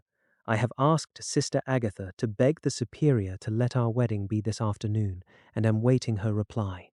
She has come and told me that the chaplain of the English Mission Church has been sent for. We are to be married in an hour, or as soon after as Jonathan awakes. Lucy, the time has come and gone. I feel very solemn, but very, very happy. Jonathan woke a little after the hour, and all was ready, and he sat up in bed, propped up with pillows. He answered his "I will" firmly and strongly. I could hardly speak. My heart was so full that even these words seemed to choke me. The dear sisters were so kind. Please God, I shall never, never forget them, nor the grave and sweet responsibilities I have taken upon me. I must tell you of my wedding present. When the chaplain and the sisters had left me alone with my husband, oh, Lucy, it is the first time I have written the words my husband, left me alone with my husband, I took the book from under his pillow and wrapped it up in white paper and tied it with a little bit of pale blue ribbon which was wound round my neck, and sealed it over the knot with sealing wax, and for my seal I used my wedding ring. Then I kissed it and showed it to my husband, and told him that I would keep it so, and then it would be an outward and visible sign for us all our lives that we trusted each other, that I would never open it unless it were for his own dear sake, or for the sake of some stern duty. Then he took my hand in his, and oh, Lucy, it was the first time he took his wife's hand, and said that it was the dearest thing in all the wide world, and that he would go through all the past again to win it, if need be. The poor dear meant to have said a part of the past, but he cannot think of time yet, and I shall not wonder if at first he mixes up not only the month, but the year. Well, my dear, what could I say? I could only tell him that I was the happiest woman in all the wide world, and that I had nothing to give him except myself, my life, and my trust, and that with these went my love and duty for all the days of my life. And my dear, when he kissed me and drew me to him with his poor weak hands, it was like a very solemn pledge between us. Lucy, dear, do you know why I tell you all this? It is not only because it is all sweet to me, but because you have been and are very dear to me. It was my privilege to be your friend and guide when you came from the schoolroom to prepare for the world of life. I want you to see now, and with the eyes of a very happy wife, whither duty has led me, so that in your own married life you too may be all happy as I am. My dear, please Almighty God your life may be all it promises, a long day of sunshine, with no harsh wind, no forgetting duty, no distrust. I must not wish you no pain, for that can never be, but I do hope you will be always as happy as I am now. Goodbye, my dear. I shall post this at once, and perhaps write you very soon again. I must stop, for Jonathan is waking. I must attend to my husband. Your ever-loving Mina Harker. Letter Lucy Westenra to Mina Harker. Whitby, 30 August. My dearest Mina, oceans of love and millions of kisses, and may you soon be in your own home with your husband. I wish you could be coming home soon enough to stay with us here. This strong air would soon restore Jonathan. It has quite restored me. I have an appetite like a cormorant, am full of life and sleep well. You will be glad to know that I have quite given up walking in my sleep. I think I have not stirred out of my bed for a week, that is, when I once got into it at night. Arthur says I am getting fat. By the way, I forgot to tell you that Arthur is here. We have such walks and drives and rides and rowing and tennis and fishing together, and I love him more than ever. He tells me that he loves me more, but I doubt that, for at first he told me that he couldn't love me more than he did then. But this is nonsense. There he is calling to me. So no more just at present from your loving Lucy. P.S. Mother sends her love. She seems better, poor dear. P.P.S. We are to be married on 28th September. Dr. Seward's diary, 20 August. The case of Renfield grows even more interesting. He is now so far quieted that there are spells of cessation from his passion. For the first week after his attack, he was perpetually violent.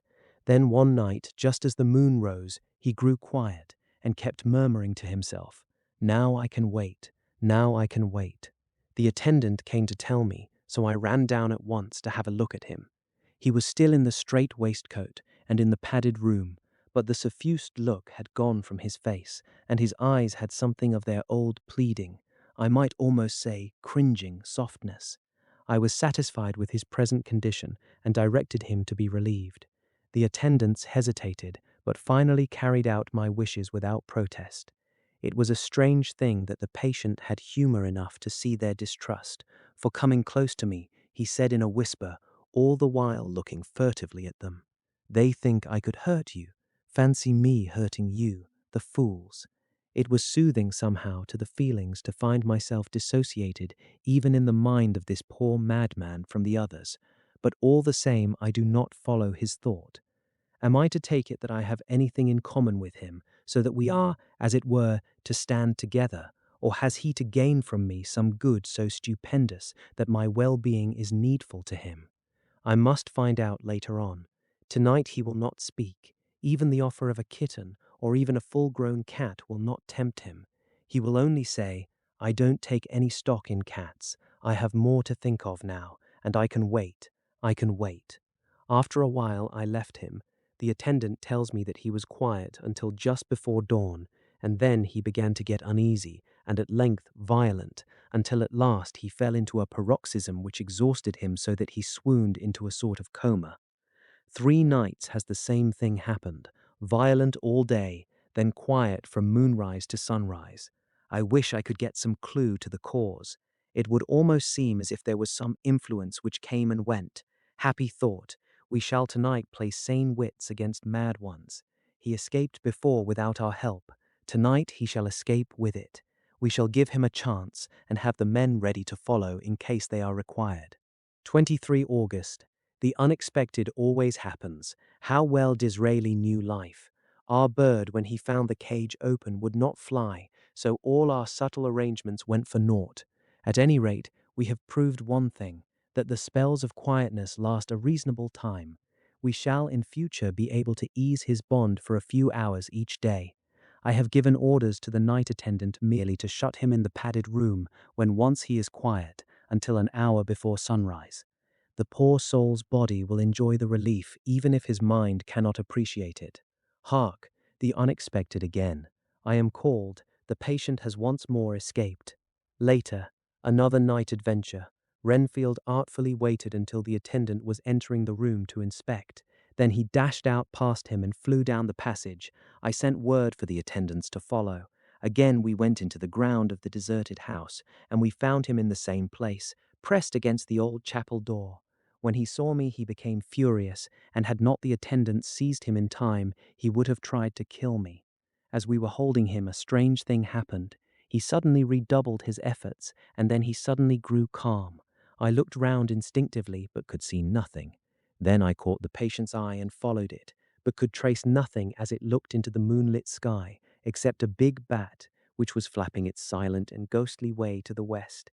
Bats usually wheel and flit about, but this one seemed to go straight on, as if it knew where it was bound for, or had some intention of its own.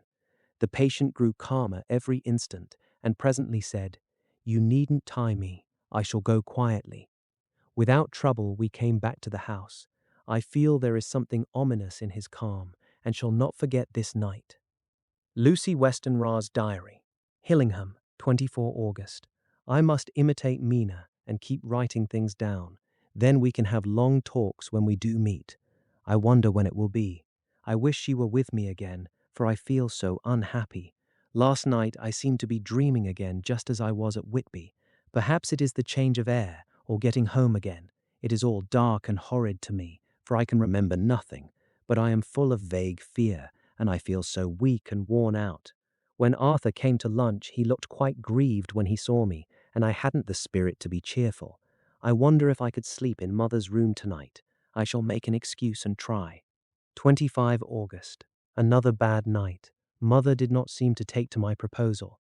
She seems not too well herself, and doubtless she fears to worry me. I tried to keep awake, and succeeded for a while, but when the clock struck 12, it waked me from a doze, so I must have been falling asleep. There was a sort of scratching or flapping at the window, but I did not mind it, and as I remember no more, I suppose I must then have fallen asleep. More bad dreams. I wish I could remember them. This morning I am horribly weak. My face is ghastly pale, and my throat pains me. It must be something wrong with my lungs, for I don't seem ever to get air enough. I shall try to cheer up when Arthur comes, or else I know he will be miserable to see me so. Letter, Arthur Homeward to Dr. Seward. Albemarle Hotel, 31 August. My dear Jack, I want you to do me a favor. Lucy is ill. That is, she has no special disease, but she looks awful and is getting worse every day. I have asked her if there is any cause. I do not dare to ask her mother, for to disturb the poor lady's mind about her daughter in her present state of health would be fatal. Mrs. Westenra has confided to me that her doom is spoken, disease of the heart, though poor Lucy does not know it yet. I am sure that there is something preying on my dear girl's mind. I am almost distracted when I think of her. To look at her gives me a pang. I told her I should ask you to see her, and though she demurred at first, I know why, old fellow, she finally consented. It will be a painful task for you, I know, old friend, but it is for her sake, and I must not hesitate to ask, or you to act. You are to come to lunch at Hillingham tomorrow, 2 o'clock, so as not to arouse any suspicion in Mrs. Westenra, and after lunch, Lucy will take an opportunity of being alone with you. I shall come in for tea, and we can go away together. I am filled with anxiety, and want to consult with you alone as soon as I can after you have seen her. Do not fail. Arthur. Telegram, Arthur Holmwood to Seward. 1 September. Am summoned to see my father, who is worse. Am writing. Write me fully by tonight's post to ring. Wire me if necessary. Page 113. Letter from Dr. Seward to Arthur Holmwood. 2 September. My dear old fellow, with regard to Miss Westenra's health, I hasten to let you know at once that in my opinion there is not any functional disturbance or any malady that I know of. At the same time, I am not by any means satisfied with her appearance. She is woefully different from what she was when I saw her last. Of course, you must bear in mind that I did not have full opportunity of examination such as I should wish. Our very friendship makes a little difficulty which not even medical science or custom can bridge over. I had better tell you exactly what happened, leaving you to draw, in a measure, your own conclusions. I shall then say what I have done and propose doing. I found Miss Westenra in seemingly gay spirits. Her mother was present, and in a few seconds I made up my mind that she was trying all she knew to mislead her mother and prevent her from being anxious. I have no doubt she guesses, if she does not know, what need of caution there is. We lunched alone, and as we all exerted ourselves to be cheerful, we got, as some kind of reward for our labours, some real cheerfulness amongst us. Then Mrs. Westenra went to lie down, and Lucy was left with me. We went into her boudoir, and till we got there, her gaiety remained, for the servants were coming and going. As soon as the door was closed, however, the mask fell from her face, and she sank down into a chair with a great sigh, and hid her eyes with her hand. When I saw that her high spirits had failed, I at once took advantage of her reaction to make a diagnosis. She said to me very sweetly, "I cannot tell you how I loathe talking about myself." I reminded her that a doctor's confidence was sacred, but that you were grievously anxious about her. She caught on to my meaning at once, and settled that matter in a word. "Tell Arthur everything you choose. I do not care for myself, but all for him. So I am quite free." I could easily see that she is somewhat bloodless, but I could not see the usual anemic signs, and by a chance I was actually able to test the quality of her blood, for in opening a window which was stiff, a cord gave way, and she cut her hand slightly with broken glass. It was a slight matter in itself, but it gave me an evident chance, and I secured a few drops of the blood and have analyzed them. The qualitative analysis gives a quite normal condition, and shows, I should infer, in itself a vigorous state of health. In other physical matters I was quite satisfied that there is no need for anxiety, but as there must be a cause somewhere, I have come to the conclusion that it must be something mental. She complains of difficulty in breathing satisfactorily at times, and of heavy, lethargic sleep, with dreams that frighten her, but regarding which she can remember nothing. She says that as a child she used to walk in her sleep, and that when in Whitby the habit came back, and that once she walked out in the night and went to the East Cliff, where Miss Murray found her, but she assures me that of late the habit has not returned. I am in doubt, and so have done the best thing I know of. I have written to my old friend and master, Professor Van Helsing, of Amsterdam, who knows as much about obscure diseases as anyone in the world. I have asked him to come over, and as you told me that all things were to be at your charge, I have mentioned to him who you are and your relations to Miss Westenra. This, my dear fellow, is only in obedience to your wishes, for I am only too proud and happy to do anything I can for her. Van Helsing would, I know, do anything for me for a personal reason. So, no matter on what ground he comes, we must accept his wishes. He is a seemingly arbitrary man, but this is because he knows what he is talking about better than anyone else. He is a philosopher and a metaphysician, and one of the most advanced scientists of his day, and he has, I believe, an absolutely open mind. This, with an iron nerve, a temper of the icebrook, an indomitable resolution, self-command, and toleration exalted from virtues to blessings, and the kindest and truest heart that beats. These form his equipment for the noble work that he is doing for mankind, work both in theory and practice, for his views are as wide as his all-embracing sympathy. I tell you these facts that you may know why I have such confidence in him. I have asked him to come at once. I shall see Miss Westenra tomorrow again. She is to meet me at the stores, so that I may not alarm her mother by too early a repetition of my call. Yours always, John Seward. Letter, Abraham Van Helsing, M.D., D.Ph., D.Lit., etc., etc., to Dr. Seward. 2 September. My good friend, when I have received your letter, I am already coming to you. By good fortune, I can leave just at once, without wrong to any of those who have trusted me. Were fortune other, then it were bad for those who have trusted, for I come to my friend when he call me to aid those he holds dear. Tell your friend that when that time you suck from my wound so swiftly the poison of the gangrene from that knife, that our other friend, too nervous, let slip, you did more for him when he wants my aids and you call for them than all his great fortune could do. But it is pleasure added to do for him, your friend. It is to you that I come. Have then rooms for me at the Great Eastern Hotel, so that I may be near to hand, and please it so arrange that we may see the young lady not too late on tomorrow, for it is likely that I may have to return here that night. But if need be, I shall come again in 3 days, and stay longer if it must. Till then, goodbye, my friend John. Van Helsing. Letter Dr. Seward to Honourable Arthur Holmwood. 3 September. My dear Art, Van Helsing has come and gone. He came on with me to Hillingham, and found that by Lucy's discretion, her mother was lunching out, so that we were alone with her. Van Helsing made a very careful examination of the patient. He is to report to me, and I shall advise you, for of course I was not present all the time. He is, I fear, much concerned, but says he must think. When I told him of our friendship and how you trust to me in the matter, he said, "You must tell him all you think. Tell him what I think, if you can guess it, if you will. Nay, I am not jesting. This is no jest, but life and death, perhaps more." I asked what he meant by that, for he was very serious. This was when we had come back to town, and he was having a cup of tea before starting on his return to Amsterdam. He would not give me any further clue. You must not be angry with him, Art, because his very reticence means that all his brains are working for her good. He will speak plainly enough when the time comes, be sure.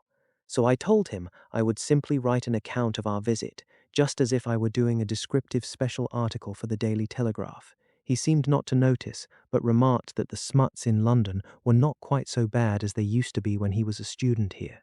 I am to get his report tomorrow if he can possibly make it. In any case, I am to have a letter. Well, as to the visit, Lucy was more cheerful than on the day I first saw her, and certainly looked better. She had lost something of the ghastly look that so upset you, and her breathing was normal. She was very sweet to the professor, as she always is, and tried to make him feel at ease, though I could see that the poor girl was making a hard struggle for it. I believe Van Helsing saw it too, for I saw the quick look under his bushy brows that I knew of old. Then he began to chat of all things except ourselves and diseases, and with such an infinite geniality that I could see poor Lucy's pretense of animation merge into reality.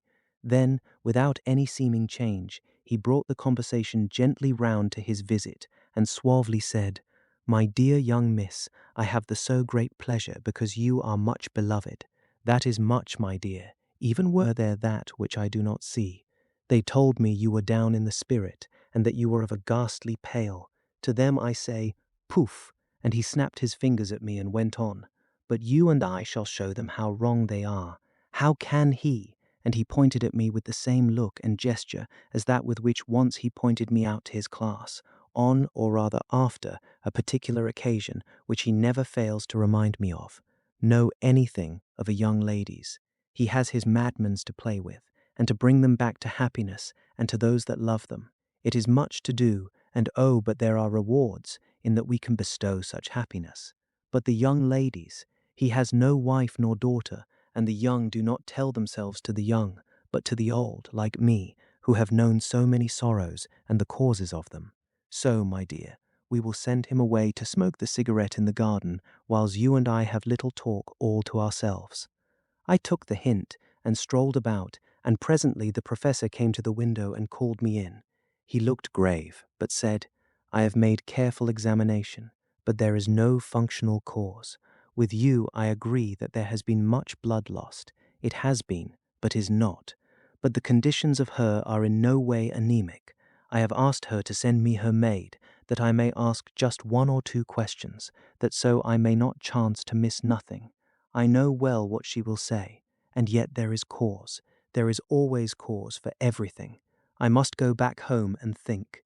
You must send to me the telegram every day, and if there be cause, I shall come again. The disease, for not to be all well is a disease, interest me, and the sweet young dear, she interest me too. She charm me, and for her, if not for you or disease, I come."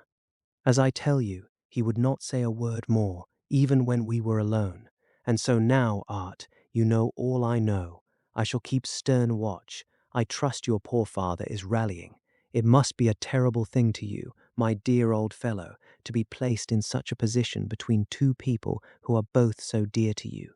I know your idea of duty to your father, and you are right to stick to it. But if need be, I shall send you word to come at once to Lucy. So do not be over-anxious unless you hear from me. Dr. Seward's Diary. 4 September. Zoophagus patient still keeps up our interest in him. He had only one outburst, and that was yesterday at an unusual time. Just before the stroke of noon, he began to grow restless. The attendant knew the symptoms and at once summoned aid. Fortunately, the men came at a run and were just in time, for at the stroke of noon he became so violent that it took all their strength to hold him. In about 5 minutes, however, he began to get more and more quiet, and finally sank into a sort of melancholy, in which state he has remained up to now. The attendant tells me that his screams whilst in the paroxysm were really appalling.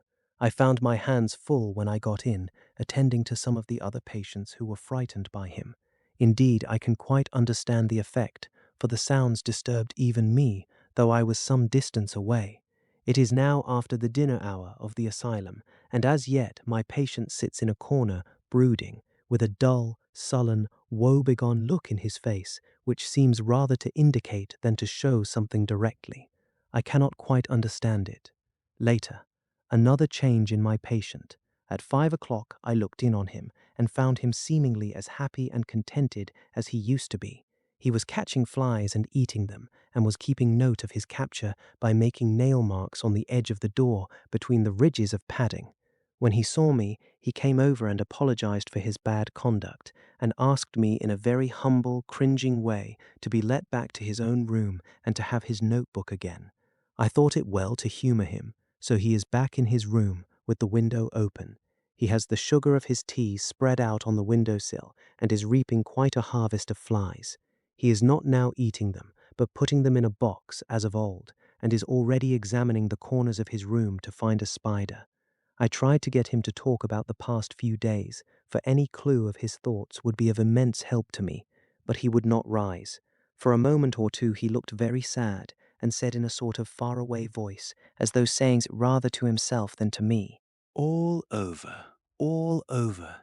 He has deserted me. No hope for me now unless I do it for myself." Then suddenly turning to me in a resolute way, he said, "Doctor, won't you be very good to me and let me have a little more sugar? I think it would be good for me." "And the flies?" I said. "Yes, the flies like it too, and I like the flies. Therefore I like it. And there are people who know so little as to think that madmen do not argue." I procured him a double supply and left him as happy a man as I suppose any in the world. I wish I could fathom his mind. Midnight, another change in him. I had been to see Miss Westenra, whom I found much better, and had just returned, and was standing at our own gate looking at the sunset, when once more I heard him yelling. As his room is on this side of the house, I could hear it better than in the morning. It was a shock to me to turn from the wonderful smoky beauty of a sunset over London, with its lurid lights and inky shadows, and all the marvellous tints that come on foul clouds, even as on foul water, and to realize all the grim sternness of my own cold stone building, with its wealth of breathing misery, and my own desolate heart to endure it all. I reached him just as the sun was going down, and from his window saw the red disk sink. As it sank, he became less and less frenzied, and just as it dipped, he slid from the hands that held him, an inert mass on the floor. It is wonderful, however, what intellectual recuperative power lunatics have, for within a few minutes he stood up quite calmly and looked around him. I signaled to the attendants not to hold him, for I was anxious to see what he would do. He went straight over to the window and brushed out the crumbs of sugar. Then he took his fly box and emptied it outside and threw away the box. Then he shut the window and, crossing over, sat down on his bed. All this surprised me, so I asked him, "Are you not going to keep flies any more?" "No," said he, "I am sick of all that rubbish." He certainly is a wonderfully interesting study. I wish I could get some glimpse of his mind or of the cause of his sudden passion. Stop, there may be a clue after all, if we can find why today his paroxysms came on at high noon and at sunset. Can it be that there is a malign influence of the sun at periods which affect certain natures, as at times the moon does others?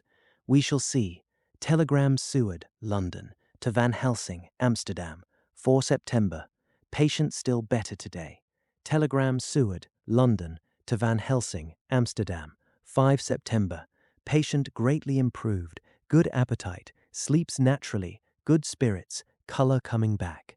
Telegram Seward, London, to Van Helsing, Amsterdam, 6 September. Terrible change for the worse. Come at once. Do not lose an hour. I hold over telegram to Holmwood till have seen you. And turning. Chapter X. Letter Dr. Seward to Honourable Arthur Holmwood. 6 September. My dear Art, my news today is not so good. Lucy this morning had gone back a bit. There is, however, one good thing which has arisen from it. Mrs. Westenra was naturally anxious concerning Lucy, and has consulted me professionally about her. I took advantage of the opportunity and told her that my old master, Van Helsing, the great specialist, was coming to stay with me, and that I would put her in his charge conjointly with myself. So now we can come and go without alarming her unduly, for a shock to her would mean sudden death, and this, in Lucy's weak condition, might be disastrous to her. We are hedged in with difficulties, all of us, my poor old fellow, but please God we shall come through them all right. If any need, I shall write, so that, if you do not hear from me, take it for granted that I am simply waiting for news. In haste, yours ever, John Seward. 7 September. The first thing Van Helsing said to me when we met at Liverpool Street was, "Have you said anything to our young friend, the lover of her?" "No," I said. "I waited till I had seen you, as I said in my telegram. I wrote him a letter simply telling him that you were coming, as Miss Westenra was not so well, and that I should let him know if need be." "Right, my friend," he said, "quite right. Better he not 121 know as yet. Perhaps he shall never know, I pray so. But if it be needed, then he shall know all. And my good friend John, let me caution you. You deal with the madmen. All men are mad in some way or the other, and inasmuch as you deal discreetly with your madmen, so deal with God's madmen too, the rest of the world. You tell not your madmen what you do nor why you do it. You tell them not what you think. So you shall keep knowledge in its place, where it may rest, where it may gather its kind around it and breed. You and I shall keep as yet what we know here and here." He touched me on the heart and on the forehead, and then touched himself the same way. "I have for myself thoughts at the present. Later I shall unfold to you." "Why not now?" I asked. "It may do some good. We may arrive at some decision." He stopped and looked at me and said, "My friend John, when the corn is grown, even before it has ripened, while the milk of its mother earth is in him, and the sunshine has not yet begun to paint him with his gold. The husbandman he pull the ear, and rub him between his rough hands, and blow away the green chaff, and say to you, Look, he's good corn, he will make good crop when the time comes. I did not see the application, and told him so. For reply he reached over and took my ear in his hand, and pulled it playfully, as he used long ago to do at lectures, and said, The good husbandman tell you so then, because he knows, but not till then. But you do not find the good husbandman dig up his planted corn to see if he grow. That is for the children who play at husbandry, and not for those who take it as of the work of their life. See you now, friend John? I have sown my corn, and nature has her work to do in making it sprout. If he sprout at all, there's some promise, and I wait till the ear begins to swell. He broke off, for he evidently saw that I understood. Then he went on, and very gravely, You were always a careful student, and your casebook was ever more full than the rest. You were only student then, now you are master, and I trust that good habit have not failed. Remember, my friend, that knowledge is stronger than memory, and we should not trust the weaker. Even if you have not kept the good practice, let me tell you that this case of our dear Miss is one that may be, mind I say may be, of such interest to us and others that all the rest may not make him kick the beam, as your people say. Take then good note of it. Nothing is too small. I counsel you, put down in record even your doubts and surmises. Hereafter it may be of interest to you to see how true you guess. We learn from failure, not from success. When I described Lucy's symptoms, the same as before, but definitely more marked, he looked very grave, but said nothing. He took with him a bag in which were many instruments and drugs, the ghastly paraphernalia of our beneficial trade, as he once called, in one of his lectures, the equipment of a professor of the healing craft. When we were shown in, Mrs. Westenra met us. She was alarmed, but not nearly so much as I expected to find her. Nature, in one of her beneficent moods, has ordained that even death has some antidote to its own terrors. Here, in a case where any shock may prove fatal, matters are so ordered that from some cause or other, the things not personal, even the terrible change in her daughter to whom she is so attached, do not seem to reach her. It is something like the way Dame Nature gathers round a foreign body an envelope of some insensitive tissue which can protect from evil that which it would otherwise harm by contact. If this be an ordered selfishness, then we should pause before we condemn anyone for the vice of egoism, for there may be deeper roots for its causes than we have knowledge of. I used my knowledge of this phase of spiritual pathology and laid down a rule that she should not be present with Lucy or think of her illness more than was absolutely required. She assented readily, so readily that I saw again the hand of nature fighting for life. Van Helsing and I were shown up to Lucy's room. If I was shocked when I saw her yesterday, I was horrified when I saw her today. She was ghastly, chalkily pale. The red seemed to have gone even from her lips and gums, and the bones of her face stood out prominently. Her breathing was painful to see or hear. Van Helsing's face grew set as marble, and his eyebrows converged till they almost touched over his nose. Lucy lay motionless and did not seem to have strength to speak, so for a while we were all silent. Then Van Helsing beckoned to me, and we went gently out of the room. The instant we had closed the door, he stepped quickly along the passage to the next door, which was open. Then he pulled me quickly in with him and closed the door.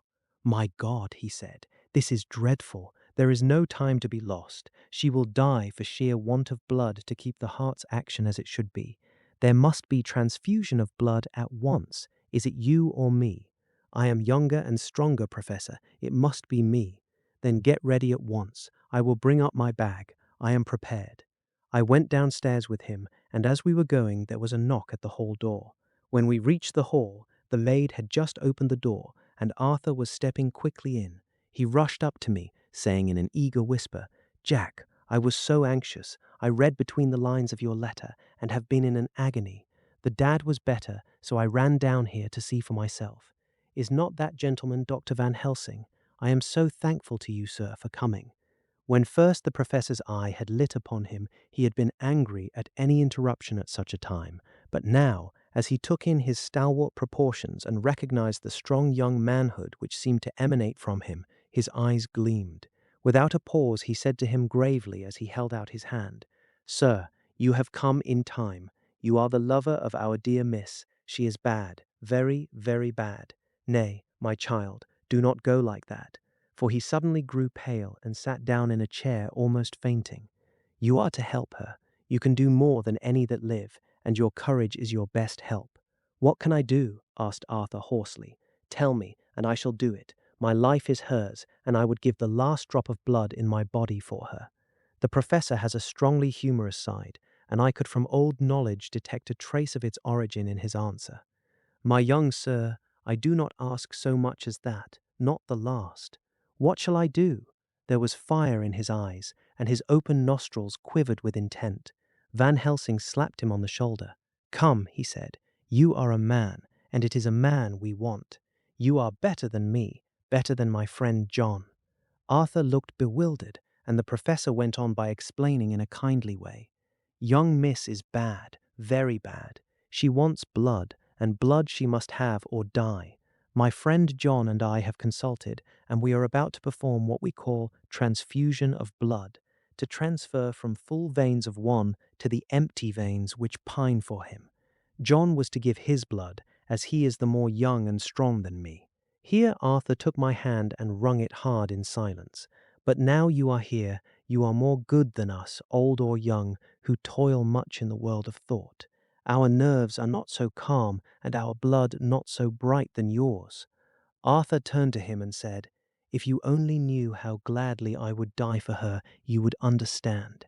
He stopped, with a sort of choke in his voice. "Good boy," said Van Helsing. "In the not so far off, you will be happy that you have done all for her you love. Come now and be silent. You shall kiss her once before it is done, but then you must go, and you must leave at my sign. Say no word to madam. You know how it is with her. There must be no shock. Any knowledge of this would be one. Come." We all went up to Lucy's room. Arthur, by direction, remained outside. Lucy turned her head and looked at us, but said nothing. She was not asleep, but she was simply too weak to make the effort. Her eyes spoke to us, that was all. Van Helsing took some things from his bag and laid them on a little table out of sight. Then he mixed a narcotic, and coming over to the bed, said cheerily, "Now, little miss, here is your medicine. Drink it off like a good child. See, I lift you so that to swallow is easy. Yes." She had made the effort with success. It astonished me how long the drug took to act. This, in fact, marked the extent of her weakness. The time seemed endless until sleep began to flicker in her eyelids. At last, however, the narcotic began to manifest its potency, and she fell into a deep sleep. When the professor was satisfied, he called Arthur into the room and bade him strip off his coat.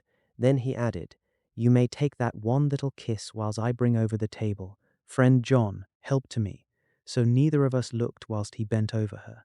Van Helsing, turning to me, said, "He is so young and strong, and of blood so pure, that we need not defibrinate it." Then, with swiftness, but with absolute method, Van Helsing performed the operation. As the transfusion went on, something like life seemed to come back to poor Lucy's cheeks, and through Arthur's growing pallor, the joy of his face seemed absolutely to shine. After a bit, I began to grow anxious, for the loss of blood was telling on Arthur, strong man as he was. It gave me an idea of what a terrible strain Lucy's system must have undergone, that what weakened Arthur only partially restored her. But the professor's face was set, and he stood watch in hand and with his eyes fixed now on the patient and now on Arthur. I could hear my own heart beat. Presently he said in a soft voice, "Do not stir an instant. It is enough.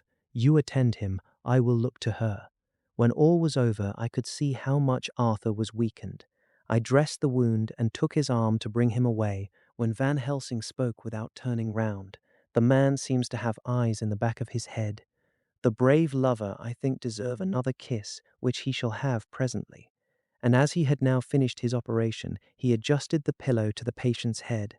As he did so, the narrow black velvet band which she seemed always to wear round her throat, buckled with an old diamond buckle which her lover had given her, was dragged a little up and showed a red mark on her throat. Arthur did not notice it, but I could hear the deep hiss of indrawn breath, which is one of Van Helsing's ways of betraying emotion. He said nothing at the moment, but turned to me, saying, "Now take down our brave young lover, give him of the port wine, and let him lie down a while. He must then go home and rest, sleep much and eat much, that he may be recruited of what he has so given to his love. He must not stay here. Hold, a moment. I may take it, sir, that you are anxious of result. Then bring it with you that in all ways the operation is successful. You have saved her life this time, and you can go home and rest easy in mind that all that can be is. I shall tell her all when she is well. She shall love you none the less for what you have done. Goodbye." When Arthur had gone, I went back to the room. Lucy was sleeping gently, but her breathing was stronger. I could see the counterpane move as her breast heaved. By the bedside sat Van Helsing, looking at her intently. The velvet band again covered the red mark.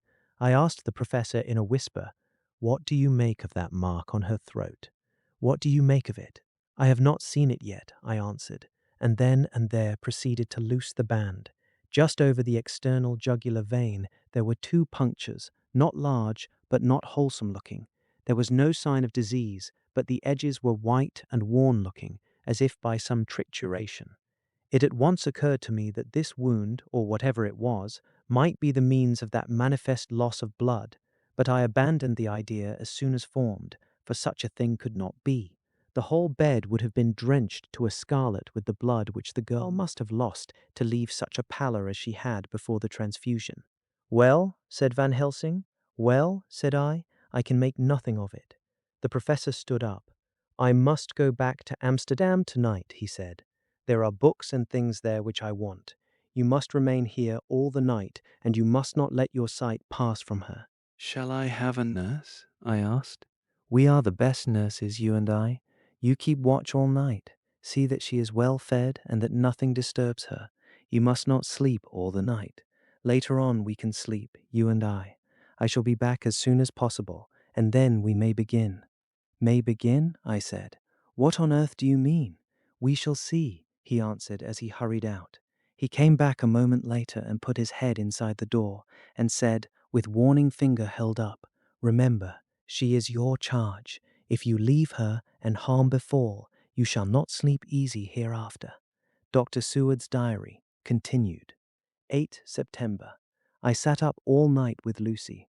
The opiate worked itself off towards dusk, and she waked naturally. She looked a different being from what she had been before the operation. Her spirits even were good, and she was full of a happy vivacity, but I could see evidences of the absolute prostration which she had undergone. When I told Mrs. Westenra that Dr. Van Helsing had directed that I should sit up with, some nasty men pended a bit more. Her spirits almost pooh-poohed the idea, pointing out her daughter's renewed strength and excellent spirits. I was firm, however, and made preparations for my long vigil. When her maid had prepared her for the night, I came in, having in the meantime had supper, and took a seat by the bedside. She did not in any way make objection, but looked at me gratefully whenever I caught her eye. After a long spell she seemed sinking off to sleep, but with an effort seemed to pull herself together, and shook it off. This was repeated several times, with greater effort and with shorter pauses as the time moved on. It was apparent that she did not want to sleep, so I tackled the subject at once. "You do not want to go to sleep?" "No, I am afraid. Afraid to go to sleep. Why so? It is the boon we all crave for. Ah, not if you were like me, if sleep was to you a presage of horror." "A presage of horror? What on earth do you mean?" "I don't know. Oh, I don't know. And that is what is so terrible. All this weakness comes to me in sleep, until I dread the very thought. But my dear girl, you may sleep tonight. I am here watching you, and I can promise that nothing will happen." "Ah, I can trust you." I seized the opportunity and said, "I promise you that if I see any evidence of bad dreams, I will wake you at once." "You will? Oh, will you really? How good you are to me.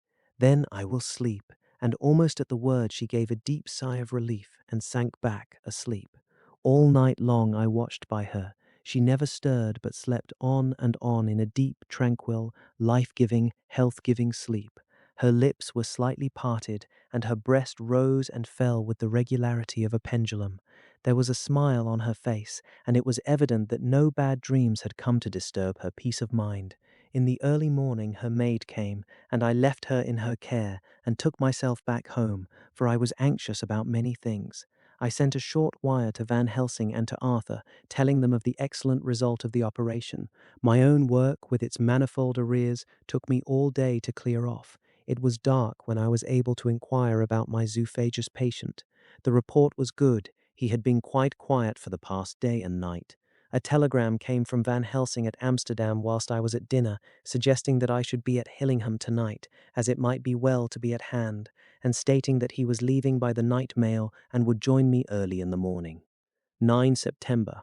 I was pretty tired and worn out when I got to Hillingham. For 2 nights I had hardly had a wink of sleep, and my brain was beginning to feel that numbness which marks cerebral exhaustion. Lucy was up and in cheerful spirits. When she shook hands with me, she looked sharply in my face and said, "No sitting up tonight for you. You are worn out. I am quite well again. Indeed, I am. And if there is to be any sitting up, it is I who will sit up with you." I would not argue the point, but went and had my supper. Lucy came with me, and enlivened by her charming presence, I made an excellent meal and had a couple of glasses of the more than excellent port. Then Lucy took me upstairs and showed me a room next her own, where a cosy fire was burning. "Now," she said, "you must stay here. I shall leave this door open and my door too. You can lie on the sofa, for I know that nothing would induce any of you doctors to go to bed whilst there is a patient above the horizon. If I want anything, I shall call out, and you can come to me at once." I could not but acquiesce, for I was dog-tired and could not have sat up had I tried. So, on her renewing her promise to call me if she should want anything, I lay on the sofa and forgot all about everything. Lucy Westenra's Diary, 9 September. I feel so happy tonight. I have been so miserably weak that to be able to think and move about is like feeling sunshine after a long spell of east wind out of a steel sky. Somehow Arthur feels very, very close to me. I seem to feel his presence warm about me. I suppose it is that sickness and weakness are selfish things and turn our inner eyes and sympathy on ourselves, whilst health and strength give love rein, and in thought and feeling he can wander where he wills. I know where my thoughts are. If Arthur only knew. My dear, your ears must tingle as you sleep, as mine do waking. Oh, the blissful rest of last night! How I slept with that dear, good Dr. Seward watching me. And tonight I shall not fear to sleep, since he is close at hand and within call. Thank everybody for being so good to me. Thank God. Good night, Arthur. Dr. Seward's Diary, 10 September. I was conscious of the professor's hand on my head, and started awake all in a second. That is one of the things that we learn in an asylum, at any rate. "And how is our patient?" "Well, when I left her, or rather, when she left me," I answered. "Come, let us see," he said, and together we went into the room. The blind was down, and I went over to raise it gently, whilst Van Helsing stepped, with his soft cat-like tread, over to the bed. As I raised the blind and the morning sunlight flooded the room, I heard the professor's low hiss of inspiration, and knowing its rarity, a deadly fear shot through my heart.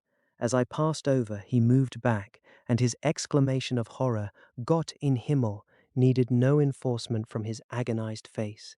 He raised his hand and pointed to the bed, and his iron face was drawn and ashen white. I felt my knees begin to tremble. There on the bed, seemingly in a swoon, lay poor Lucy, more horribly white and wan-looking than ever. Even the lips were white, and the gums seemed to have shrunken back from the teeth, as we sometimes see in a corpse after a prolonged illness. Van Helsing raised his foot to stamp in anger, but the instinct of his life and all the long years of habit stood to him, and he put it down again softly. "Quick," he said, "bring the brandy." I flew to the dining room and returned with the decanter. He wetted the poor white lips with it, and together we rubbed palm and wrist and heart. He felt her heart, and after a few moments of agonizing suspense said, "It is not too late. It beats, though but feebly. All our work is undone. We must begin again. There is no young Arthur here now. I have to call on you yourself this time, friend John." As he spoke, He was dipping into his bag and producing the instruments for transfusion. I had taken off my coat and rolled up my shirt sleeve. There was no possibility of an opiate just at present, and no need of one, and so, without a moment's delay, we began the operation. After a time, it did not seem a short time either, for the draining away of one's blood, no matter how willingly it be given, is a terrible feeling. Van Helsing held up a warning finger. "Do not stir," he said, "but I fear that with growing strength she may wake, and that would make danger, oh, so much danger. But I shall precaution take. I shall give hypodermic injection of morphia."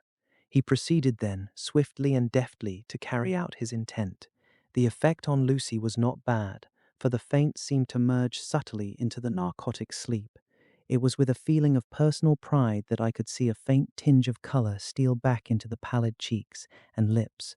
No man knows till he experiences it what it is to feel his own lifeblood drawn away into the veins of the woman he loves. The professor watched me critically. "That will do," he said. "Already," I remonstrated, "you took a great deal more from art," to which he smiled a sad sort of smile as he replied, "He is her lover, her fiancé. You have work, much work, to do for her and for others, and the present will suffice." When we stopped the operation, he attended to Lucy, whilst I applied digital pressure to my own incision. I lay down, whilst I waited his leisure to attend to me, for I felt faint and a little sick. By and by he bound up my wound and sent me downstairs to get a glass of wine for myself.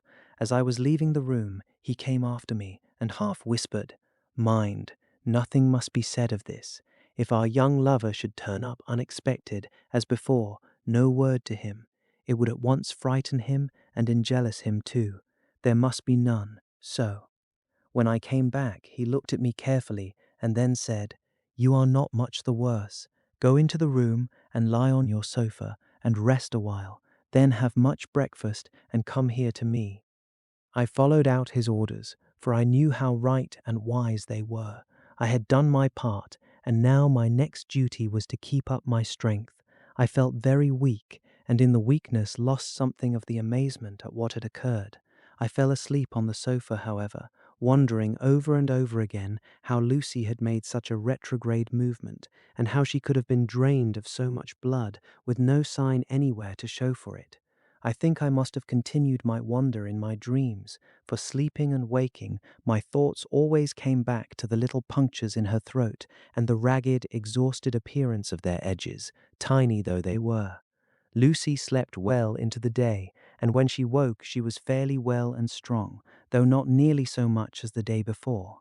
When Van Helsing had seen her, he went out for a walk, leaving me in charge, with strict injunctions that I was not to leave her for a moment. I could hear his voice in the hall, asking the way to the nearest telegraph office. Lucy chatted with me freely, and seemed quite unconscious that anything had happened. I tried to keep her amused and interested.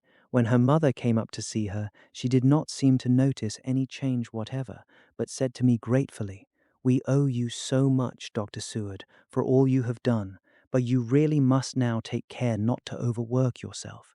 You are looking pale yourself. You want a wife to nurse and look after you a bit. That you do."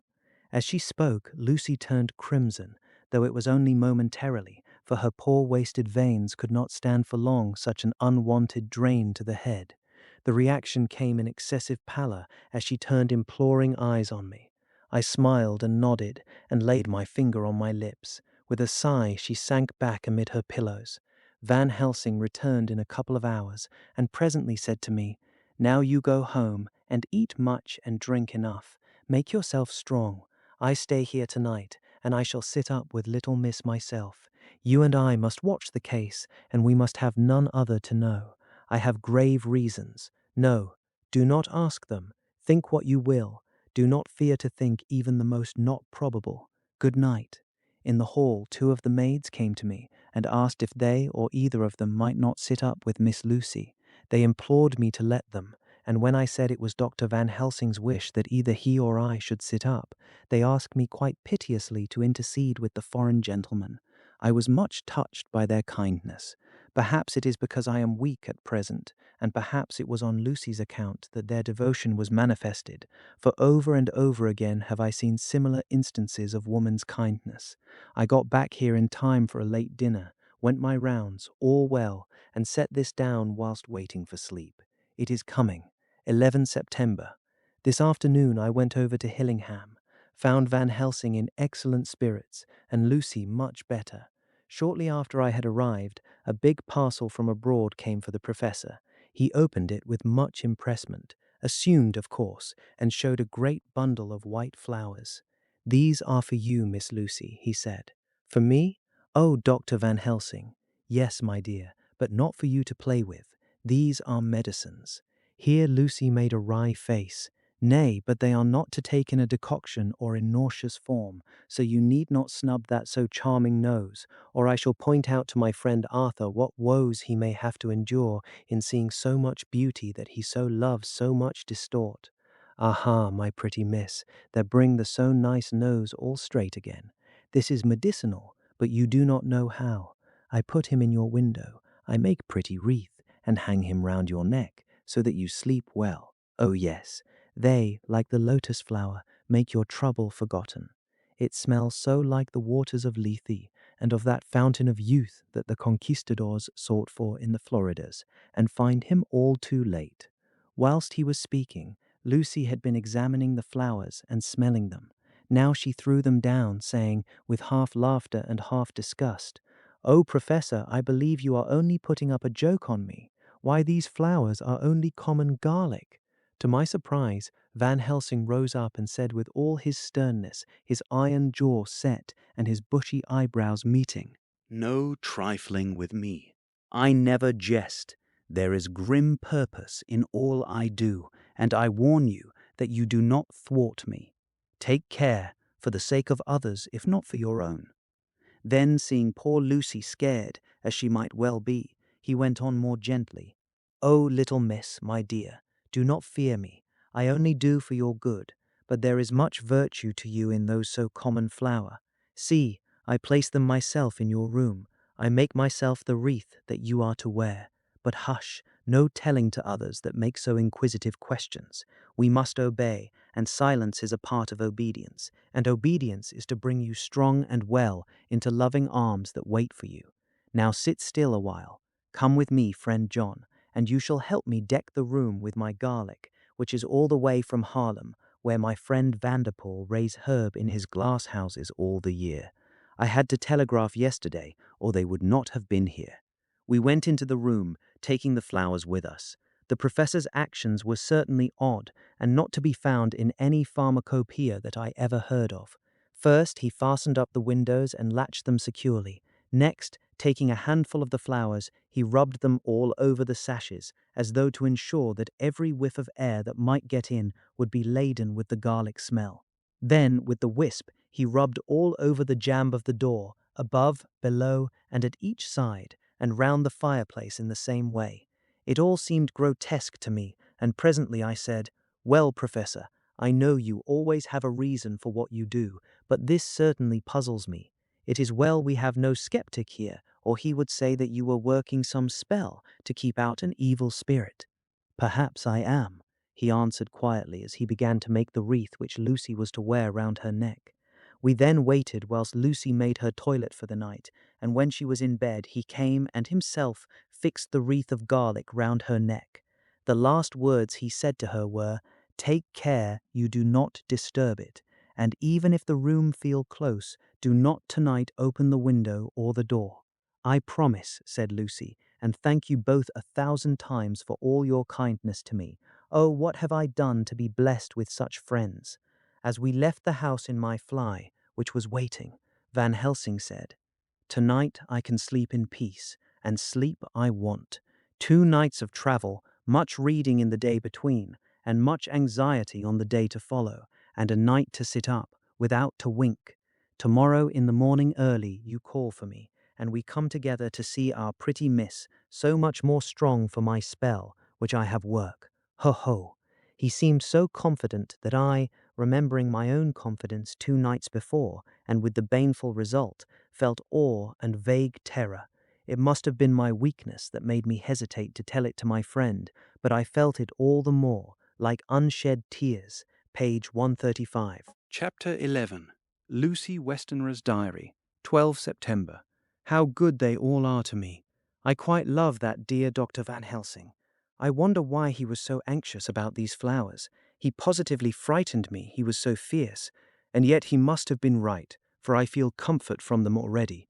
Somehow I do not dread being alone tonight, and I can go to sleep without fear. I shall not mind any flapping outside the window.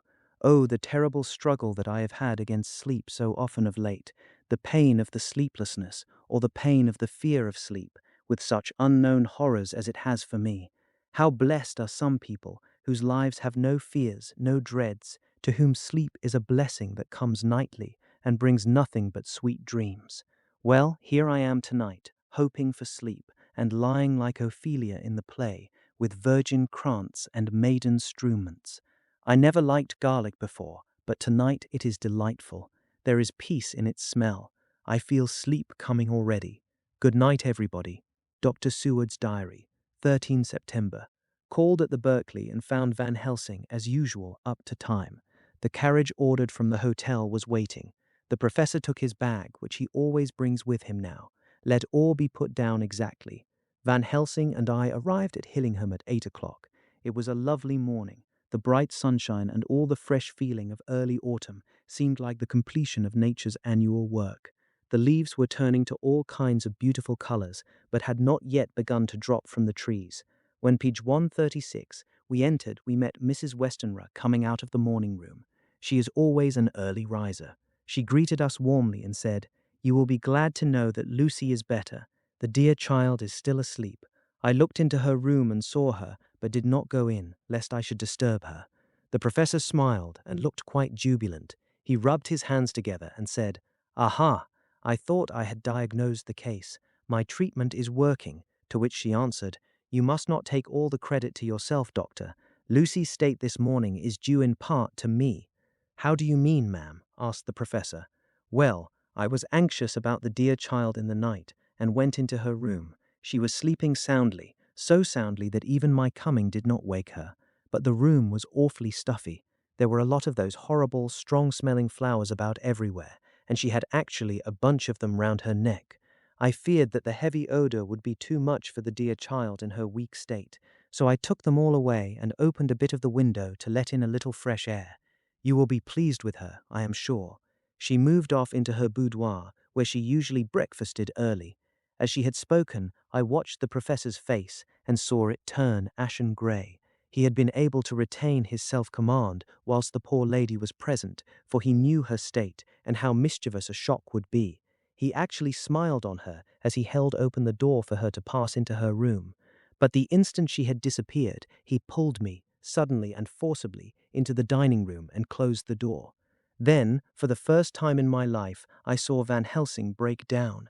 He raised his hands over his head in a sort of mute despair, and then beat his palms together in a helpless way. Finally, he sat down on a chair, and putting his hands before his face, began to sob, with loud, dry sobs that seemed to come from the very racking of his heart. Then he raised his arms again, as though appealing to the whole universe. "God, God, God," he said, "what have we done? What has this poor thing done, that we are so sore beset? Is there fate amongst us still, sent down from the pagan world of old, that such things must be, and in such a way? This poor mother, all unknowing, and all for the best as she think, does such thing as lose her daughter body and soul, and we must not tell her, we must not even warn her, or she die, and then both die. Oh, how we are beset! How are all the powers of the devils against us?" Suddenly he jumped to his feet. "Come," he said, "come, we must see and act. Devils or no devils, or all the devils at once, it matters not. We fight him all the same." He went to the hall door for his bag, and together we went up to Lucy's room. Once again I drew up the blind, whilst Van Helsing went towards the bed. This time he did not start as he looked on the poor face with the same awful waxen pallor as before. He wore a look of stern sadness and infinite pity. "As I expected," he murmured, with that hissing inspiration of his which meant so much. Without a word he went and locked the door, and then began to set out on the little table the instruments for yet another operation of transfusion of blood. I had long ago recognized the necessity and begun to take off my coat, but he stopped me with a warning hand. "No," he said. "Today you must operate. I shall provide. You are weakened already." As he spoke, he took off his coat and rolled up his shirt sleeve. Again the operation, again the narcotic, again some return of color to the ashy cheeks and the regular breathing of healthy sleep. This time I watched whilst Van Helsing recruited himself and rested. Presently he took an opportunity of telling Mrs. Westenra that she must not remove anything from Lucy's room without consulting him, that the flowers were of medicinal value, and that the breathing of their odor was a part of the system of cure. Then he took over the care of the case himself, saying that he would watch this night and the next, and would send me word when to come. After another hour, Lucy waked from her sleep, fresh and bright, and seemingly not much the worse from her terrible ordeal. What does it all mean? I am beginning to wonder if my long habit of life amongst the insane is beginning to tell upon my own brain. Page 138. Lucy Westenra's Diary, 17 September, 4 days and nights of peace. I am getting so strong again that I hardly know myself. It is as if I had passed through some long nightmare and had just awakened to see the beautiful sunshine and feel the fresh air of the morning around me. I have a dim half-remembrance of long, anxious times of waiting and fearing, darkness in which there was not even the pain of hope to make present distress more poignant, and then long spells of oblivion and the rising back to life as a diver coming up through a great press of water. Since, however, Dr. Van Helsing has been with me, all this bad dreaming seems to have passed away. The noises that used to frighten me out of my wits, the flapping against the windows, the distant voices which seemed so close to me, the harsh sounds that came from I know not where and commanded me to do I know not what, have all ceased. I go to bed now without any fear of sleep. I do not even try to keep awake. I have grown quite fond of the garlic, and a boxful arrives for me every day from Haarlem. Tonight, Dr. Van Helsing is going away, as he has to be for a day in Amsterdam. But I need not be watched. I am well enough to be left alone. Thank God for Mother's sake, and dear Arthur's, and for all our friends who have been so kind. I shall not even feel the change, for last night Dr. Van Helsing slept in his chair a lot of the time. I found him asleep twice when I awoke, but I did not fear to go to sleep again, although the baths or bats or something flapped almost angrily against the window panes. The Pall Mall Gazette, 18 September, The Escaped Wolf, Perilous Adventure of Our Interviewer. Interview with the keeper in the Zoological Gardens. After many inquiries and almost as many refusals, and perpetually using the words Pall Mall Gazette as a sort of talisman, I managed to find the keeper of the section of the 139 Zoological Gardens in which the wolf department is included. Thomas Builder lives in one of the cottages in the enclosure behind the elephant house, and was just sitting down to his tea when I found him. Thomas and his wife are hospitable folk, elderly, and without children, and if the specimen I enjoyed of their hospitality be of the average kind, their lives must be pretty comfortable. The keeper would not enter on what he called business until the supper was over and we were all satisfied. Then, when the table was cleared and he had lit his pipe, he said, "Now, sir, you can go on and ask me what you want. You'll excuse me refusing to talk of professional subjects afore meals. I gives the wolves and the jackals and the hyenas in all our section their tea afore I begins to ask them questions." "How do you mean, ask them questions?" I queried, wishful to get him into a talkative humour. "Eating of them over the ead with a pole is one way, scratching of their hears is another, when gents as is flush wants a bit of a show-off to their gals. I don't so much mind the fust, the itting with a pole afore I chucks in their dinner, but I waits till they've had their sherry and coffee, so to speak, afore I tries on with the ear-scratching. Mind you," he added philosophically, "there's a deal of the same nature in us as in them there animals. Here's you a coming and asking of me questions about my business, and I that grumpy like that only for your bloomin' half-quid I'd a seen you blowed fust 'fore I'd answer. Not even when you asked me sarcastic like if I'd like you to ask the superintendent if you might ask me questions. Without offence, did I tell you to go to hell? You did. And when you said you'd report me for using of obscene language, that was witten me over the ead, but the half-quid made that all right. I weren't a-going to fight, so I waited for the food, and did with my owl as the wolves and lions and tigers does. but law love your art, now that the old ooman has stuck a chunk of her tea cake in me and rinsed me out with her bloomin' old teapot, and I've lit up, you may scratch my ears for all you're worth and won't get even a growl out of me. Drive along with your questions. I know what ye're a comin' at. That air escaped wolf, page 140. Exactly. I want you to give me your view of it. Just tell me how it happened, and when I know the facts, I'll get you to say what you consider was the cause of it and how you think the whole affair will end. All right, Governor. This air is about the whole story. That air wolf, what we called Berserker, was one of 3 grey ones that came from Norway to Jamrach's, which we bought off him 4 year ago. He was a nice, well-behaved wolf that never gave no trouble to talk of. I'm more surprised at him for wanting to get out nor any other animal in the place. But there, you can't trust wolves no more nor women. Don't you mind him, sir, broke in Mrs. Tom with a cheery laugh. He's got minding the animals so long that blessed if he ain't like a old wolf hisself. But there ain't no harm in him. Well, sir, it was about 2 hours after feeding yesterday when I first hear any disturbance. I was making up a litter in the monkey house for a young puma which is ill, but when I heard the yelping and owling, I came away straight. There was Berserker a-tearing like a mad thing at the bars as if he wanted to get out. There wasn't much people about that day, and close at hand was only one man, a tall, thin chap, with a hook nose and a pointed beard, with a few white hairs running through it. He had a hard, cold look and red eyes, and I took a sort of mislike to him, for it seemed as if it was him as they was irritated at. He had white kid gloves on his hands, and he pointed out the animals to me and says, "Keeper, these wolves seem upset at something." "Maybe it's you," says I, for I did not like the airs as he give hisself. He didn't get angry, as I hoped he would, but he smiled a kind of insolent smile, with a mouth full of white, sharp teeth. "Oh no, they wouldn't like me," he says. "Oh yes, they would," says I, imitating of him. "They always like a bone or two to clean their teeth on about tea time, which you has a bag full." Well, it was a odd thing, but when the animals see us a-talkin', they lay down, and when I went over to Berserker, he let me stroke his ears, same as ever. That there man came over, and blessed but if he didn't put in his hand and stroke the old wolf's ears too. "Take care," says I. "Berserker is quick." "Never mind," he says. "I'm used to 'em." "Are you in the business yourself?" I says, taking off my hat, for a man what trades in wolves and cetera is a good friend to keepers. "No," says he, "not exactly in the business, but I have made pets of several."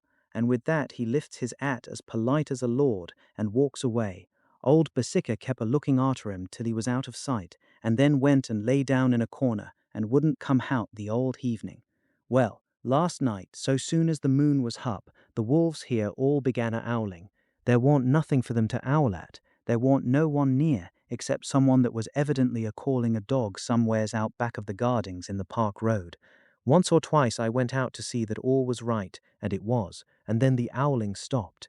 Just before 12 o'clock, I just took a look round afore turning in, and bust me, but when I kem opposite to old Berserker's cage, I see the rails broken and twisted about and the cage empty, and that's all I know for certain. Did anyone else see anything? One of our gardeners was a-comin' home about that time from our harmony, when he sees a big grey dog coming out through the garden edges. At least so he says, but I don't give much for it myself, for if he did, he never said a word about it to his missus when he got home, and it was only after the escape of the wolf was made known, and we had been up all night a-hunting of the park for Berserker, that he remembered seeing anything.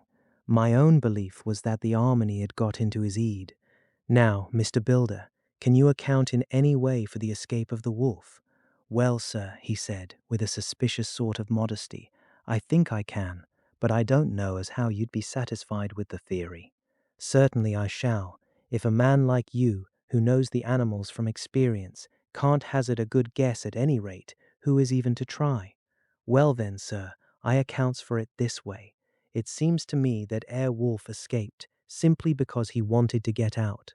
From the hearty way that both Thomas and his wife laughed at the joke, I could see that it had done service before, and that the whole explanation was simply an elaborate sell. I couldn't cope in badinage with the worthy Thomas, but I thought I knew a surer way to his heart. So I said, "Now, Mr. Builder, we'll consider that first half-sovereign worked off, and this brother of his is waiting to be claimed when you've told me what you think will happen." "Right ya, sir," he said briskly. "Ye'll excuse me, I know, for a chaffin' of ye, but the old woman here winked at me, which was as much as telling me to go on." "Well, I never," said the old lady. "My opinion is this, that 'ere wolf is a hiding of somewheres. The gardener what didn't remember said he was a galloping northward faster than a horse could go, but I don't believe him, for you see, sir, wolves don't gallop no more than dogs does, they not being built that way. Wolves is fine things in a storybook, and I dessay when they gets in packs and does be chivin' something that's more afeard than they is, they can make a devil of a noise and chop it up, whatever it is. But Lord bless you, in real life a wolf is only a low creature, not half so clever as a good dog, and not half a quarter so much fight in him. This one ain't been used to fighting or even to providing for hisself, and more like he's somewhere round the park, a-eatin' and a-shivering of, and if he thinks at all, wondering where he is to get his breakfast from. Or maybe he's got down some area and is in a coal cellar. My eye, won't some cook get a rum start when she sees his green eyes a-shining at her out of the dark? If he can't get food, he's bound to look for it, and mayhap he may chance to light on a butcher's shop in time. If he doesn't, and some nursemaid goes a-walking off with a soldier, leaving of the hinfant in the perambulator, well then, I shouldn't be surprised if the census is one babby the less. That's all. I was handing him the half-sovereign when something came bobbing up against the window, and Mr. Builder's face doubled its natural length with surprise. "God bless me," he said, "if there ain't old Basica come back by herself." He went to the door and opened it, a most unnecessary proceeding it seemed to me. I have always thought that a wild animal never looks so well as when some obstacle of pronounced durability is between us. A personal experience has intensified rather than diminished that idea. After all, however, there is nothing like custom, for neither Builder nor his wife thought any more of the wolf than I should of a dog. The animal itself was as peaceful and well-behaved as that father of all picture wolves, Red Riding Hood's quondam friend, whilst seeking her confidence in masquerade. The whole scene was an unutterable mixture of comedy and pathos. The wicked wolf that for half a day had paralyzed London and set all the children in the town shivering in their shoes, was there in a sort of penitent mood, and was received and petted like a sort of vulpine prodigal son. Old Builder examined him all over with most tender solicitude, and when he had finished with his penitent said, "There, I knew the poor old chap would get into some kind of trouble. Didn't I say it all along? Here's his head all cut and full of broken glass. He's been a-getting over some bloomin' wall or other. It's a shime that people are allowed to top their walls with broken bottles. This air's what comes of it. Come along, Basica." He took the wolf and locked him up in a cage with a piece of meat that satisfied, in quantity at any rate, the elementary conditions of the fatted calf, and went off to report. I came off too, to report the only exclusive information that is given today regarding the strange escapade at the zoo. Dr. Seward's diary. 17 September. I was engaged after dinner in my study posting up my books, which, through press of other work and the many visits to Lucy, had fallen sadly into arrear.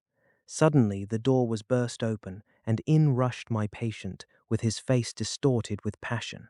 I was thunderstruck, for such a thing as a patient getting of his own accord into the superintendent's study is almost unknown. Without an instant's pause, he made straight at me. He had a dinner knife in his hand, and as I saw he was dangerous, I tried to keep the table between us. He was too quick and too strong for me, however, for before I could get my balance, he had struck at me and cut my left wrist rather severely. Before he could strike again, however, I got in my right, and he was sprawling on his back on the floor. My wrist bled freely, and quite a little pool trickled onto the carpet. I saw that my friend was not intent on further effort, and occupied myself binding up my wrist, keeping a wary eye on the prostrate figure all the time. When the attendants rushed in and we turned our attention to him, his employment positively sickened me. He was lying on his belly on the floor, licking up, like a dog, the blood which had fallen from my wounded wrist. He was easily secured and, to my surprise, went with the attendants quite placidly, simply repeating over and over again, "The blood is the life, The blood is the life. I cannot afford to lose blood just at present. I have lost too much of late for my physical good, and the then prolonged strain of Lucy's illness and its horrible phases is telling on me. I am overexcited and weary, and I need rest, rest, rest. Happily Van Helsing has not summoned me, so I need not forego my sleep. Tonight I could not well do without it. Telegram Van Helsing, Antwerp to Seward, Carfax. Sent to Carfax, Sussex, as no county given. Delivered late by 22 hours. 17 September. Do not fail to be at Hillingham tonight. If not watching all the time, frequently visit to see that flowers are as placed. Very important. Do not fail. Shall be with you as soon as possible after arrival. Dr. Seward's diary. 18 September. Just off for train to London. The arrival of Van Helsing's telegram filled me with dismay. A whole night lost, and I know by bitter experience what may happen in a night. Of course, it is possible that all may be well, but what may have happened? Surely there is some horrible doom hanging over us that every possible accident should thwart us in all we try to do. I shall take this cylinder with me, and then I can complete my entry on Lucy's phonograph. Memorandum left by Lucy Westenra. 17 September. Night. I write this and leave it to be seen so that no one may by chance get into any trouble through me. This is an exact record of what took place tonight. I feel I am dying of weakness and have barely strength to write, but it must be done if I die in the doing. I went to bed as usual, taking care that the flowers were placed as Dr. Van Helsing directed, and soon fell asleep. I was waked by the flapping at the window, which had begun after the sleepwalking on the cliff at Whitby when Mina saved me, and which now I know so well. I was not afraid, but I did wish that Dr. Seward was in the next room, as Dr. Van Helsing said he would be, so that I might have called him. I tried to go to sleep, but could not. Then there came to me the old fear of sleep, and I determined to keep awake. Perversely, sleep would try to come when I did not want it, so, as I feared to be alone, I opened my door and called out, "Is there anybody there?" There was no answer. I was afraid to wake Mother, and so closed my door again. Then outside in the shrubbery I heard a sort of howl, like a dog's, but more fierce and deeper. I went to the window and looked out, but could see nothing, except a big bat, which had evidently been buffeting its wings against the window. So I went back to bed again, but determined not to go to sleep. Presently the door opened, and Mother looked in. Seeing by my moving that I was not asleep, came in and sat by me. She said to me even more sweetly and softly than her wont, "I was uneasy about you, darling, and came in to see that you were all right." I feared she might catch cold sitting there, and asked her to come in and sleep with me, so she came into bed and lay down beside me. She did not take off her dressing gown, for she said she would only stay a while and then go back to her own bed. As she lay there in my arms and I in hers, the flapping and buffeting came to the window again. She was startled and a little frightened, and cried out, "What is that?" I tried to pacify her, and at last succeeded, and she lay quiet, but I could hear her poor dear heart still beating terribly. After a while there was the low howl again out in the shrubbery, and shortly after there was a crash at the window, and a lot of broken glass was hurled on the floor. The window blind blew back with the wind that rushed in, and in the aperture of the broken panes there was the head of a great gaunt grey wolf. Mother cried out in a fright, and struggled up into a sitting posture, and clutched wildly at anything that would help her. Amongst other things, she clutched the wreath of flowers that Dr. Van Helsing insisted on my wearing round my neck, and tore it away from me. For a second or two she sat up, pointing at the wolf, and there was a strange and horrible gurgling in her throat. Then she fell over, as if struck with lightning, and her head hit my forehead, and made me dizzy for a moment or two. The room and all round seemed to spin round. I kept my eyes fixed on the window, but the wolf drew his head back, and a whole myriad of little specks seemed to come blowing in through the broken window, and wheeling and circling round like the pillar of dust that travellers describe when there is a simoom in the desert. I tried to stir, but there was some spell upon me, and dear Mother's poor body, which seemed to grow cold already, for her dear heart had ceased to beat, weighed me down, and I remembered no more for a while. The time did not seem long, but very, very awful, till I recovered consciousness again.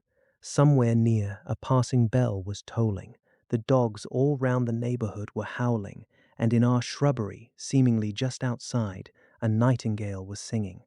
I was dazed and stupid with pain and terror and weakness, but the sound of the nightingale seemed like the voice of my dead mother come back to comfort me. The sound seemed to have awakened the maids, too, for I could hear their bare feet pattering outside my door. I called to them, and they came in, and when they saw what had happened, and what it was that lay over me in the bed, they screamed out. The wind rushed in through the broken window, and the door slammed to. They lifted off the body of my dear mother, and laid her, covered up with a sheet, on the bed after I had got up. They were all so frightened and nervous that I directed them to go to the dining room and have each a glass of wine. The door flew open for an instant and closed again. The maids shrieked, and then went in a body to the dining room, and I laid what flowers I had on my dear mother's breast. When they were there, I remembered what Dr. Van Helsing had told me, but I didn't like to remove them, and besides, I would have some of the servants to sit up with me now. I was surprised that the maids did not come back. I called them, but got no answer, so I went to the dining room to look for them. My heart sank when I saw what had happened. They all four lay helpless on the floor, breathing heavily. The decanter of sherry was on the table, half full, but there was a queer, acrid smell about. I was suspicious, and examined the decanter. It smelt of laudanum, and looking on the sideboard, I found that the bottle which Mother's doctor uses for her, did use, was empty. What am I to do? What am I to do? I am back in the room with Mother. I cannot leave her, and I am alone save for the sleeping servants whom someone has drugged. Alone with the dead. I dare not go out, for I can hear the low howl of the wolf through the broken window. The air seems full of specks floating and circling in the draught from the window, and the lights burn blue and dim. What am I to do? God shield me from harm this night. I shall hide this paper in my breast, where they shall find it when they come to lay me out. My dear mother gone, it is time that I go too. Goodbye, dear Arthur, if I should not survive this night. God keep you, dear, and God help me. Chapter 12. Dr. Seward's Diary. 18 September. I drove at once to Hillingham and arrived early. Keeping my cab at the gate, I went up the avenue alone. I knocked gently and rang as quietly as possible, for I feared to disturb Lucy or her mother, and hoped to bring only a servant to the door. After a while, finding no response, I knocked and rang again. Still no answer. I cursed the laziness of the servants that they should lie abed at such an hour, for it was now 10 o'clock, and so rang and knocked again, but more impatiently, and still without response. Hitherto I had blamed only the servants, but now a terrible fear began to assail me. Was this desolation but another link in the chain of doom which seemed drawing tight around us? Was it indeed a house of death to which I had come too late? I knew that minutes, even seconds of delay might mean hours of danger to Lucy, if she had had again one of those frightful relapses, and I went round the house to try if I could find by chance an entry anywhere. I could find no means of ingress. Every window and door was fastened and locked, and I returned baffled to the porch. As I did so, I heard the rapid pit-pat of a swiftly driven horse's feet. They stopped at the gate, and a few seconds later I met Van Helsing running up the avenue. When he saw me, he gasped out, "Then it was you, and just arrived. How is she? Are we too late? Did you not get my telegram?" I answered as quickly and coherently as I could that I had only got his telegram early in the morning and had not lost a minute in coming here, and that I could not make anyone in 14 in the house hear me. He paused and raised his hat as he said solemnly, "Then I fear we are too late. God's will be done." With his usual recuperative energy he went on, "Come, if there be no way open to get in, we must make one. Time is all in all to us now." We went round to the back of the house, where there was a kitchen window. The professor took a small surgical saw from his case, and handing it to me, pointed to the iron bars which guarded the window. I attacked them at once, and had very soon cut through 3 of them. Then, with a long, thin knife, we pushed back the fastening of the sashes and opened the window. I helped the professor in and followed him. There was no one in the kitchen or in the servants' rooms, which were close at hand. We tried all the rooms as we went along, and in the dining room, dimly lit by rays of light through the shutters, found 4 servant women lying on the floor. There was no need to think them dead, for their stertorous breathing and the acrid smell of laudanum in the room left no doubt as to their condition. Van Helsing and I looked at each other, and as we moved away, he said, "We can attend to them later." Then we ascended to Lucy's room. For an instant or two we paused at the door to listen, but there was no sound that we could hear. With white faces and trembling hands, we opened the door gently and entered the room. How shall I describe what we saw? On the bed lay 2 women, Lucy and her mother. The latter lay farthest in, and she was covered with a white sheet, the edge of which had been blown back by the draught through the broken window, showing the drawn, white face with a look of terror fixed upon it. By her side lay Lucy, with face white and still more drawn. The flowers which had been round her neck we found upon her mother's bosom, and her throat was bare, showing the 2 little wounds which we had noticed before, but looking horribly white and mangled. Without a word, the professor bent over the bed, his head almost touching poor Lucy's breast. Then he gave a quick turn of his head, as of one who listens, and leaping to his feet, he cried out to me, "It is not yet too late. Quick, quick, bring the brandy." PG 150. I flew downstairs and returned with it, taking care to smell and taste it, lest it too were drugged like the decanter of sherry which I found on the table. The maids were still breathing, but more restlessly, and I fancied that the narcotic was wearing off. I did not stay to make sure, but returned to Van Helsing. He rubbed the brandy, as on another occasion, on her lips and gums and on her wrists and the palms of her hands. He said to me, "I can do this all that can be at the present. You go wake those maids, flick them in the face with a wet towel, and flick them hard. Make them get heat and fire and a warm bath. This poor soul is nearly as cold as that beside her. She will need be heated before we can do anything more." I went at once, and found little difficulty in waking 3 of the women. The 4th was only a young girl, and the drug had evidently affected her more strongly, so I lifted her on the sofa and let her sleep. The others were dazed at first, but as remembrance came back to them, they cried and sobbed in a hysterical manner. I was stern with them, however, and would not let them talk. I told them that one life was bad enough to lose, and that if they delayed, they would sacrifice Miss Lucy. So, sobbing and crying, they went about their way, half clad as they were, and prepared fire and water. Fortunately, the kitchen and boiler fires were still alive, and there was no lack of hot water. We got a bath and carried Lucy out as she was and placed her in it.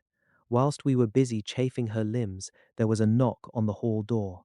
One of the maids ran off, hurried on some more clothes, and opened it. Then she returned and whispered to us that there was a gentleman who had come with a message from Mr. Holmwood. I bade her simply tell him that he must wait, for we could see no one now. She went away with the message, and, engrossed with our work, I clean forgot all about him. I never saw in all my experience the professor work in such deadly earnest. I knew, as he knew, that it was a stand-up fight with death, and in a pause told him so. He answered me in a way that I did not understand, but with the sternest look that his face could wear. If that were all, I would stop here where we are now, and let her fade away into peace, for I see no light in life over her horizon. He went on with his work with, if possible, renewed and more frenzied vigor. Presently we both began to be conscious that the heat was beginning to be of some effect. Lucy's heart beat a trifle more audibly to the stethoscope, and her lungs had a perceptible movement. Van Helsing's face almost beamed, and as we lifted her from the bath and rolled her in a hot sheet to dry her, he said to me, "The first gain is ours. Check to the king." We took Lucy into another room, which had by now been prepared, and laid her in bed and forced a few drops of brandy down her throat. I noticed that Van Helsing tied a soft silk handkerchief round her throat. She was still unconscious, and was quite as bad as, if not worse than, we had ever seen her. Van Helsing called in one of the women, and told her to stay with her, and not to take her eyes off her till we returned, and then beckoned me out of the room. "We must consult as to what is to be done," he said as we descended the stairs. In the hall, he opened the dining room door, and we passed in, he closing the door carefully behind him. The shutters had been opened, but the blinds were already down, with that obedience to the etiquette of death which the British woman of the lower classes always rigidly observes. The room was, therefore, dimly dark. It was, however, light enough for our purposes. Van Helsing's sternness was somewhat relieved by a look of perplexity. He was evidently torturing his mind about something, so I waited for an instant, and he spoke. "What are we to do now? Where are we to turn for help? We must have another transfusion of blood, and that soon, or that poor girl's life won't be worth an hour's purchase. You are exhausted already. I am exhausted too. I fear to trust those women, even if they would have courage to submit. What are we to do for someone who will open his veins for her?" "What's the matter with me, anyhow?" The voice came from the sofa across the room, and its tones brought relief and joy to my heart, for they were those of Quincy Morris. Van Helsing started angrily at the first sound, but his face softened and a glad look came into his eyes as I cried out, "Quincy Morris," and rushed towards him with outstretched hands. "What brought you here?" I cried as our hands met. "I guess art is the cause." He handed me a telegram. "Have not heard from Seward for 3 days, and am terribly anxious. Cannot leave. Father still in same condition. Send me word how Lucy is. Do not delay. Homeward." I think I came just in the nick of time. You know you have only to tell me what to do. Van Helsing strode forward and took his hand, looking him straight in the eyes as he said, "A brave man's blood is the best thing on this earth when a woman is in trouble. You're a man, and no mistake. Well, the devil may work against us for all he's worth, but God sends us men when we want them. Once again we went through that ghastly operation. I have not the heart to go through with the details. Lucy had got a terrible shock, and it told on her more than before, for though plenty of blood went into her veins, her body did not respond to the treatment as well as on the other occasions. Her struggle back into life was something frightful to see and hear. However, the action of both heart and lungs improved, and Van Helsing made a subcutaneous injection of morphia as before, and with good effect. Her faint became a profound slumber. The professor watched whilst I went downstairs with Quincy Morris and sent one of the maids to pay off one of the cabmen who were waiting. I left Quincy lying down after having a glass of wine and told the cook to get ready a good breakfast. Then a thought struck me, and I went back to the room where Lucy now was. When I came softly in, I found Van Helsing with a sheet or two of notepaper in his hand. He had evidently read it and was thinking it over as he sat with his hand to his brow. There was a look of grim satisfaction in his face, as of one who has had a doubt solved. He handed me the paper, saying only, "It dropped from Lucy's breast when we carried her to the bath." When I had read it, I stood looking at the professor, and after a pause asked him, "In God's name, what does it all mean? Was she or is she mad, or what sort of horrible danger is it?" I was so bewildered that I did not know what to say more. Van Helsing put out his hand and took the paper, saying, "Do not trouble about it now. Forget it for the present. You shall know and understand it all in good time, but it will be later.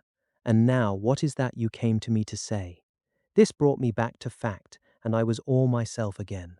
I came to speak about the certificate of death. If we do not act properly and wisely, there may be an inquest, and that paper would have to be produced. I am in hopes that we need have no inquest, for if we had, it would surely kill poor Lucy, if nothing else did. I know, and you know, and the other doctor who attended her knows, that Mrs. Westenra had disease of the heart, and we can certify that she died of it. Let us fill up the certificate at once, and I shall take it myself to the registrar and go on to the undertaker. Good. Oh, my friend John, well thought of. Truly Miss Lucy, if she be sad in the foes that beset her, is at least happy in the friends that love her. 1, 2, 3. All open their veins for her, besides one old man. Ah, yes, I know, friend John. I am not blind. I love you all the more for it. Now go.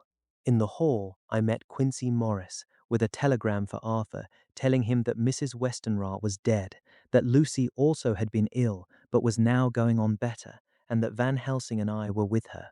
I told him where I was going, and he hurried me out, but as I was going said, "When you come back, Jack, may I have 2 words with you all to ourselves?"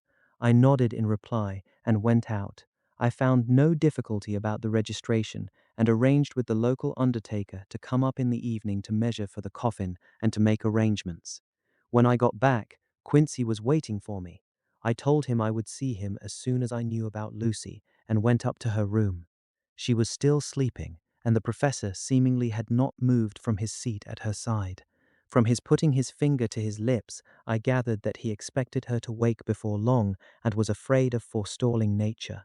So I went down to Quincy and took him into the breakfast room, where the blinds were not drawn down and which was a little more cheerful, or rather less cheerless, than the other rooms. When we were alone, he said to me, "Jack Seward, I don't want to shove myself in anywhere where I've no right to be, but this is no ordinary case. You know I loved that girl and wanted to marry her, but although that's all past and gone, I can't help feeling anxious about her all the same. What is it that's wrong with her? The Dutchman, and a fine old fellow he is, I can see that, said that time you 2 came into the room that you must have another transfusion of blood and that both you and he were exhausted. Now I know well that you medical men speak in camera and that a man must not expect to know what they consult about in private.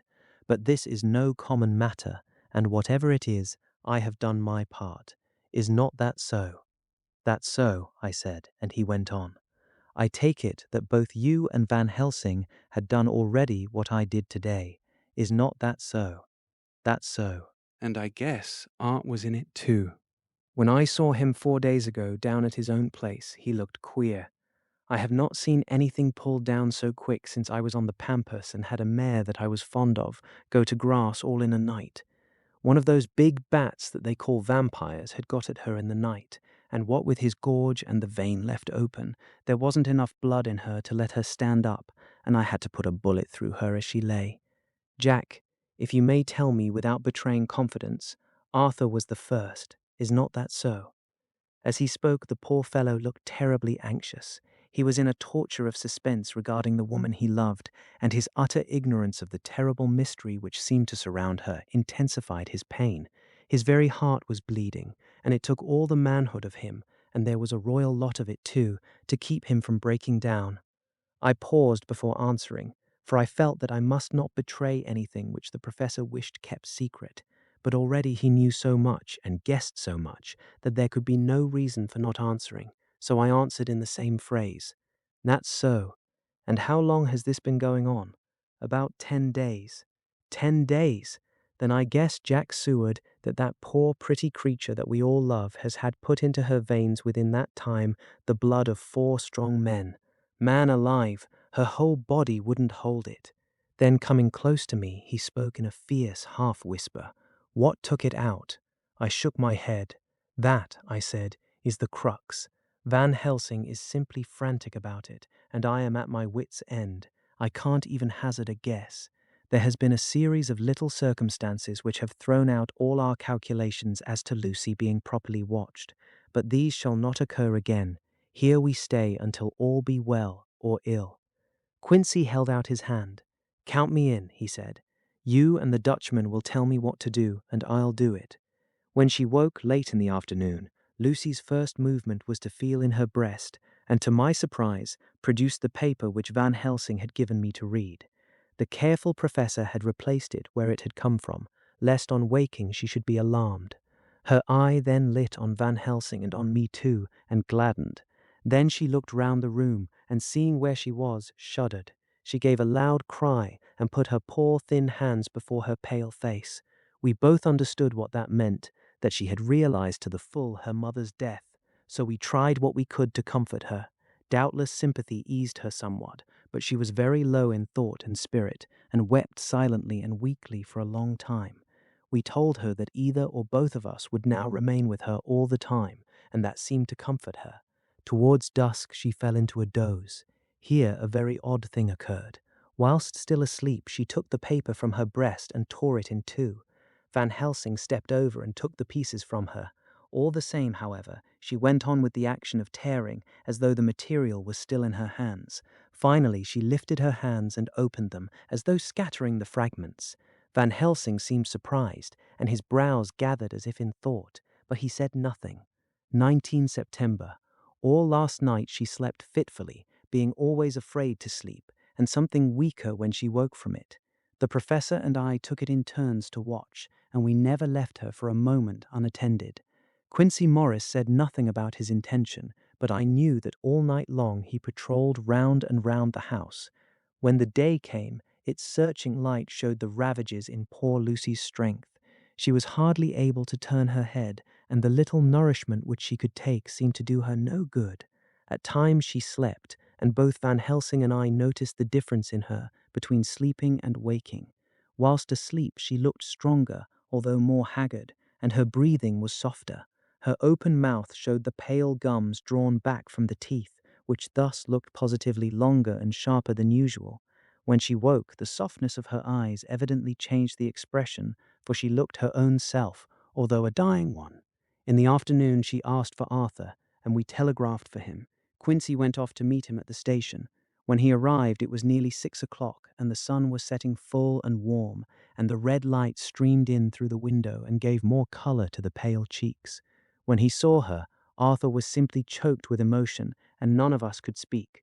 In the hours that had passed, the fits of sleep, or the comatose condition that passed for it, had grown more frequent, so that the pauses when conversation was possible were shortened. Arthur's presence, however, seemed to act as a stimulant. She rallied a little, and spoke to him more brightly than she had done since we arrived. He, too, pulled himself together, and spoke as cheerily as he could, so that the best was made of everything. It is now nearly 1 o'clock, and he and Van Helsing are sitting with her. I am to relieve them in a quarter of an hour, and I am entering this on Lucy's phonograph. Until 6 o'clock they are to try to rest. I fear that tomorrow will end our watching, for the shock has been too great. The poor child cannot rally. God help us all. Letter Mina Harker to Lucy Westenra, unopened by her. 17 September. My dearest Lucy, it seems an age since I heard from you, or indeed since I wrote. You will pardon me, I know, for all my faults when you have read all my budget of news. Well, I got my husband, 157, back all right.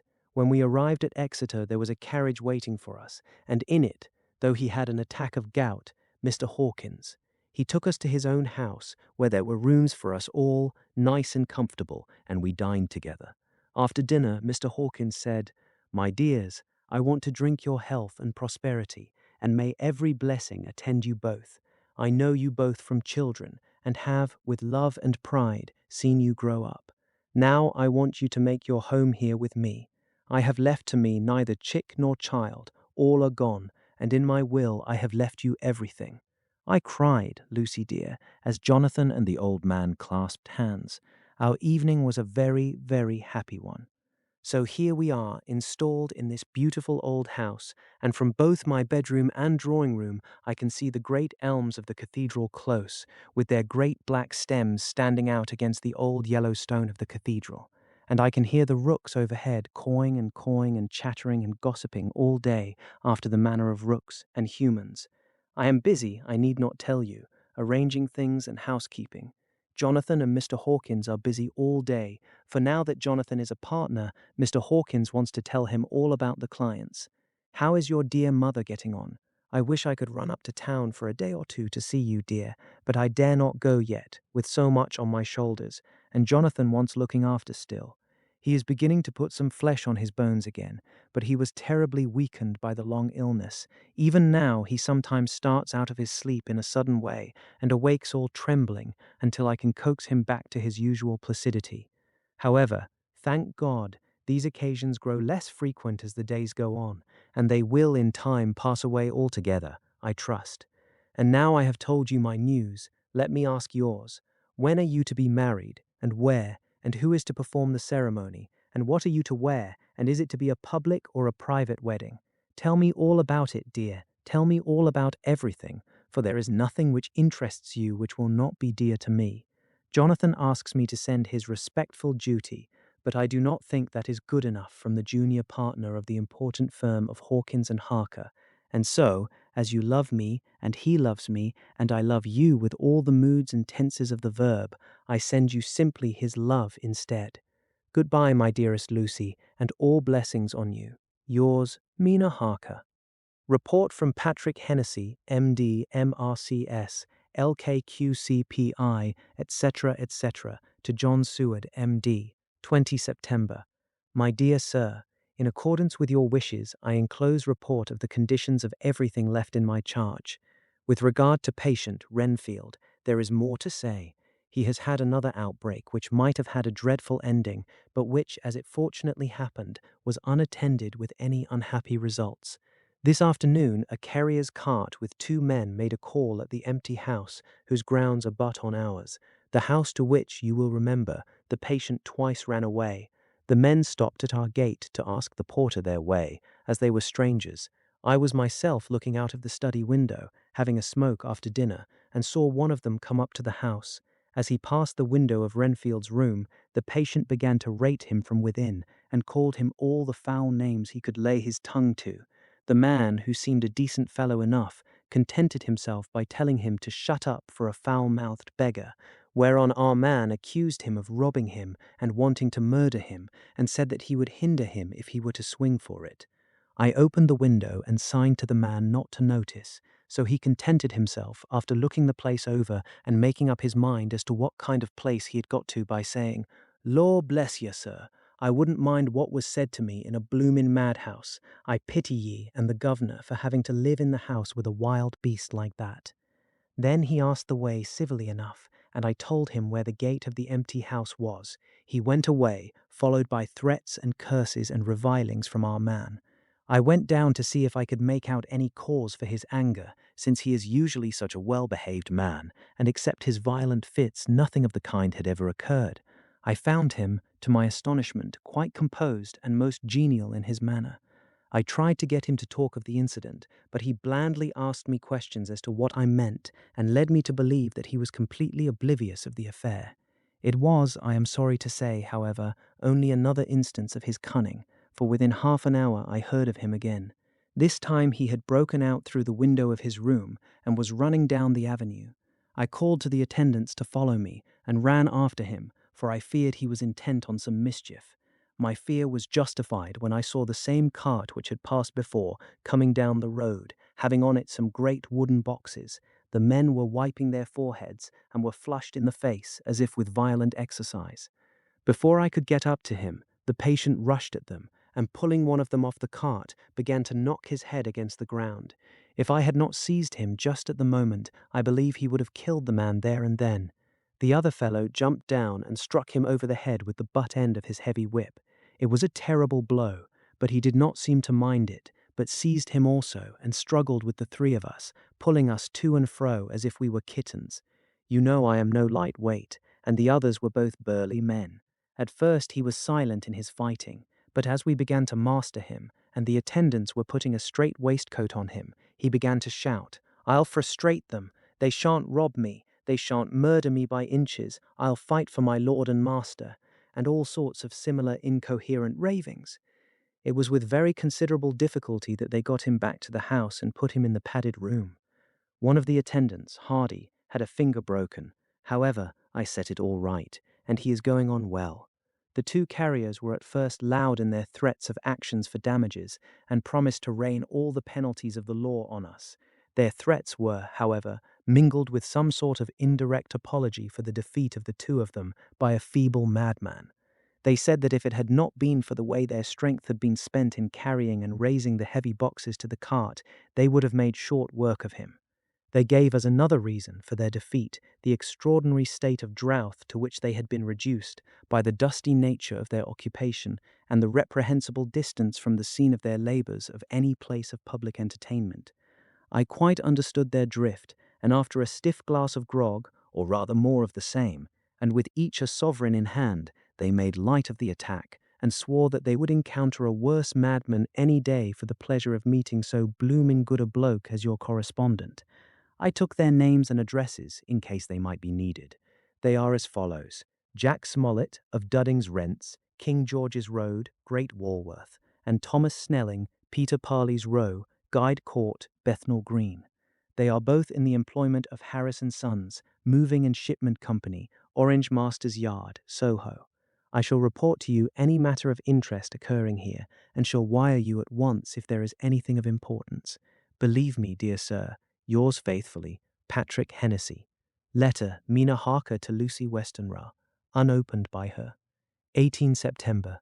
My dearest Lucy. Such a sad blow has befallen us. Mr. Hawkins has died very suddenly. Some may not think it so sad for us, but we had both come to so love him that it really seems as though we had lost a father. I never knew either father or mother, so that the dear old man's death is a real blow to me. Jonathan is greatly distressed. It is not only that he feels sorrow, deep sorrow for the dear good man who has befriended him all his life, and now at the end has treated him like his own son and left him a fortune which to people of our modest bringing up is wealth beyond the dream of avarice, but Jonathan feels it on another account. He says the amount of responsibility which it puts upon him makes him nervous. He begins to doubt himself. I try to cheer him up, and my belief in him helps him to have a belief in himself, but it is here that the grave shock that he experienced tells Peach 2016 upon him the most.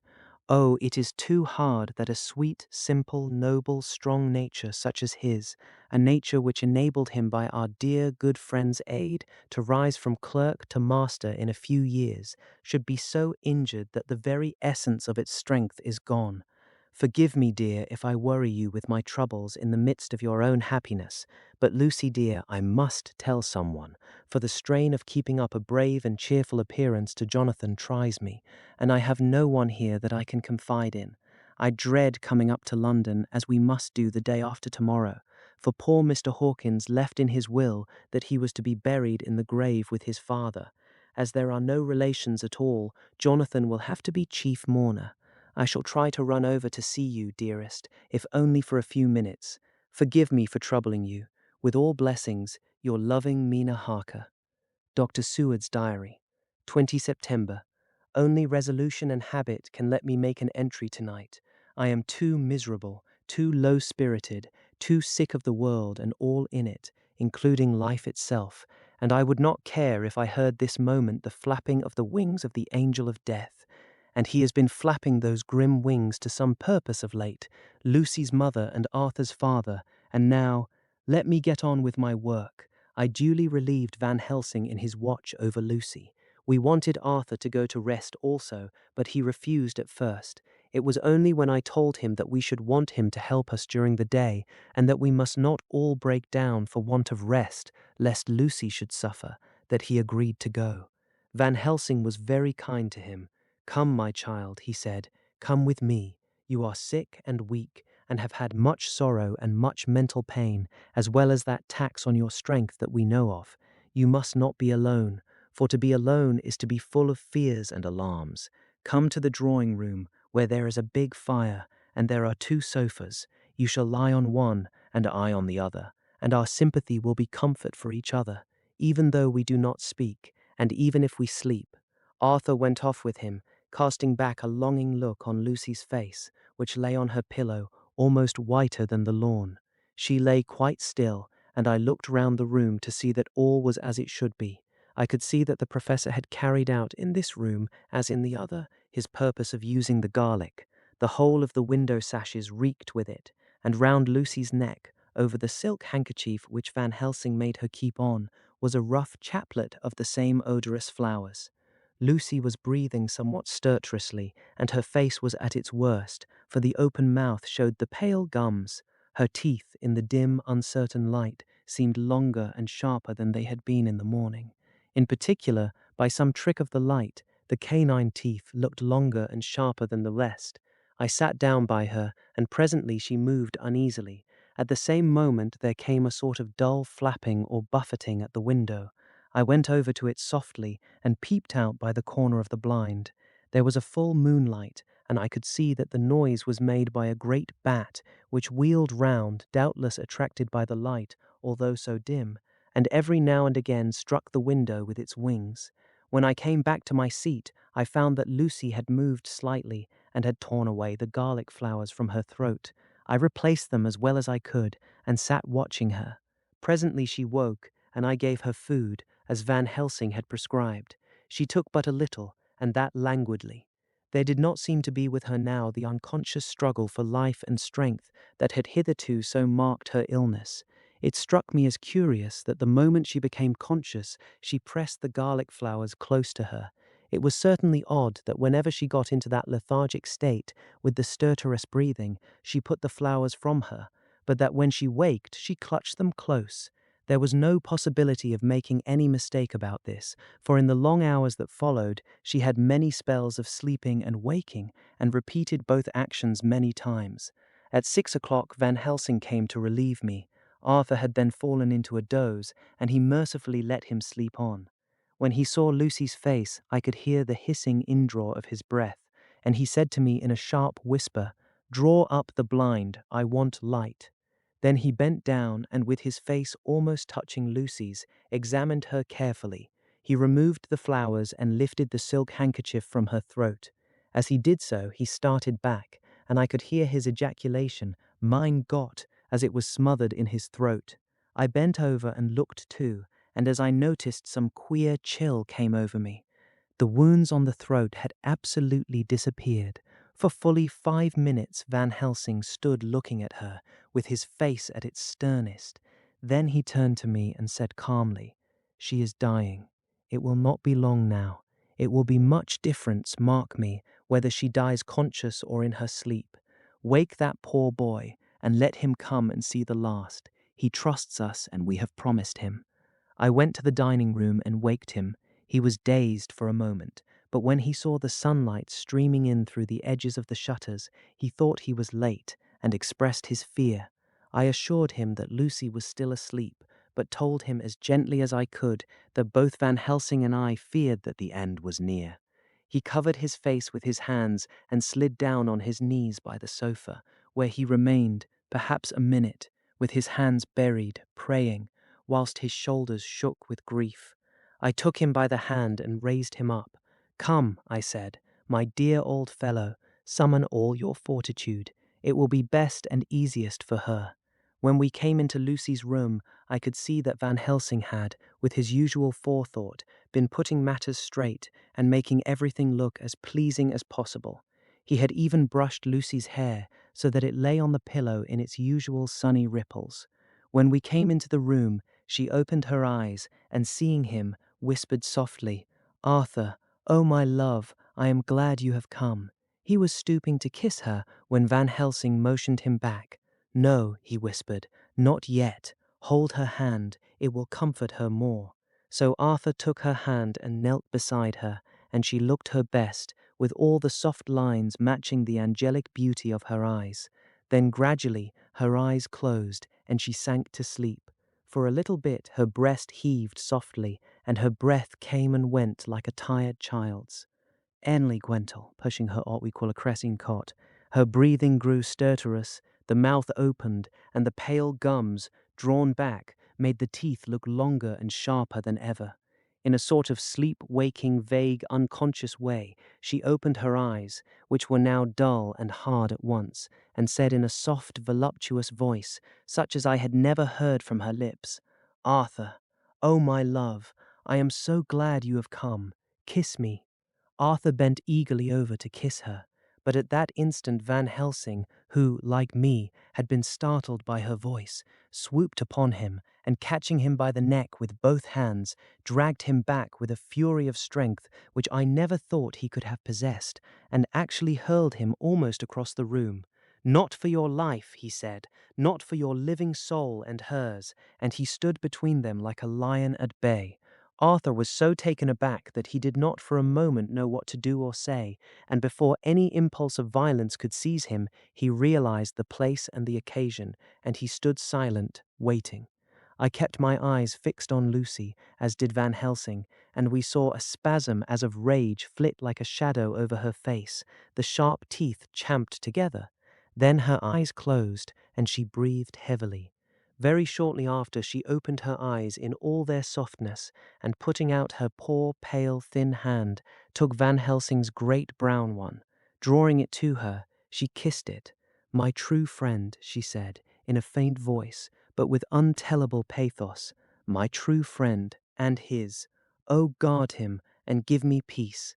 "I swear it," said he solemnly, kneeling beside her and holding up his hand, as one who registers an oath. Then he turned to Arthur, and said to him, "Come, my child, take her hand in yours, and kiss her on the forehead, and only once." Their eyes met instead of their lips, and so they parted. Lucy's eyes closed, and Van Helsing, who had been watching closely, took Arthur's arm and drew him away, and then Lucy's breathing became stertorous again, and all at once it ceased. "It is all over," said Van Helsing. "She is dead."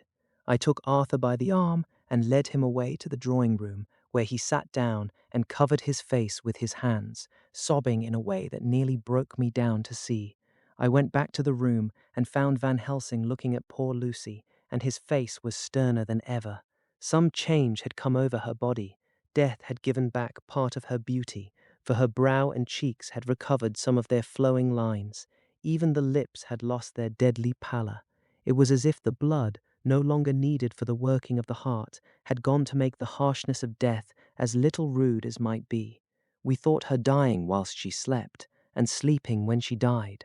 I stood beside Van Helsing and said, "Ah, well, poor girl, there is peace for her at last. It is the end." He turned to me and said with grave solemnity, "Not so, alas, not so. It is only the beginning." When I asked him what he meant, he only shook his head and answered, "We can do nothing as yet. Wait and see." Chapter 13. Dr. Seward's Diary continued. The funeral was arranged for the next succeeding day, so that Lucy and her mother might be buried together. I attended to all the ghastly formalities, and the urbane undertaker proved that his staff were afflicted, or blessed, with something of his own obsequious suavity.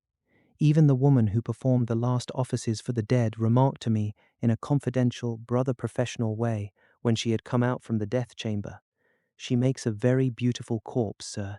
It's quite a privilege to attend on her. It's not too much to say that she will do credit to our establishment." I noticed that Van Helsing never kept far away. This was possible from the disordered state of things in the household. There were no relatives at hand, and as Arthur had to be back the next day to attend at his father's funeral, we were unable to notify anyone who should have been bidden. Under the circumstances, Van Helsing and I took it upon ourselves to examine papers, etc. He insisted upon looking over Lucy's papers himself. I asked him why, for I feared that he, being a foreigner, might not be quite aware of English legal requirements, and so might in ignorance make some unnecessary trouble. He answered me, I know. You forget that I am a lawyer as well as a doctor. But this is not altogether for the law. You knew that when you avoided the coroner. I have more than him to avoid. There may be papers more, such as this." As he spoke, he took from his pocketbook the memorandum which had been in Lucy's breast, and which she had torn in her sleep. "When you find anything of the solicitor who is for the late Mrs. Westenra, seal all her papers and write him tonight. For me, I watch here in the room and in Miss Lucy's old room all night, and I myself search for what may be. It is not well that her very thoughts go into the hands of strangers." I went on with my part of the work, and in another half-hour had found the name and address of Mrs. Westenra's solicitor, and had written to him. All the poor lady's papers were in order. Explicit directions regarding the place of burial were given. I had hardly sealed the letter when, to my surprise, Van Helsing walked into the room, saying, "Can I help you, friend John? I am free, and if I may, my service is to you." "Have you got what you looked for?" I asked, to which he replied, "I did not look for any specific thing.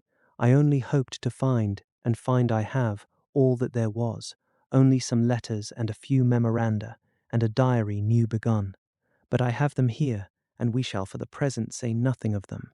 I shall see that poor lad tomorrow evening, and with his sanction I shall use some." When we had finished the work in hand, he said to me, "And now, friend John, I think we may to bed. We want sleep, both you and I, and rest to recuperate. Tomorrow we shall have much to do, but for the tonight there is no need of us. Alas!" Before turning in, we went to look at poor Lucy. The undertaker had certainly done his work well, for the room was turned into a small chapelle ardente. There was a wilderness of beautiful white flowers, and death was made as little repulsive as might be. The end of the winding sheet was laid over the face. When the professor bent over and turned it gently back, we both started at the beauty before us, the tall wax candles showing a sufficient light to note it well. All Lucy's loveliness had come back to her in death, and the hours that had passed, instead of leaving traces of decay's effacing fingers, had but restored the beauty of life, till positively I could not believe my eyes that I was looking at a corpse. The professor looked sternly grave. He had not loved her as I had, and there was no need for tears in his eyes. He said, 168 to me. Remain till I return, and left the room. He came back with a handful of wild garlic from the box waiting in the hall, but which had not been opened, and placed the flowers amongst the others on and around the bed. Then he took from his neck, inside his collar, a little golden crucifix and placed it over the mouth. He restored the sheet to its place, and we came away. I was undressing in my own room when, with a premonitory tap at the door, he entered and at once began to speak. "Tomorrow I want you to bring me, before night, a set of post-mortem knives." "Must we make an autopsy?" I asked. "Yes and no. I want to operate, but not as you think. Let me tell you now, but not a word to another. I want to cut off her head and take out her heart. Ah, you a surgeon and so shocked, you whom I have seen with no tremble of hand or heart do operations of life and death that make the rest shudder. Oh, but I must not forget, my dear friend John, that you loved her, and I have not forgotten it, for it is I that shall operate, and you must only help. I would like to do it tonight, but for Arthur I must not. He will be free after his father's funeral tomorrow, and he will want to see her, to see it. Then, when she is coffined ready for the next day, you and I shall come when all sleep. We shall unscrew the coffin lid, and shall do our operation, and then replace all, so that none know, save we alone. But why do it at all? The girl is dead. Why mutilate her poor body without need? And if there is no necessity for a post-mortem, and nothing to gain by it, no good to her, to us, to science, to human knowledge, why do it? Without such it is monstrous. For answer he put his hand on my shoulder and said with infinite tenderness, "Friend John, I pity your poor bleeding heart, and I love you the more because it does so bleed. If I could, I would take on myself the burden that you do bear. But there are things that you know not, but that you shall know, and bless me for knowing, though they are not pleasant things. John, my child, you have been my friend now many years, and yet did you ever know me to do any without good cause? I may err, I am but man, but I believe in all I do. Was it not for these causes that you sent for me when the great trouble came? Yes, were you not amazed, nay horrified, when I would not let Arthur kiss his love, though she was dying, and snatched him away by all my strength? Yes, and yet you saw how she thanked me, with her so beautiful dying eyes, her voice too so weak, and she kissed my rough old hand and blessed me. Yes, and did you not hear me swear promise to her, that so she closed her eyes grateful? Yes, well, I have good reason now for all I want to do. You have for many years trust me, you have believed me, weeks past, when there be things so strange that you might have well doubt. Believe me yet a little, friend John. If you trust me not, then I must tell what I think, and that is not perhaps well. And if I work, as work I shall, no matter trust or no trust, without my friend trust in me, I work with heavy heart, and feel, oh, so lonely when I want all help and courage that may be. He paused a moment, and went on solemnly. Friend John, there are strange and terrible days before us. Let us not be two, but one, that so we work to a good end. Will you not have faith in me? I took his hand and promised him. I held my door open as he went away, and watched him go into his room and close the door. As I stood without moving, I saw one of the maids pass silently along the passage. She had her back towards me, so did not see me, and go into the room where Lucy lay. The sight touched me. Devotion is so rare, and we are so grateful to those who show it unasked to those we love. Here was a poor girl putting aside the terrors which she naturally had of death, to go watch alone by the bier of the mistress whom she loved, so that the poor clay might not be lonely till laid to eternal rest. I must have slept long and soundly, for it was broad daylight when Van Helsing waked me by coming into my room. He came over to my bedside and said, "You need not trouble about the knives. We shall not do it." "Why not?" I asked, for his solemnity of the night before had greatly impressed me. "Because," he said sternly, "it is too late, or too early. See." Here he held up the little golden crucifix. "This was stolen in the night." "How stolen?" I asked in wonder, "since you have it now."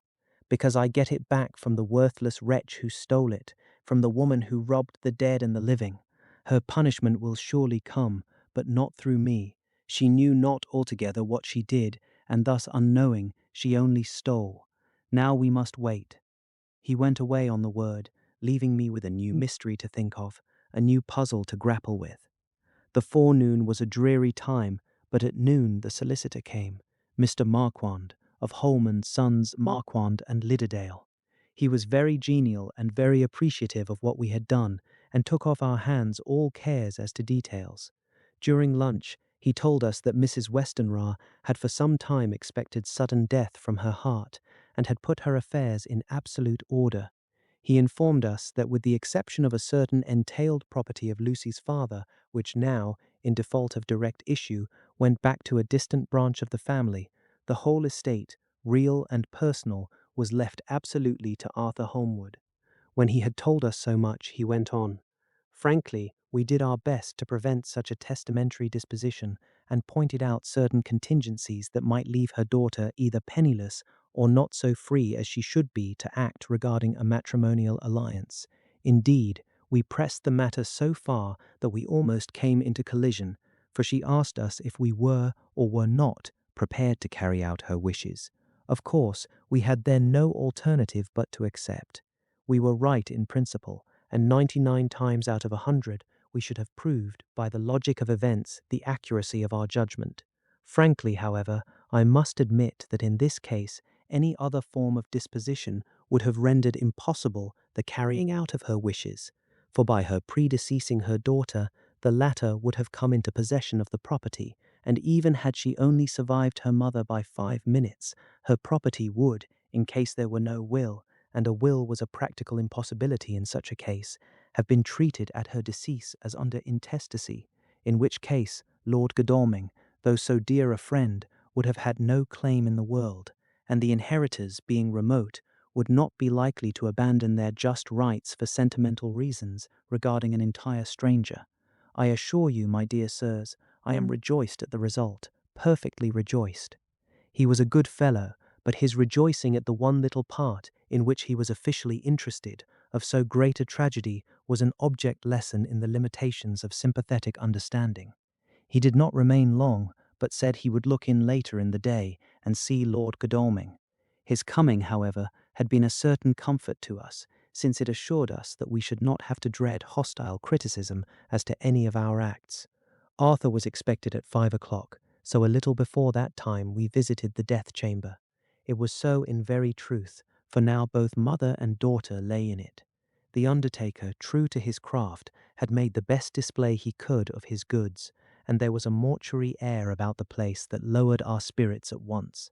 Van Helsing ordered the former arrangement to be adhered to, explaining that as Lord Godalming was coming very soon, it would be less harrowing to his feelings to see all that was left of his fiancée quite alone.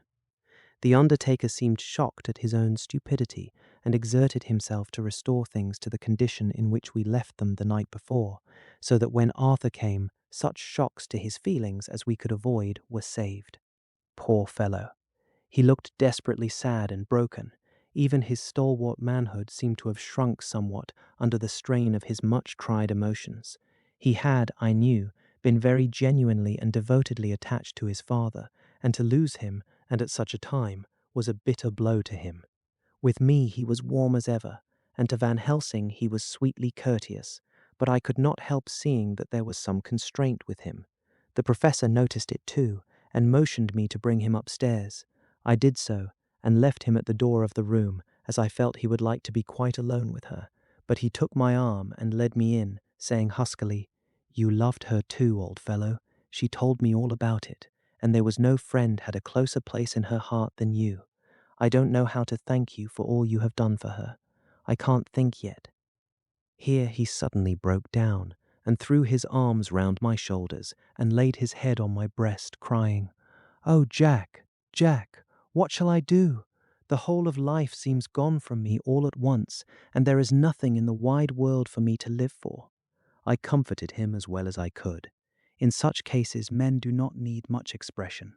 A grip of the hand, the tightening of an arm over the shoulder, a sob in unison, are expressions of sympathy dear to a man's heart. I stood still and silent till his sobs died away, and then I said softly to him, "Come and look at her." Together we moved over to the bed, and I lifted the lawn from her face. God, how beautiful she was! Every hour seemed to be enhancing her loveliness. It frightened and amazed me somewhat, and as for Arthur, he fell a trembling and finally was shaken with doubt as with an ague. At last, after a long pause, he said to me in a faint whisper, "Jack, is she really dead?" I assured him sadly that it was so, and went on to suggest, for I felt that such a horrible doubt should not have life for a moment longer than I could help, that it often happened that after death faces became softened and even resolved into their youthful beauty, that this was especially so when death had been preceded by any acute or prolonged suffering. It seemed to quite do away with any doubt, and after kneeling beside the couch for a while and looking at her lovingly and long, he turned aside. I told him that that must be goodbye, as the coffin had to be prepared, so he went back and took her dead hand in his and kissed it, and bent over and kissed her forehead. He came away, fondly looking back over his shoulder at her as he came. I left him in the drawing room and told Van Helsing that he had said goodbye. So the latter went to the kitchen to tell the undertaker's men to proceed with the preparations and to screw up the coffin. When he came out of the room again, I told him of Arthur's question, and he replied, "I am not surprised. Just now I doubted for a moment myself. We all dined together, and I could see that poor Art was trying to make the best of things. Van Helsing had been silent all dinner time, but when we had lit our cigars, he said, 'Lord,' but Arthur interrupted him. 'No, no, not that, for God's sake, not yet at any rate. Forgive me, sir, I did not mean to speak offensively. It is only because my loss is so recent.' The professor answered very sweetly, 'I only used that name because I was in doubt. I must not call you Mr., and I have grown to love you, yes, my dear boy, to love you, as Arthur.' Arthur held out his hand and took the old man's warmly. 'Call me what you will,' he said. 'I hope I may always have the title of a friend, and let me say that I am at a loss for words to thank you for your goodness to my poor dear.' He paused a moment and went on. 'I know that she understood your goodness even better than I do, and if I was rude or in any way wanting at that time you acted so. You remember?' The professor nodded. 'You must forgive me.' He answered with a grave kindness. 'I know it was hard for you to quite trust me then, for to trust such violence needs to understand, and I take it that you do not, that you cannot, trust me now, for you do not yet understand. And there may be more times when I shall want you to trust when you cannot, and may not, and must not yet understand. But the time will come when your trust shall be whole and complete in me, and when you shall understand as though the sunlight himself shone through. Then you shall bless me from first to last for your own sake, and for the sake of others, and for her dear sake, to whom I swore to protect. And indeed, sir, said Arthur warmly, I shall in all ways trust you. I know and believe you have a very noble heart, and you are Jack's friend, and you were hers. You shall do what you like." The professor cleared his throat a couple of times, as though about to speak, and finally said, "May I ask you something now?" "Certainly. You know that Mrs. Westenra left you all her property?" "No, poor dear, I never thought of it. And as it is all yours, you have a right to deal with it as you will. I want you to give me permission to read all Miss Lucy's papers and letters. Believe me, it is no idle curiosity. I have a motive of which, be sure, she would have approved. I have them all here. I took them before we knew that all was yours, so that no strange hand might touch them, no strange eye look through words into her soul. I shall keep them, if I may. Even you may not see them yet, but I shall keep them safe. No word shall be lost, and in the good time I shall give them back to you. It's a hard thing I ask, but you will do it, will you not, for Lucy's sake?" Arthur spoke out heartily, like his old self. "Dr. Van Helsing, you may do what you will. I feel that in saying this I am doing what my dear one would have approved. I shall not trouble you with questions till the time comes." The old professor stood up as he said solemnly, "And you are right. There will be pain for us all, but it will not be all pain, nor will this pain be the last. We, and you too, you most of all, my dear boy, will have to pass through the bitter water before we reach the sweet. But we must be brave of heart and unselfish and do our duty, and all will be well." I slept on a sofa in Arthur's room that night. Van Helsing did not go to bed at all. He went to and fro as if patrolling the house, and was never out of sight of the room where Lucy lay in her coffin, strewn with the wild garlic flowers, which sent through the odor of lily and rose a heavy, overpowering smell into the night. Mina Harker's journal, 22 September. In the train to Exeter, Jonathan sleeping. It seems only yesterday that the last entry was made, and yet how much between them, in Whitby and all the world before me. Jonathan away, and no news of him, and now, married to Jonathan, Jonathan a solicitor, a partner, rich, master of his business, Mr. Hawkins dead and buried, and Jonathan with another attack that may harm him. Some day he may ask me about it. Down it all goes. I am rusty in my shorthand. See what unexpected prosperity does for us, so it may be as well to freshen it up again with an exercise anyhow. The service was very simple and very solemn. There were only ourselves and the servants there, one or two old friends of his from Exeter, his London agent, and a gentleman representing Sir John Paxton, the president of the Incorporated Law Society. Jonathan and I stood hand in hand, and we felt that our best and dearest friend was gone from us. We came back to town quietly, taking a bus to Hyde Park Corner. Jonathan thought it would interest me to go into the Row for a while, so we sat down, but there were very few people there, and it was sad-looking and desolate to see so many empty chairs. It made us think of the empty chair at home, so we got up and walked down Piccadilly. Jonathan was holding me by the arm, the way he used to in old days before I went to school. I felt it very improper, for you can't go on for some years teaching etiquette and decorum to other girls without the pedantry of it biting into yourself a bit. But it was Jonathan, and he was my husband, and we didn't know anybody who saw us, and we didn't care if they did, so on we walked. I was looking at a very beautiful girl in a big cartwheel hat, sitting in a Victoria outside Giuliano's, when I felt Jonathan clutch my arm so tight that he hurt me, and he said under his breath, "My God."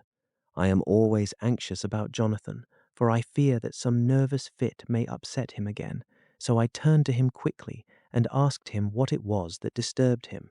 He was very pale, and his eyes seemed bulging out as, half in terror and half in amazement, he gazed at a tall, thin man with a beaky nose and black moustache and pointed beard, who was also observing the pretty girl. He was looking at her so hard that he did not see either of us, and so I had a good view of him. His face was not a good face. It was hard and cruel and sensual, and his big white teeth, that looked all the whiter because his lips were so red, were pointed like an animal's.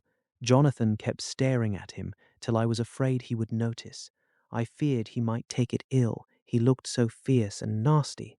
I asked Jonathan why he was so disturbed, and he answered, evidently thinking that I knew as much about it as he did, "Do you see who it is?" "No, dear," I said. "I don't know him. Who is it?" His answer seemed to shock and thrill me, for it was said as if he did not know that it was to me, Mina, to whom he was speaking. "It is the man himself." The poor dear was evidently terrified at something, very greatly terrified. I do believe that if he had not had me to lean on and to support him, he would have sunk down. He kept staring. A man came out of the shop with a small parcel and gave it to the lady, who then drove off. The dark man kept his eyes fixed on her, and when the carriage moved up Piccadilly, he followed in the same direction and hailed a hansom. Jonathan kept looking after him and said, as if to himself, "I believe it is the Count, but he has grown young. My God, if this be so, oh my God, if I only knew, if I only knew." He was distressing himself so much that I feared to keep his mind on the subject by asking him any questions, so I remained silent. I drew him away quietly, and he, holding my arm, came easily. We walked a little further, and then went in and sat for a while in the Green Park. It was a hot day for autumn, and there was a comfortable seat in a shady place. After a few minutes staring at nothing, Jonathan's eyes closed, and he went quietly into a sleep, with his head on my shoulder. I thought it was the best thing for him, so did not disturb him. In about 20 minutes he woke up and said to me quite cheerfully, "Why, Mina, have I been asleep? Oh, do forgive me for being so rude. Come, and we'll have a cup of tea somewhere." He had evidently forgotten all about the dark stranger, as in his illness he had forgotten all that this episode had reminded him of. I don't like this lapsing into forgetfulness. It may make or continue some injury to the brain. I must not ask him, for fear I shall do more harm than good. But I must somehow learn the facts of his journey abroad. The time is come, I fear, when I must open that parcel and know what is written. Oh, Jonathan, you will, I know, forgive me if I do wrong, but it is for your own dear sake. Later, a sad homecoming in every way, the house empty of the dear soul who was so good to us, Jonathan still pale and dizzy under a slight relapse of his malady, and now a telegram from Van Helsing, whoever he may be. "You will be grieved to hear that Mrs. Westenra died 5 days ago, and that Lucy died the day before yesterday. They were both buried today." Oh, what a wealth of sorrow in a few words. Poor Mrs. Westenra, poor Lucy, gone, gone, never to return to us, and poor Arthur, to have lost such sweetness out of his life. God help us all to bear our troubles. Dr. Seward's Diary. 22 September. It is all over. Arthur has gone back to Ring and has taken Quincy Morris with him. What a fine fellow is Quincy. I believe in my heart of hearts that he suffered as much about Lucy's death as any of us, but he bore himself through it like a moral Viking. If America can go on breeding men like that, she will be a power in the world indeed. Van Helsing is lying down, having a rest preparatory to his journey. He goes over to Amsterdam tonight, but says he returns tomorrow night, that he only wants to make some arrangements which can only be made personally. He is to stop with me then, if he can. He says he has work to do in London, which may take him some time. Poor old fellow. I fear that the strain of the past week has broken down even his iron strength. All the time of the burial he was, I could see, putting some terrible restraint on himself. When it was all over, we were standing beside Arthur, who, poor fellow, was speaking of his part in the operation where his blood had been transfused to his Lucy's veins. I could see Van Helsing's face grow white and purple by turns. Arthur was saying that he felt since then as if they two had been really married, and that she was his wife in the sight of God. None of us said a word of the other operations, and none of us ever shall. Arthur and Quincy went away together to the station, and Van Helsing and I came on here. The moment we were alone in the carriage, he gave way to a regular fit of hysterics. He has denied to me since that it was hysterics, and insisted that it was only his sense of humor asserting itself under very terrible conditions. He laughed till he cried, and I had to draw down the blinds lest anyone should see us and misjudge. And then he cried till he laughed again, and laughed and cried together, just as a woman does. I tried to be stern with him, as one is to a woman under the circumstances, but it had no effect. Men and women are so different in manifestations of nervous strength or weakness. Then, when his face grew grave and stern again, I asked him why his mirth, and why at such a time. His reply was in a way characteristic of him, for it was logical and forceful and mysterious. He said, "Ah, you don't comprehend, friend John. Do not think that I am not sad, though I laugh. See, I have cried even when the laugh did choke me. But no more think that I am all sorry when I cry, for the laugh he come just the same. Keep it always with you that laughter who knock at your door and say, 'May I come in?' is not the true laughter. No, he is a king, and he come when and how he like. He ask no person, he choose no time of suitability. He say, I am here. Behold, in example, I grieve my heart out for that so sweet young girl.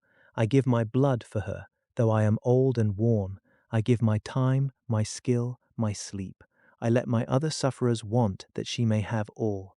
And yet I can laugh at her very grave, laugh when the clay from the spade of the sexton drop upon her coffin, and say, thud, thud, to my heart, till it send back the blood from my cheek. My heart bleed for that poor boy, that dear boy, so of the age of mine own boy, had I been so blessed that he live, and with his hair and eyes the same. There, you know now why I love him so. And yet when he say things that touch my husband heart to the quick, and make my father heart yearn to him, as to no other man, not even to you, friend John, for we are more level in experiences than father and son, yet even at such moment King Laugh he come to me, and shout and bellow in my ear, here I am, till the blood come dance back, and bring some of the sunshine that he carry with him to my cheek.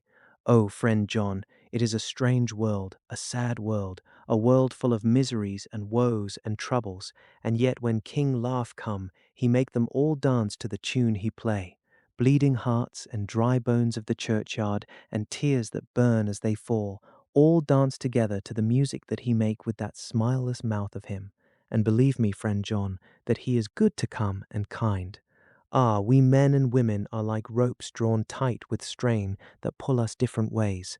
Then tears come, and like the rain on the ropes, they brace us up until perhaps the strain become too great, and we break. But King Laugh, he come like the sunshine, and he ease off the strain again, and we bear to go on with our labor, what it may be. Pig 179. I did not like to wound him by pretending not to see his idea, but as I did not yet understand the cause of his laughter, I asked him. As he answered me, his face grew stern, and he said in quite a different tone, oh, it was the grim irony of it all. This so lovely lady garlanded with flowers, that looked so fair as life, till one by one we wondered if she were truly dead.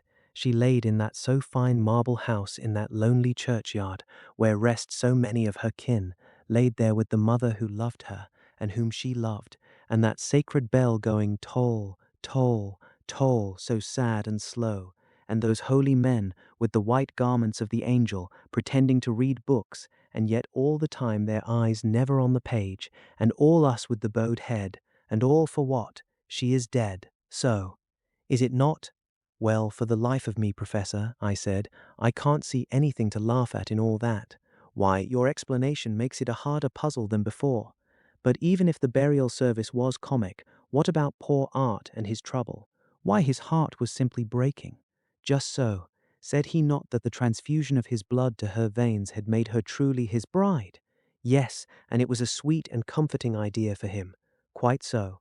But there was a difficulty, friend John. If so that, then what about the others? Ho, ho, then this so sweet maid is a polyandrist, and me, with my poor wife dead to me, but alive by church's law, though no wits, all gone, even I, who am faithful husband to this now no wife, am bigamist. I don't see where the joke comes in there either, I said, and I did not feel particularly pleased with him for saying such things. He laid his hand on my arm and said, Friend John, forgive me if I pain. I showed not my feeling to others when it would wound, but only to you, my old friend, whom I can trust. If you could have looked into my very heart then when I want to laugh, if you could have done so when the laugh arrived, if you could do so now, when King Laugh have pack up his crown and all that is to him, for he go far, far away from me, and for a long, long time, maybe you would perhaps pity me the most of all. I was touched by the tenderness of his tone, and asked why. Because I know, and now we are all scattered, and for many a long day loneliness will sit over our roofs with brooding wings. Lucy lies in the tomb of her kin, a lordly death-house in a lonely churchyard, away from teeming London, where the air is fresh, and the sun rises over Hampstead Hill, and where wildflowers grow of their own accord. So I can finish this diary, and God only knows if I shall ever begin another. If I do, or if I ever open this again, it will be to deal with different people and different themes. For here at the end, where the romance of my life is told, ere I go back to take up the thread of my life work, I say sadly and without hope, finis. The Westminster Gazette, 25 September. A Hampstead Mystery.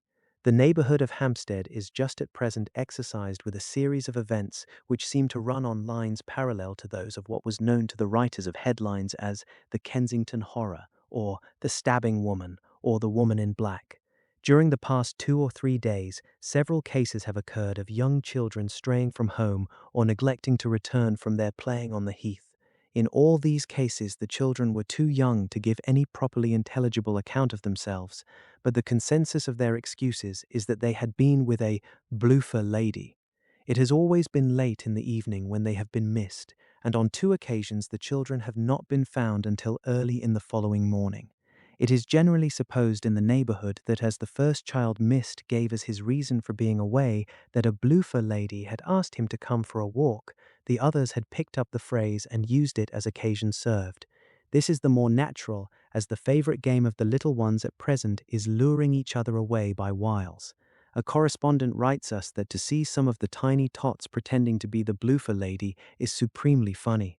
Some of our caricaturists might, he says, take a lesson in the irony of grotesque by comparing the reality in the picture.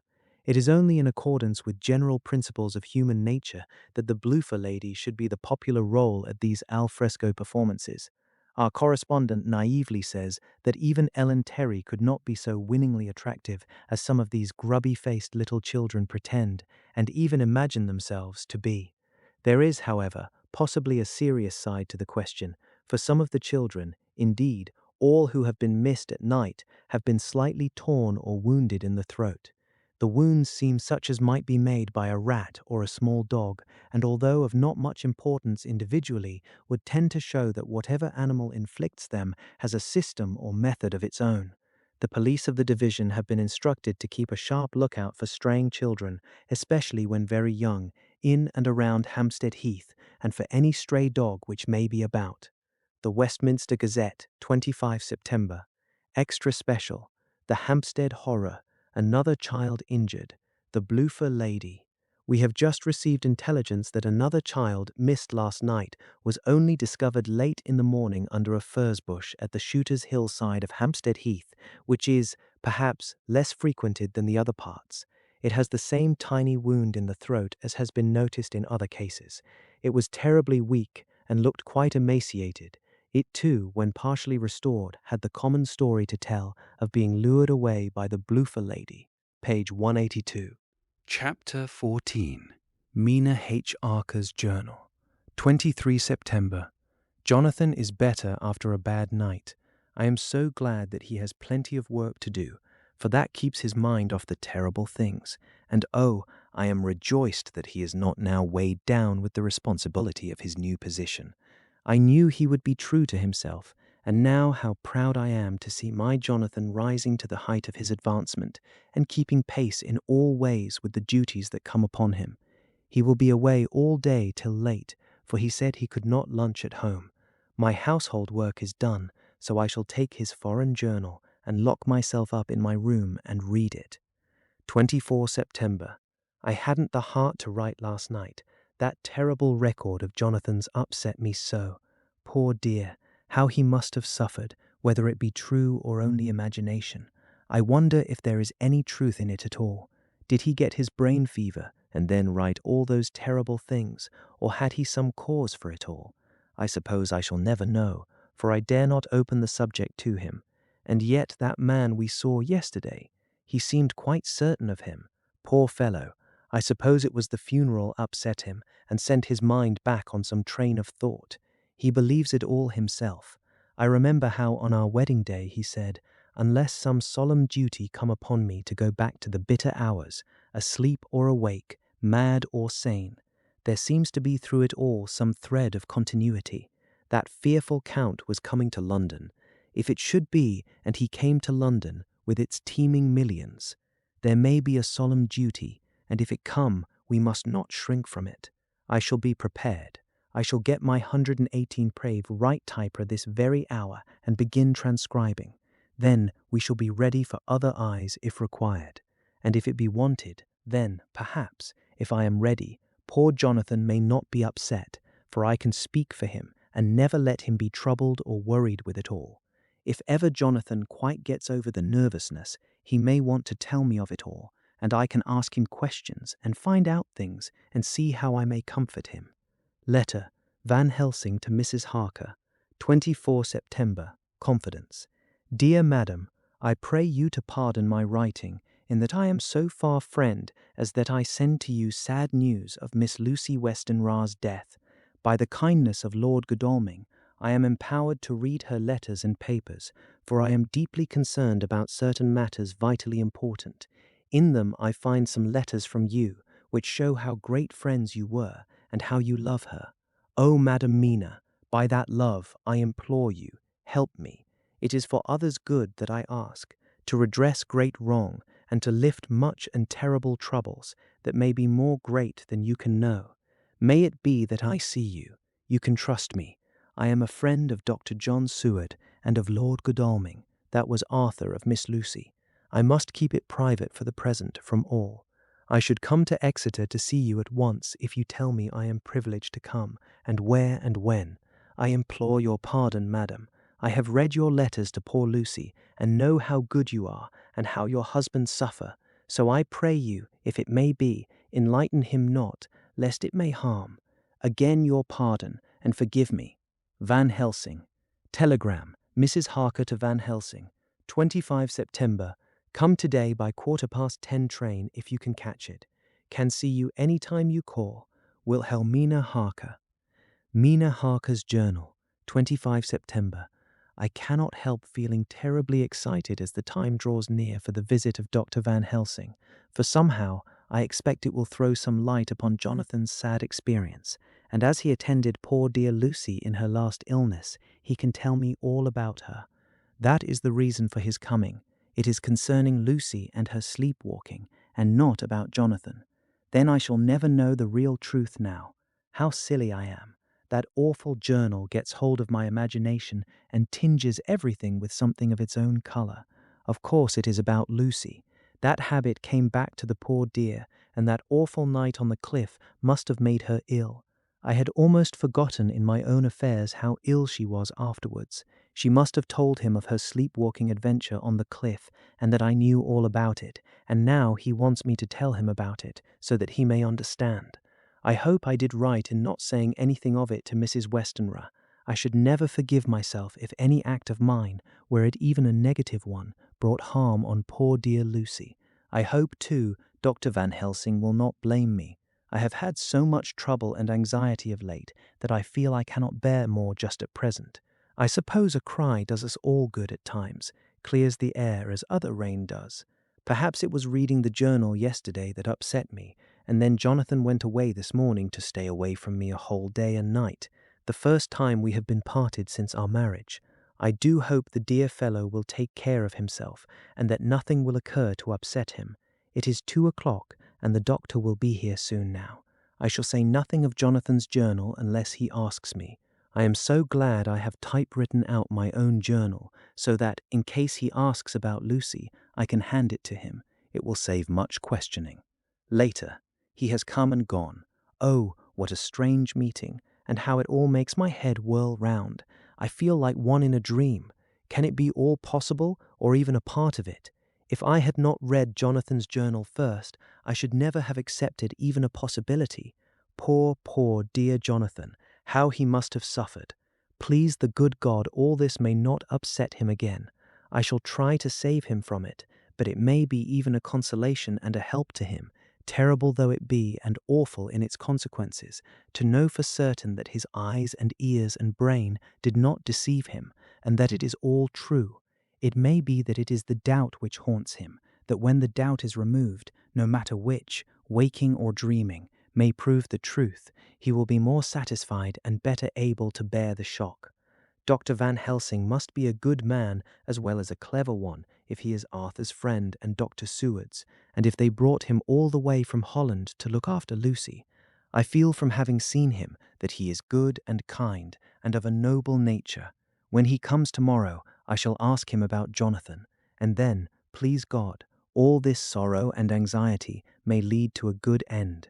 I used to think I would like to practice interviewing. Jonathan's friend on the Exeter News told him that memory was everything in such work, that you must be able to put down exactly almost every word spoken, even if you had to refine some of it afterwards. Here was a rare interview. I shall try to record it verbatim. It was 2:30 when the knock came. I took my courage à deux mains and waited. In a few minutes, Mary opened the door and announced Dr. Van Helsing. I rose and bowed, and he came towards me, a man of medium height, strongly built, with his shoulders set back over a broad, deep chest and a neck well balanced on the trunk as the head is on the neck. The poise of the head strikes one at once as indicative of thought and power.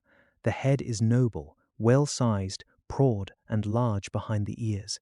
The face, clean-shaven, shows a hard, square chin, a large, resolute, mobile mouth, a good-sized nose, rather straight, but with quick, sensitive nostrils that seem to broaden as the big, bushy eyebrows come down and the mouth tightens.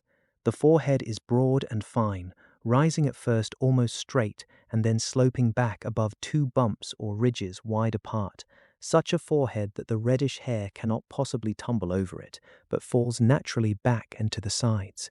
Big, dark blue eyes are set widely apart and are quick and tender or stern with the man's moods. He said to me, "Mrs. Harker, is it not?" I bowed assent.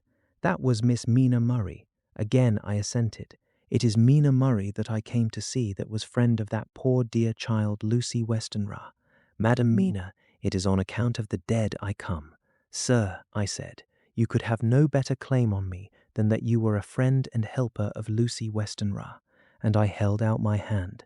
He took it and said tenderly, "Oh, Madam Mina, I knew that the friend of that poor Lily girl must be good, but I had yet to learn." He finished his speech with a courtly bow. I asked him what it was that he wanted to see me about, so he at once began. "I have read your letters to Miss Lucy. Forgive me, but I had to begin to inquire somewhere, and there was none to ask.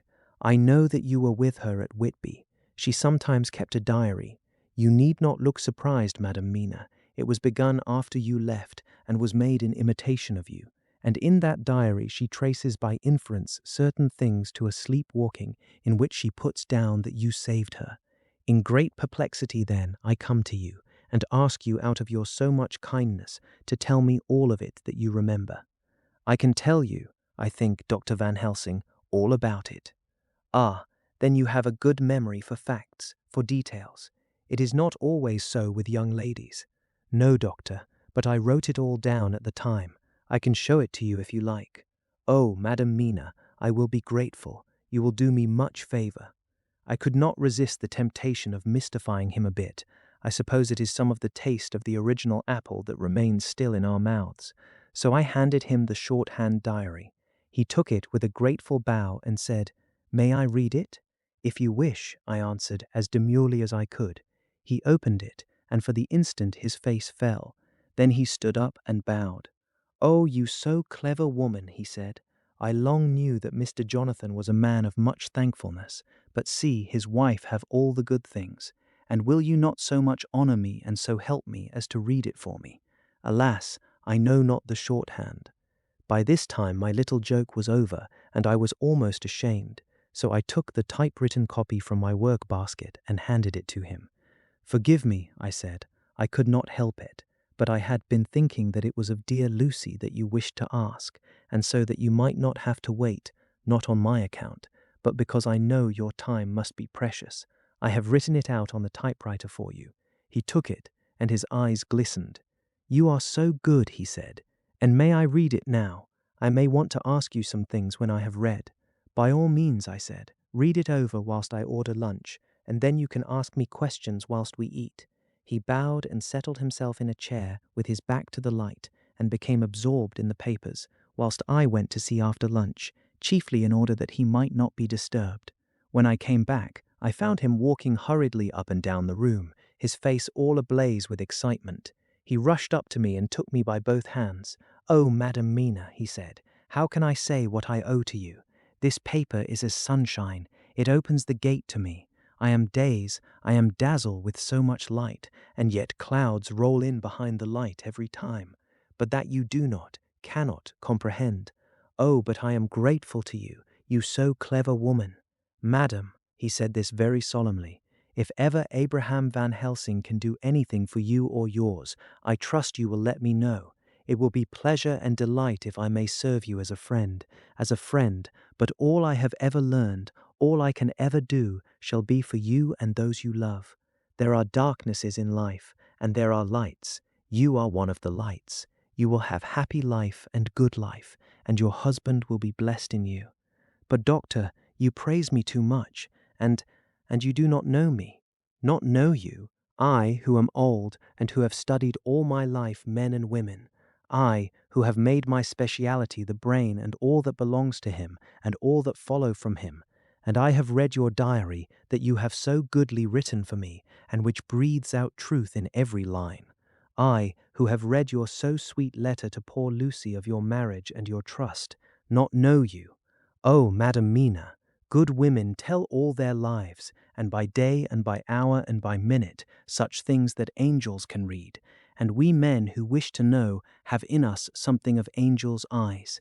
Your husband is noble nature, and you are noble too, for you trust, and trust cannot be where there is mean nature. And your husband, tell me of him. Is he quite well? Is all that fever gone, and is he strong and hearty? I saw here an opening to ask him about Jonathan, so I said, he has almost recovered, but he has been greatly upset by Mr. Hawkins's death. He interrupted, oh yes, I know, I have read your last 2 letters. I went on, I suppose this upset him, for when we were in town on Thursday last, he had a sort of shock. A shock, and after brain fever so soon. That was not good. What kind of shock was it? He thought he saw someone who recalled something terrible, something which led to his brain fever. And here the whole thing seemed to overwhelm me in a rush. The pity for Jonathan, the horror which he experienced, the whole fearful mystery of his diary, and the fear that has been brooding over me ever since, all came in a tumult. I suppose I was hysterical, for I threw myself on my knees and held up my hands to him and implored him to make my husband well again. He took my hands and raised me up and made me sit on the sofa and sat by me. He held my hand in his and said to me with, oh, such infinite sweetness, My life is a barren and lonely one, and so full of work that I have not had much time for friendships.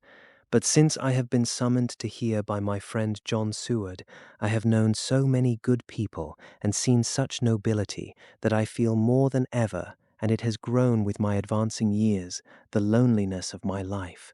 Believe me, then, that I come here full of respect for you, and you have given me hope. Hope, not in what I am seeking of, but that there are good women still left to make life happy, good women, whose lives and whose truths may make good lesson for the children that are to be. I am glad that I may here be of some use to you, for if your husband suffer, he suffer within the range of my study and experience. I promise you that I will gladly do all for him that I can, all to make his life strong and manly, and your life a happy one. Now you must eat. You are overwrought and perhaps over-anxious. Husband Jonathan would not like to see you so pale, and what he like not where he love is not to his good. Therefore, for his sake, you must eat and smile. You have told me all about Lucy, and so now we shall not speak of it, lest it distress. I shall stay in Exeter tonight, for I want to think over what you have told me, and when I have thought, I will ask you questions, if I may. And then, too, you will tell me of husband Jonathan's trouble so far as you can, but not yet. You must eat now. Afterwards you shall tell me all. After lunch, when we went back to the drawing-room, he said to me, and now tell me all about him. When it came to speaking to this great, learned man, I began to fear that he would think me a weak fool and Jonathan a madman. That journal is all so strange, and I hesitated to go on. But he was so sweet and kind, and he had promised to help, and I trusted him, so I said, Dr. Van Helsing, what I have to tell you is so queer that you must not laugh at me or at my husband. I have been since yesterday in a sort of fever of doubt.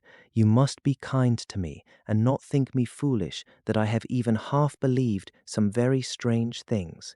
He reassured me by his manner as well as his words when he said, "Oh, my dear, if you only knew how strange is the matter regarding which I am here, it is you who would laugh. I have learned not to think little of anyone's belief, no matter how strange it be. I have tried to keep an open mind, and it is not the ordinary things of life that could close it, but the strange things, the extraordinary things, the things that make one doubt if they be mad or sane. Thank you, 1,000 times. You have taken a weight off my mind. If you will let me, I shall give you a paper to read. It is long, but I have typewritten it out. It will tell you my trouble and Jonathan's. It is the copy of his journal when abroad, and all that happened. I dare not say anything of it. You will read for yourself and judge. And then when I see you, perhaps you will be very kind and tell me what you think." "I promise," he said as I gave him the papers. "I shall in the morning, so soon as I can, come to see you, and your husband, if I may. Jonathan will be here at 11:30, and you must come to lunch with us and see him then. You could catch the quick 3:34 train, which will leave you at Paddington before 8. He was surprised at my knowledge of the trains offhand, but he does not know that I have made up all the trains to and from Exeter, so that I may help Jonathan in case he is in a hurry. So he took the papers with him and went away, and I sit here thinking I don't know what. Letter by hand, Van Helsing to Mrs. Harker. 25 September, 6 o'clock. Dear Madam Mina, I have read your husband's so wonderful diary. You may sleep without doubt. Strange and terrible as it is true. I will pledge my life on it. It may be worse for others, but for him and you there is no dread. He is a noble fellow, and let me tell you from experience of men that one who would do as he did in going down that wall and to that room, aye, and going a second time, is not one to be injured in permanence by a shock. His brain and his heart are all right. This I swear, before I have even seen him, so be at rest. I shall have much to ask him of other things. I am blessed that today I come to see you, for I have learned all at once so much that again I am dazzled more than ever, and I must think. Yours the most faithful, Abraham Van Helsing. Letter, Mrs. Harker to Van Helsing. 25 September, 6:30 p.m. My dear Dr. Van Helsing, 1,000 thanks for your kind letter, which has taken a great weight off my mind. And yet, if it be true, what terrible things there are in the world, and what an awful thing if that man, that monster, be really in London. I fear to think. I have this moment, whilst writing, had a wire from Jonathan saying that he leaves by the 6:25 tonight from Launceston and will be here at 10:18, so that I shall have no fear tonight.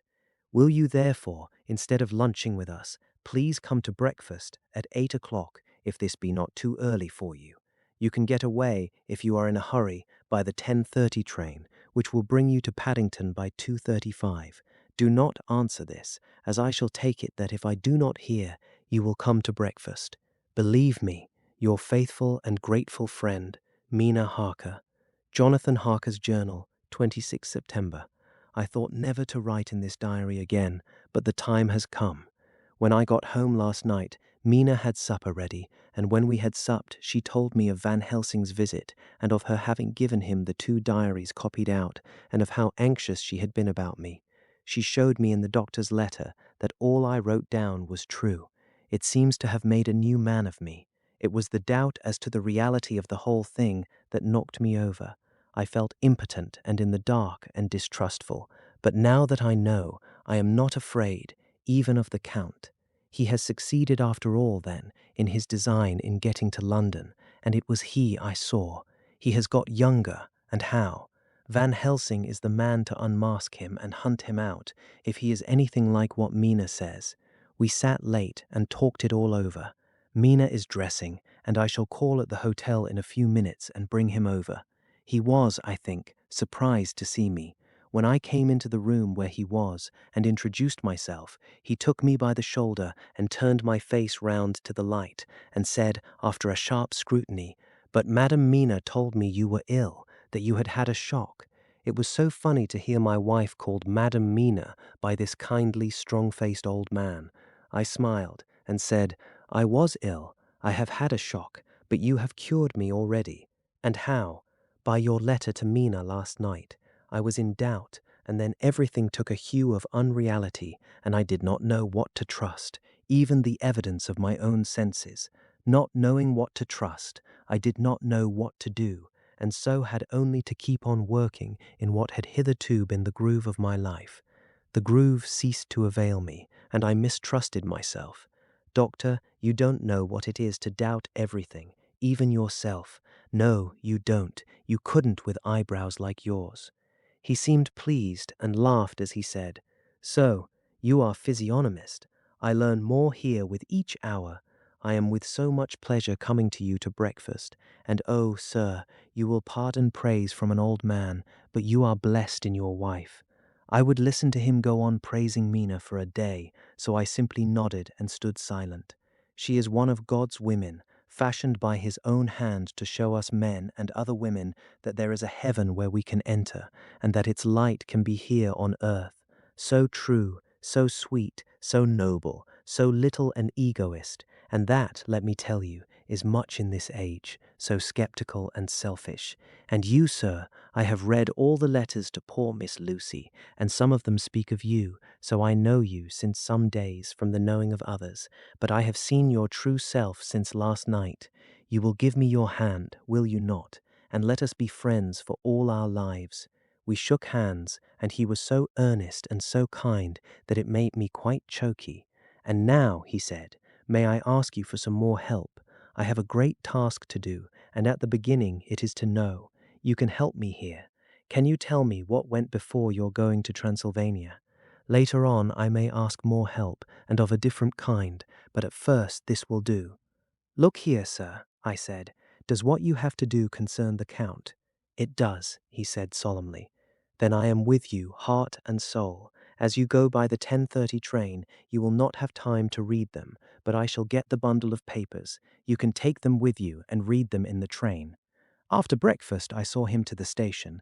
When we were parting, he said, "Perhaps you will come to town if I send to you, and take Madam Mina too." July 19:3. "We shall both come when you will," I said. I had got him the morning papers and the London papers of the previous night, and while we were talking at the carriage window, waiting for the train to start, he was turning them over. His eye suddenly seemed to catch something in one of them, the Westminster Gazette. I knew it by the colour, and he grew quite white. He read something intently, groaning to himself. Mein Gott, so soon, so soon. I do not think he remembered me at the moment. Just then the whistle blew, and the train moved off. This recalled him to himself, and he leaned out of the window and waved his hand, calling out, "Love to Madam Mina. I shall write so soon as ever I can." Dr. Seward's Diary, 26 September. Truly there is no such thing as finality. Not a week since I said finis, and yet here I am starting fresh again, or rather going on with the same record. Until this afternoon I had no cause to think of what is done. Renfield had become, to all intents, as sane as he ever was. He was already well ahead with his fly business, and he had just started in the spider line also, so he had not been of any trouble to me. I had a letter from Arthur written on Sunday, and from it I gather that he is bearing up wonderfully well. Quincy Morris is with him, and that is much of a help, for he himself is a bubbling well of good spirits. Quincy wrote me a line too, and from him I hear that Arthur is beginning to recover something of his old buoyancy, so as to them all my mind is at rest. As for myself, I was settling down to my work with the enthusiasm which I used to have for it, so that I might fairly have said that the wound which poor Lucy left on me was becoming cicatrized. Everything is, however, now reopened, and what is to be the end, God only knows. I have an idea that Van Helsing thinks he knows too, but he will only let out enough at a time to whet curiosity. He went to Exeter yesterday and stayed there all night, Today he came back and almost bounded into my room at about 5:30 and thrust last night's Westminster Gazette into my hand. "What do you think of that?" he asked as he stood back and folded his arms.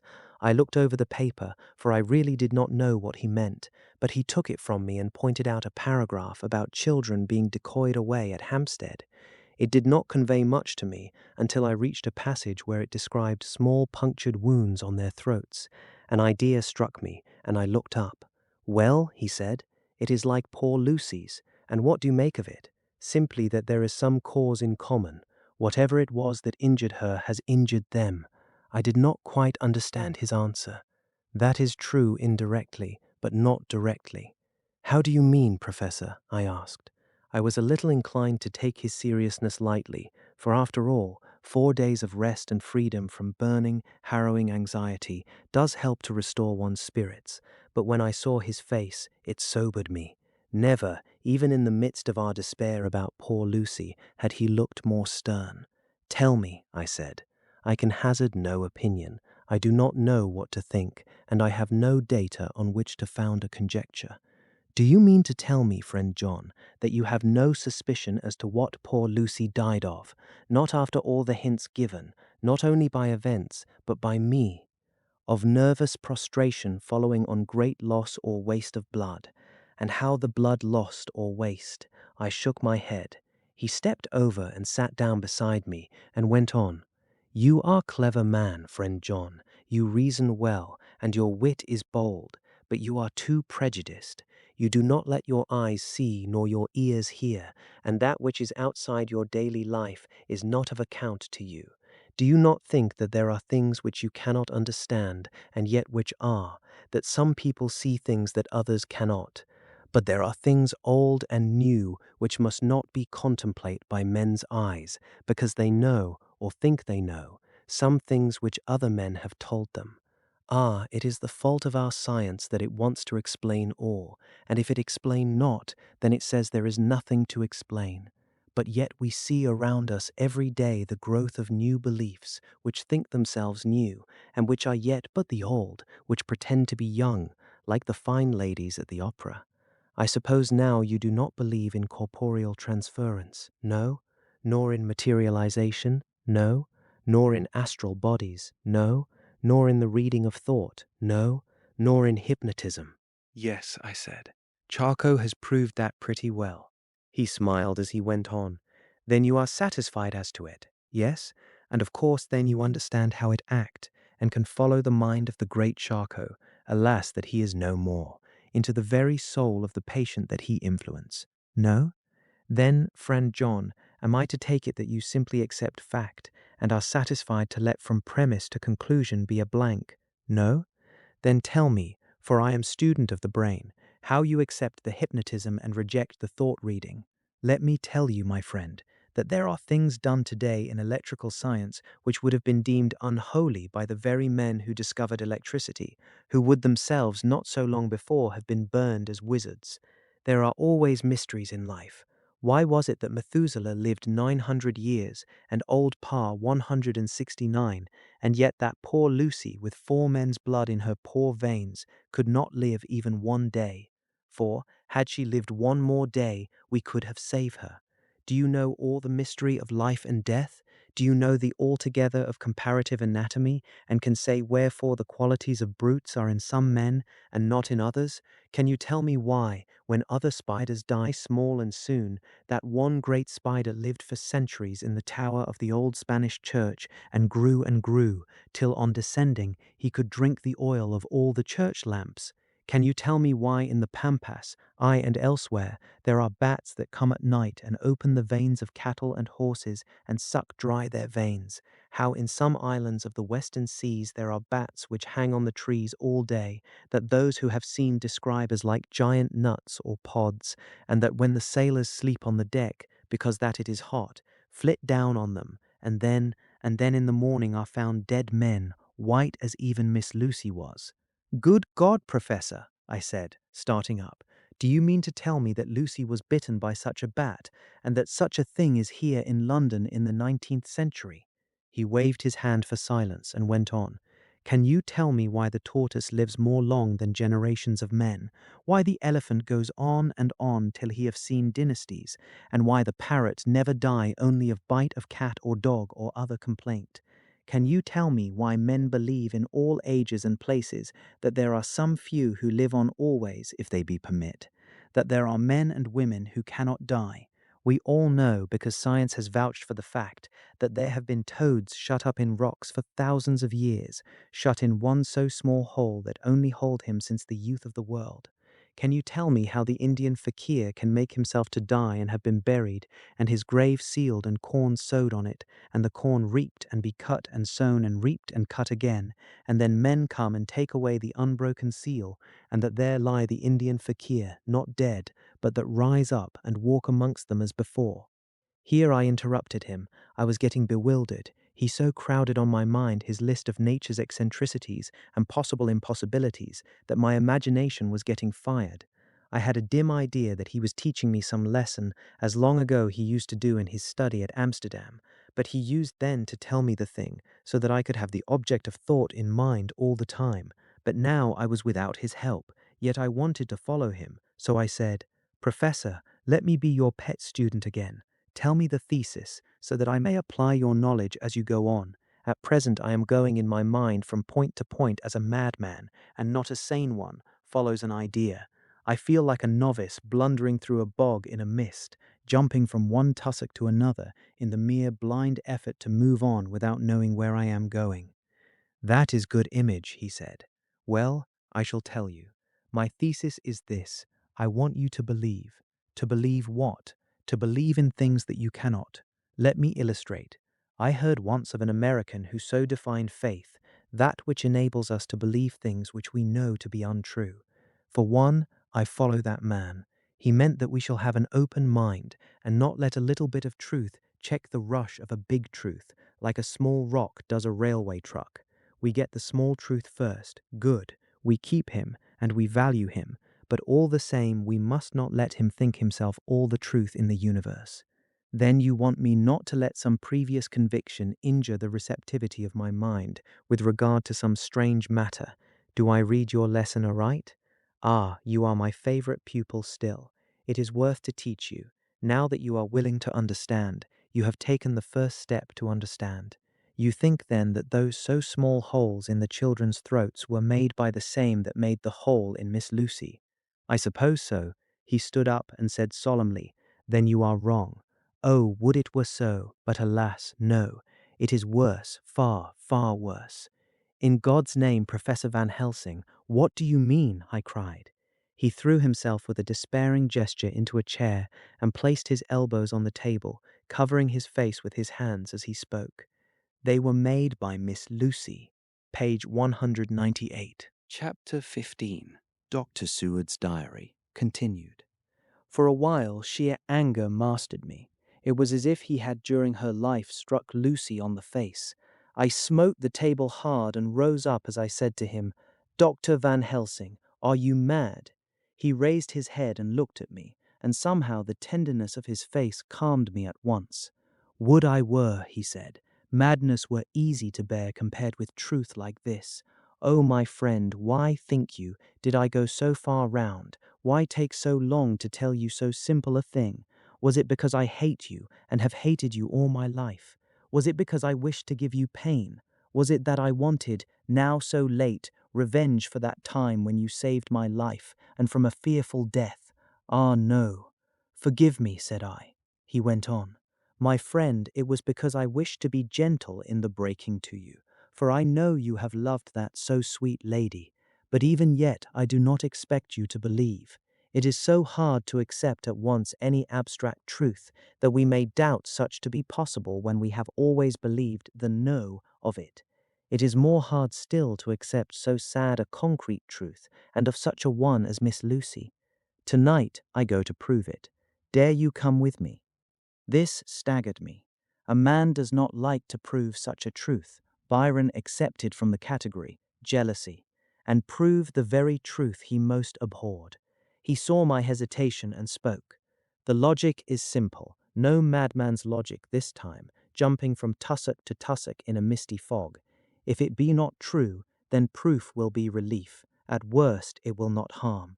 If it be true, there is the dread, yet very dread should help my cause, for in it is some need of belief. Come, I tell you what I propose. First, that we go off now and see that child in the hospital. Dr. Vincent of the North Hospital, where the papers say the child is friend of mine, and I think of yours since you were in class at Amsterdam. He will let 2 scientists see his case, if he will not let 2 friends. We shall tell him nothing, but only that we wish to learn. And then, he took a key from his pocket and held it up. And then we spend the night, you and I, in the churchyard where Lucy lies. This is the key that locked the tomb. I had it from the coffin man to give to Arthur. My heart sank within me, for I felt that there was some fearful ordeal before us. I could do nothing, however, so I plucked up what heart I could and said that we had better hasten, as the afternoon was passing. We found the child awake. It had had a sleep and taken some food, and altogether was going on well. Dr. Vincent took the bandage from its throat and showed us the punctures. There was no mistaking the similarity to those which had been on Lucy's throat. They were smaller, and the edges looked fresher, that was all. We asked Vincent to what he attributed them, and he replied that it must have been a bite of some animal, perhaps a rat, but for his own part, he was inclined to think that it was one of the bats which are so numerous on the northern heights of London. Out of so many harmless ones, he said, there may be some wild specimen from the south of a more malignant species. Some sailor may have brought one home, and it managed to escape, or even from the zoological gardens a young one may have got loose, or one be bred there from a vampire. These things do occur, you know. Only 10 days ago a wolf got out, and was, I believe, traced up in this direction. For a week after, the children were playing nothing but Red Riding Hood on the heath, and in every alley in the place, until this Bloofer lady scare came along, since when it has been quite a gala time with them. Even this poor little mite, when he woke up today, asked the nurse if he might go away. When she asked him why he wanted to go, he said he wanted to play with the Bloofer lady. I hope, said Van Helsing, that when you are sending the child home, you will caution its parents to keep strict watch over it. These fancies to stray are most dangerous, and if the child were to remain out another night, it would probably be fatal. But in any case, I suppose you will not let it away for some days. Certainly not for a week at least, longer if the wound is not healed. Our visit to the hospital took more time than we had reckoned on, and the sun had dipped before we came out. When Van Helsing saw how dark it was, he said, "There is no hurry.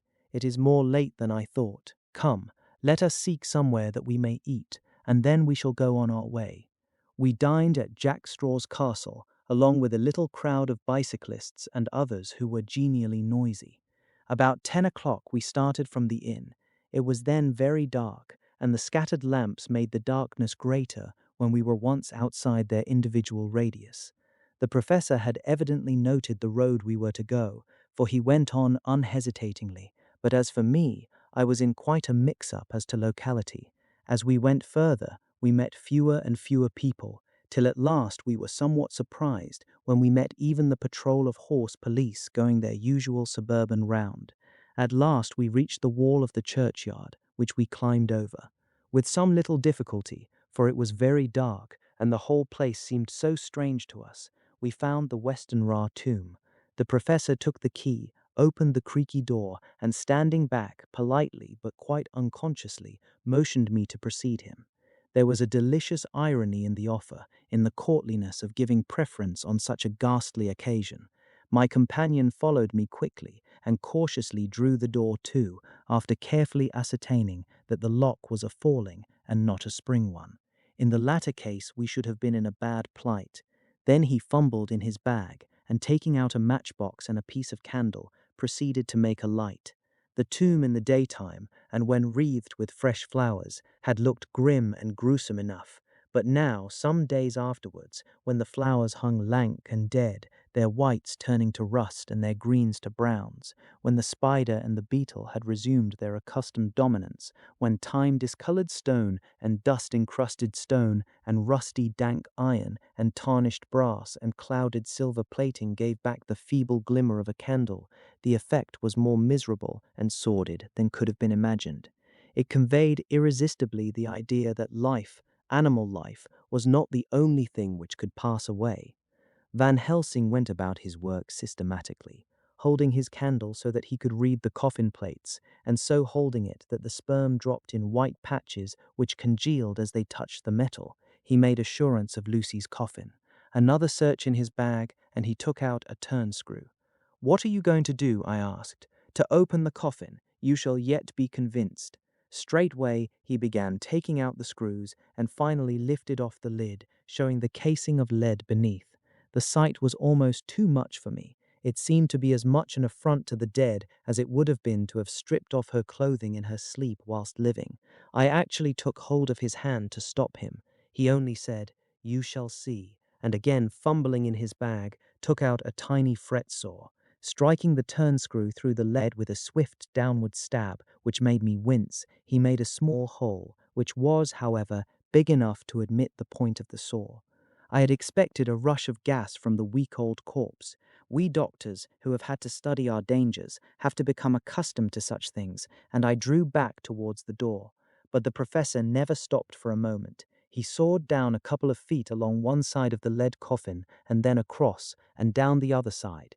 Taking the edge of the loose flange, he bent it back towards the foot of the coffin, and holding up the candle into the aperture, motioned to me to look.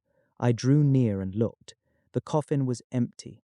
It was certainly a surprise to me, and gave me a considerable shock, but Van Helsing was unmoved. He was now more sure than ever of his ground, and so emboldened to proceed in his task. "Are you satisfied now, friend John?" he asked. I felt all the dogged argumentativeness of my nature awake within me as I answered him. "I am satisfied that Lucy's body is not in that coffin, but that only proves one thing." "And what is that, friend John?" "That it is not there. That is good logic," he said, "so far as it goes. But how can you, account for it not being there?" "Perhaps a body snatcher," I suggested. "Some of the undertaker's people may have stolen it." I felt that I was speaking folly, and yet it was the only real cause which I could suggest. The professor sighed. "Ah, well," he said, "we must have more proof. Come with me." He put on the coffin lid again, gathered up all his things and placed them in the bag, blew out the light, and placed the candle also in the bag. We opened the door and went out. Behind us he closed the door and locked it. He handed me the key, saying, "Will you keep it? You had better be assured." I laughed. It was not a very cheerful laugh, I am bound to say, as I motioned him to keep it. "A key is nothing," I said. "There may be duplicates, and anyhow it is not difficult to pick a lock of that kind." He said nothing, but put the key in his pocket. Then he told me to watch at one side of the churchyard, whilst he could watch at the other. I took up my place behind a yew tree, and I saw his dark figure move until the intervening headstones and trees hid it from my sight. It was a lonely vigil. Just after I had taken my place, I heard a distant clock strike 12, and in time came 1 and 2. I was chilled and unnerved, and angry with the professor for taking me on such an errand, and with myself for coming. I was too cold and too sleepy to be keenly observant, and not sleepy enough to betray my trust, so altogether I had a dreary, miserable time. Suddenly, as I turned round, I thought I saw something like a white streak moving between two dark yew trees at the side of the churchyard farthest from the tomb. At the same time, a dark mass moved from the professor's side of the ground and hurriedly went towards it. Then I too moved, but I had to go round headstones and railed-off tombs, and I stumbled over graves. The sky was overcast, and somewhere far off an early cock crew. A little way off, beyond a line of scattered juniper trees, which marked the pathway to the church, a white, dim figure flitted in the direction of the tomb. The tomb itself was hidden by trees, and I could not see where the figure disappeared. I heard the rustle of actual movement where I had first seen the white figure, and coming over, found the professor holding in his arms a tiny child. When he saw me, he held it out to me and said, "Are you satisfied now?" "No," I said, in a way that I felt was aggressive. "Do you not see the child?" "Yes, it is a child, but who brought it here, and is it wounded?" I asked. "We shall see," said the professor, and with one impulse we took our way out of the churchyard, he carrying the sleeping child. When we had got some little distance away, we went into a clump of trees and struck a match and looked at the child's throat. It was without a scratch or scar of any kind. Was I right? I asked triumphantly. We were just in time, said the professor thankfully. We had now to decide what we were to do with the child, and so consulted about it. If we were to take it to a police station, we should have to give some account of our movements during the night. At least we should have had to make some statement as to how we had come to find the child. So finally, we decided that we would take it to the heath, and when we heard a policeman coming, would leave it where he could not fail to find it. We would then seek our way home as quickly as we could. All fell out well. At the edge of Hampstead Heath, we heard a policeman's heavy tramp, and laying the child on the pathway, we waited and watched until he saw it as he flashed his lantern to and fro. We heard his exclamation of astonishment, and then we went away silently. By good chance, we got a cab near the Spaniards and drove to town. I cannot sleep, so I make this entry, but I must try to get a few hours' sleep, as Van Helsing is to call for me at noon. He insists that I shall go with him on another expedition. 27 September. It was 2 o'clock before we found a suitable opportunity for our attempt.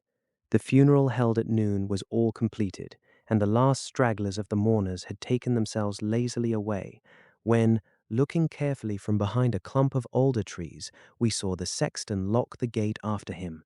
We knew then that we were safe till morning did we desire it, but the professor told me that we should not want more than an hour at most.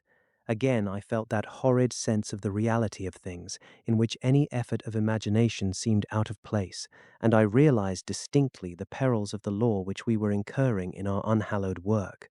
Besides, I felt it was all so useless. Outrageous as it was to open a leaden coffin to see if a woman dead nearly a week were really dead, it now seemed the height of folly to open the tomb again, when we knew, from the evidence of our own eyesight, that the coffin was empty. I shrugged my shoulders, however, and rested silent, for Van Helsing had a way of going on his own road, no matter who remonstrated. He took the key, opened the vault, and again courteously motioned me to proceed. The place was not so gruesome as last night, but oh, how unutterably mean-looking when the sunshine streamed in. Van Helsing walked over to Lucy's coffin, and I followed. He bent over and again forced back the leaden flange, and then a shock of surprise and dismay shot through me. There lay Lucy, seemingly just as we had seen her the night before her funeral. She was, if possible, more radiantly beautiful than ever, and I could not believe that she was dead. The lips were red, nay, redder than before, and on the cheeks was a delicate bloom. "Is this a juggle?" I said to him. "Are you convinced now?" said the professor in response, and as he spoke he put over his hand, and in a way that made me shudder, pulled back the dead lips and showed the white teeth. "See," he went on, "see, they are even sharper than before, with this and this," and he touched one of the canine teeth and that below it. "The little children can be bitten. Are you of belief now, friend John?" Once more, argumentative hostility woke within me. I could not accept such an overwhelming idea as he suggested. So, with an attempt to argue of which I was even at the moment ashamed, I said, "She may have been placed here since last night." "Indeed? That is so, and by whom?" "I do not know. Someone has done it. And yet she has been dead 1 week. Most peoples in that time would not look so." I had no answer for this, so was silent. Van Helsing did not seem to notice my silence. At any rate, he showed neither chagrin nor triumph.